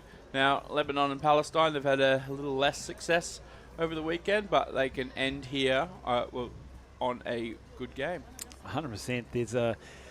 there's a great development from the teams. You can see from day one yesterday into today's matches, you can see they're taking those little nuances, they've put them into their game, whether it be holding on to the ball for a little bit longer, maybe using the width a little bit more, finding a little more depth in their attacking line. And the defense you've seen in the last couple of games just improved, where they're learning to go up and push hard, or they're learning to hold back. It's better there. And just even that holding out just to support their runner a little bit further, the late pass going into traffic. Straightening up, I think you've seen a lot of the newer teams run sideways a lot early on, but that is changed now. So we've got Palestine in the black and white stripes here, and Lebanon in the red tops with green shorts. I think we're going to see a big game here where the Lebanese, they're developing their game to use the width like traditional sevens, and I think they're going to continue that reign through here in the next 14 minutes, 2 halves to 7 minutes. Palestine, a little newer to the game, looking to develop their space. And I think if they hold on the ball and be a little bit straighter sometimes, they'll definitely be able to put up a great competition here. And they do have some big bodies to be able to run through the line a little bit more, so that's what they try and do. But we're about to get underway. Lebanon will be kicking off towards the cliff end, as I like to call it. And renamed the stadium myself. And and Palestine will be heading towards the scoreboard end.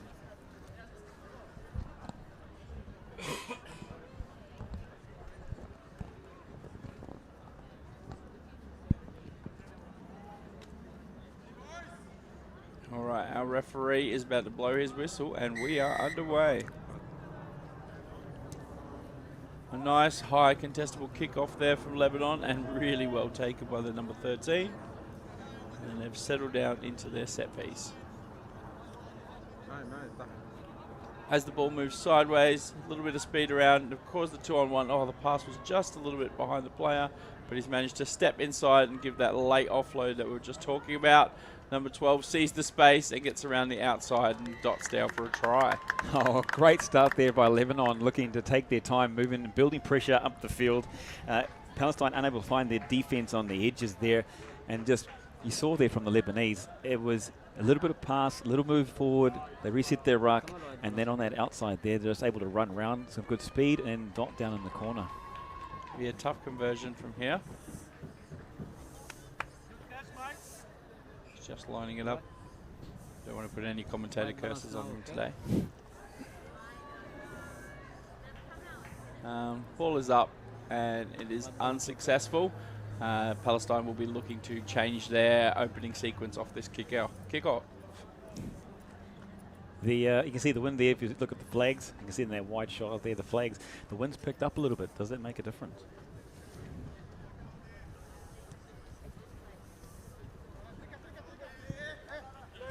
All right, so the kickoff's gone out. Palestine's just knocked on the ball, so it will be a scrum. It's not what you want on the kickoff when you've been scored against and then you get a little knock on like that.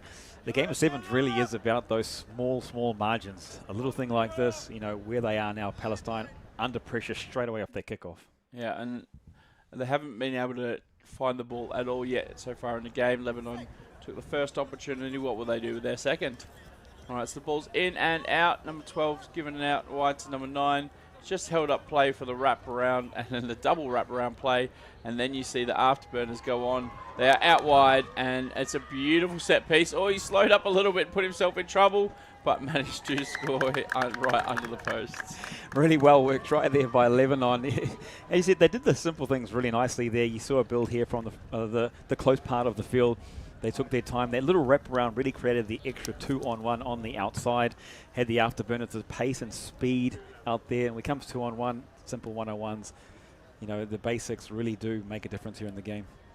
Good. And it has been converted so far around the outside. That little change of pace, how integral is that in the sevens game? Oh, mate, tell you what, and people don't really realise it, and you're probably watching from on the screen. You don't really see it either. You don't understand how they're actually very fast. So it's very quick. But they also did quite nicely too, where they moved towards the line. They moved towards the defence. Defender had to come up. Yeah. Then they would make the pass. All right, so Lebanon here to restart again. They've gone 2 from 2 with their restarts. Can they make it a third? Okay, the ball is up, and it's contested again. Number 13's take it beautifully in the air, offload at the exact same time, and then turned inside A little knock on there, or knock backwards, I should say, there. And just slowly steadying into their piece. They like to get into wide phases and then move out wide. And the pace is hurting Palestine at the moment. Caught with one of the big fellas outside, and he's dotted it down. Nicely worked there by Lebanon, taking their time off the kickoff. That's where it all began. Nice high ball means gives an opportunity for the attacking player from Lebanon to get forward, to get up and contest the ball. And then from there, as you said, it was the pace. They looked for the opportunity, the one-on-one. The mismatch, that's what they found, and the speed in the game of sevens is absolutely integral for that one. And just their change of pace, they go from slow to fast. And those few steps where they're doing that, that's what's causing the problems for Palestine at the moment. That was a converted try as well, so we're out to 19-0. And we get the restart underway. Oh, they're not going to go 4 from 4 on their restart here. Palestine, first opportunity for them, for only got their hands on the ball. Let's see what they can do with it. You got the big boys. I think use it. Go through the middle to start with. Give himself some ground moving up the field. I agree. They should be playing a more compacted game. Look for the offloads if they can break through the contact. But otherwise, just support. There you see the big fella running it straight into contact, getting the ball. Lebanon trying to counter-ruck, but didn't work. And now Palestine just making the extra meters and a huge clear out from the ruck there. All right, go through the hands. The big fella stops, props, fends off, gets through, takes 2 to take him down. But Palestine making their way slowly up the field here. Quick pass out wide, nice offload, and a stutter step, creating that extra space. Another offload, really sucking in the Lebanese defenders here. Palestine made lots of meters down the field, about 10 meters out. They send it wide, keep coming wide, and they've got an offside penalty. And this is absolutely fantastic from Palestine. What we talked about, they got their hands on the ball, and they're so much more direct. That's what they're good at. That's what they're using. And you can see they've just gone 40 meters. Now they've got opportunity. There's a little tap and go option. The dummy, the push through. Can he fight through? They've got to release the ball there at some stage, but picked up at the back. He was always going with himself, trying to beat those players. Has he got it down? No, it's been held up. Some nice defense there from Lebanon, but absolutely fantastic from Palestine. They've done exactly what we thought they should do. They kept it more direct. The big boys getting over their gain line, taking their time, making their way down the field. They're forcing Lebanon to really, like you said, collapse in and gives them a little bit of space outside. So even a 1 or 2 ball pass out, they find a little more space there and making their way down the field. It gives them an opportunity 5 meters out here. Now, with the 5 meter scrum, it's different to 15s. How? Very different when you think about it. Actually, saw that with the game before with India. You saw how they were taking a lot more of the scrums position. Yeah. All right, Palestine move the ball out wide. They've got it out. They're fighting, but a forward pass is given. A little bit of an argument from the player there, but scrum to Lebanon, and they get a slight reprieve there. I mean, you look back at the scrum you're talking about with the 15s and 7s. With the 15s, obviously, using the big boys to dominate, get some gain there, get some go-forward ball, and put the other team on the back foot. Here with the 7s, obviously, there's only 7 players on the field to start with, so the simple thing, it creates more space. And if they do this properly, they get it in, out. They've only got to take on 4 other players outside of them, and there's opportunity if they can use the fast boys. A big push from Palestine there. But Lebanon have chosen the safe option to take it into half-time. Great start there from the Lebanese, able to play their game and able to really find some space on the outside. The mismatches with the fast feet, trying to go on the outside of the players there. But Palestine, you saw when they have the ball in hand, they go direct, they're strong, they can get over the gain line. And that's when we want to see more from Palestine in the second half. Yep, it's half-time now, 19-0. We'll be right back after a short drink.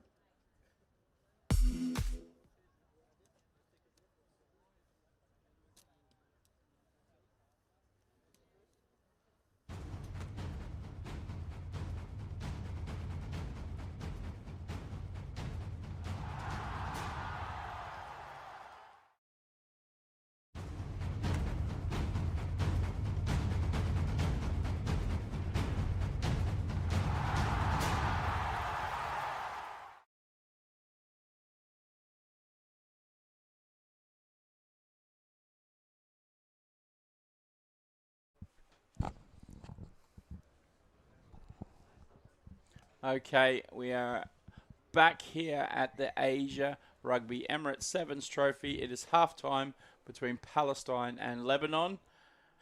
Palestine with a lot of work to do. Yeah, a lot of work, but as you saw in the last part of the second half, it was Palestine who had to go for a ball. They used their big men to go literally directly straight up the field.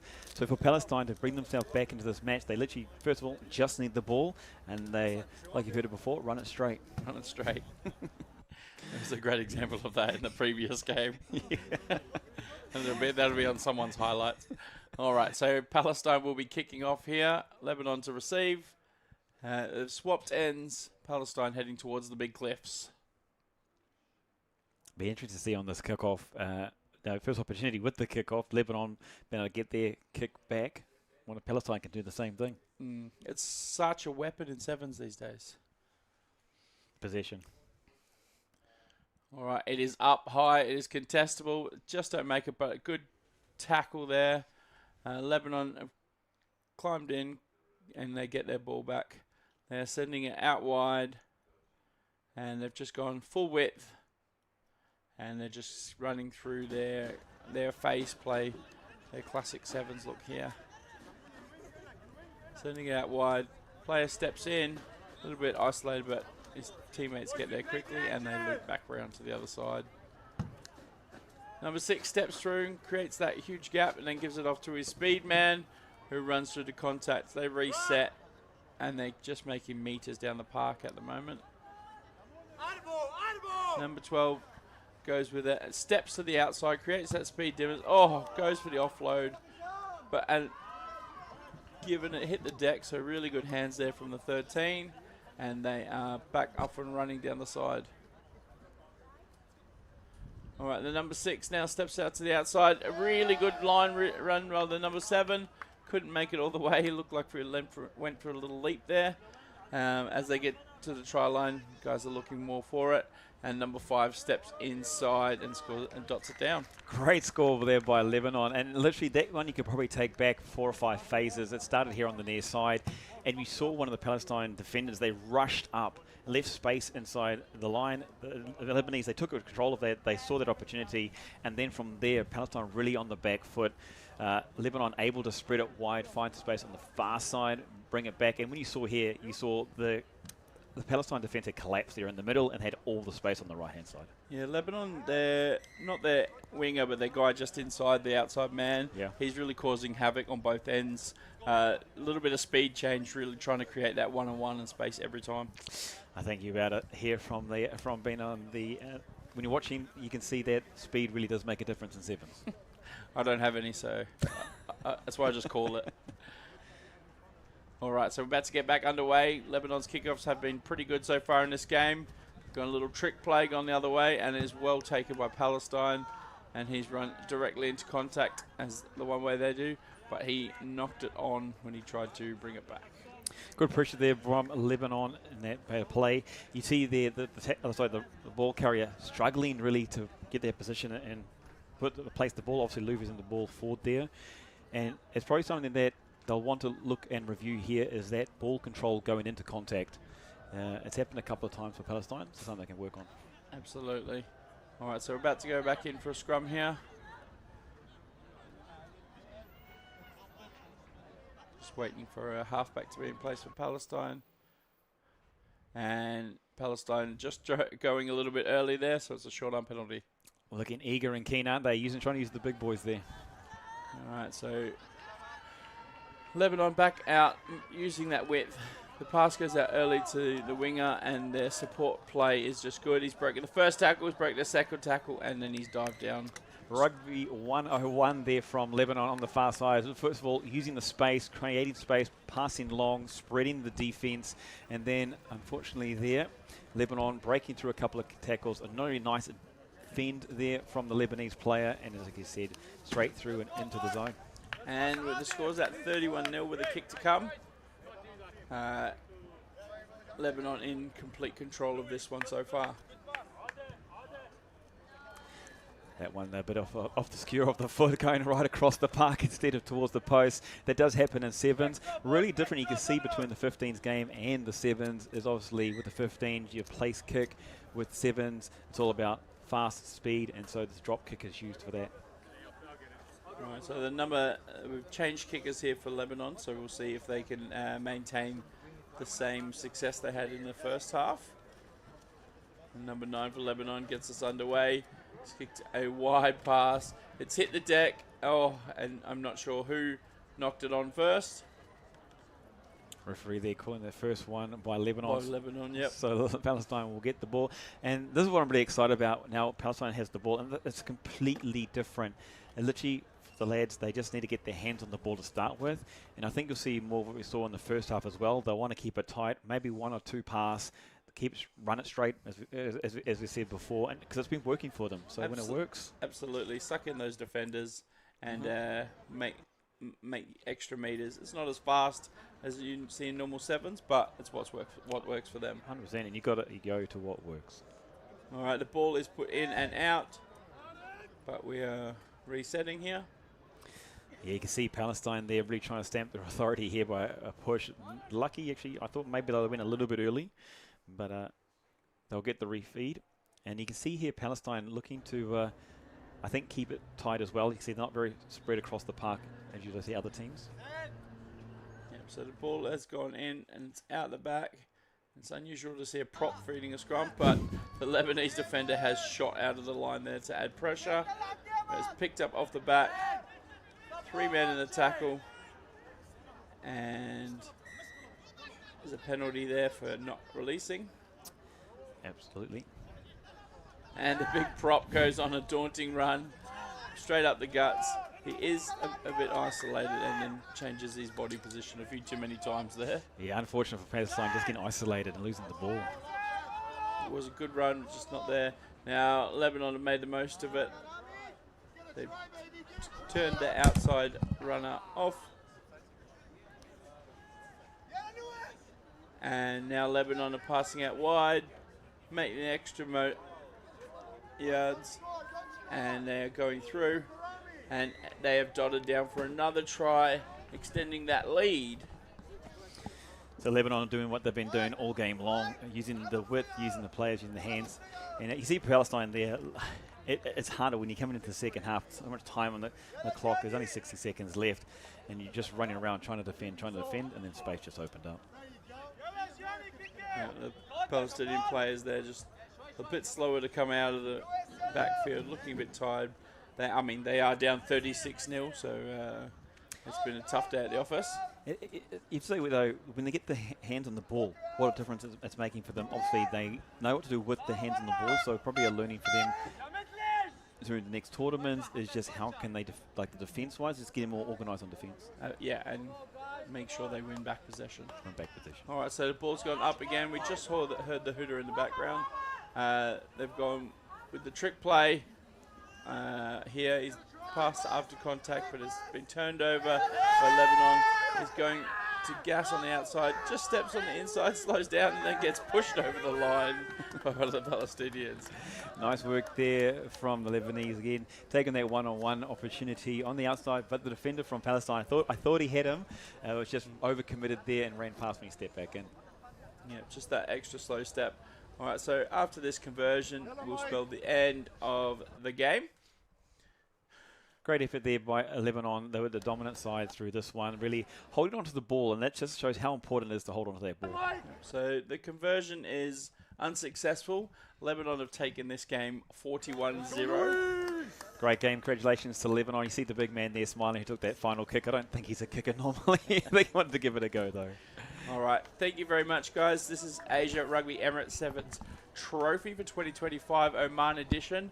We'll be back in about an hour or so for a 2:30 kickoff for our next segment. Thank you very much.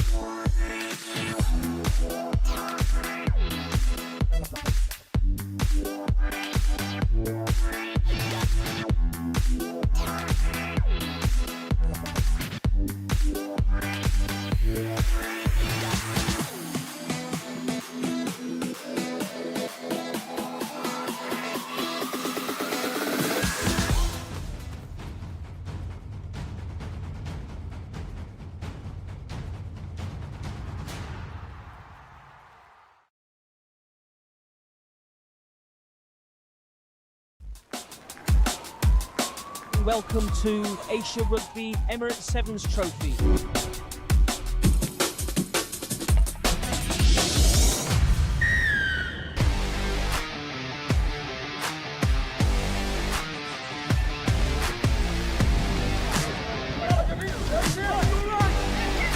Finds the gap through the middle. Number 1 from Iraq. Brilliant. Try Iran.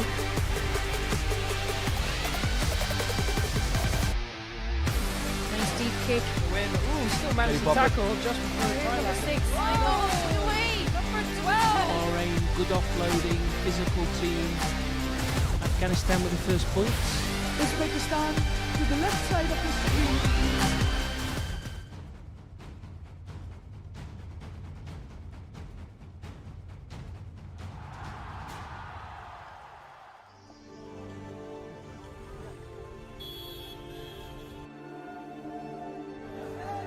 Our world is growing, and so is rugby. There are more players, more teams, more matches than ever before. Luckily, our game is simple. We only really need one thing to play it, and we buy millions of them every year.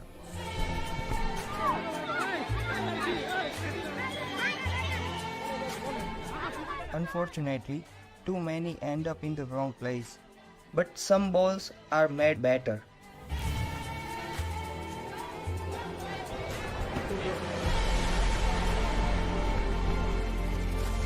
Rhino's recycled range is made with up to 80% recycled rubber. We are still not perfect, but it's a step in the right direction. You only need a ball, make it a good one. For rugby, for you, for the planet. A ball for the planet. A ball for the planet. A ball for the planet. The Rhino recycled range. A ball for the planet.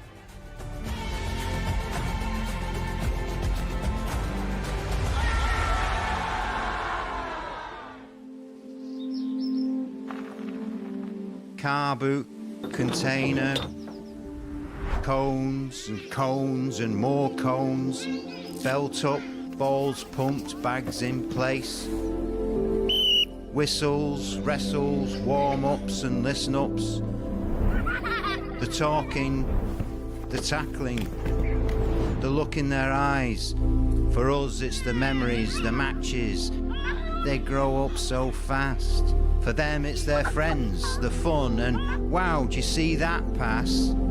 It's mini, but it's mighty. 3, 2, 1, sound game! The best of traineeships.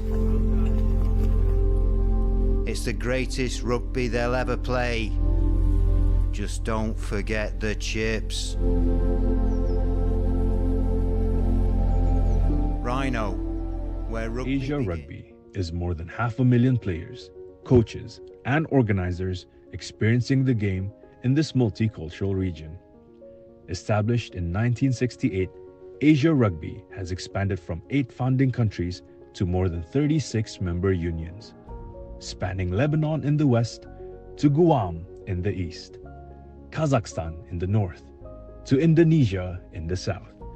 Home to more than half the world's population and an incredible 80% of its youth, Asia Rugby has grown from holding just one tournament every 2 years to running more than 15 international competitions each and every year, culminating in the iconic Asia Rugby Championship and the Asia Rugby 7 Series. Asia Rugby continues to grow the game through initiatives like Get Into Rugby, initiatives that have helped us expand our player base by more than 25% per year, initiatives designed to empower our kids with the knowledge and skills necessary to develop great players and inspire positive social change. Asia Rugby is a diverse collection of cultures bound together by our core values of integrity, passion, solidarity, discipline, and respect, driving our belief that rugby makes a positive contribution to people's lives. Asia Rugby is taking our great game, its spirit, and everything it stands for to over half the world's population. and we invite you to be part of it. Asia Rugby. We can do better, but together.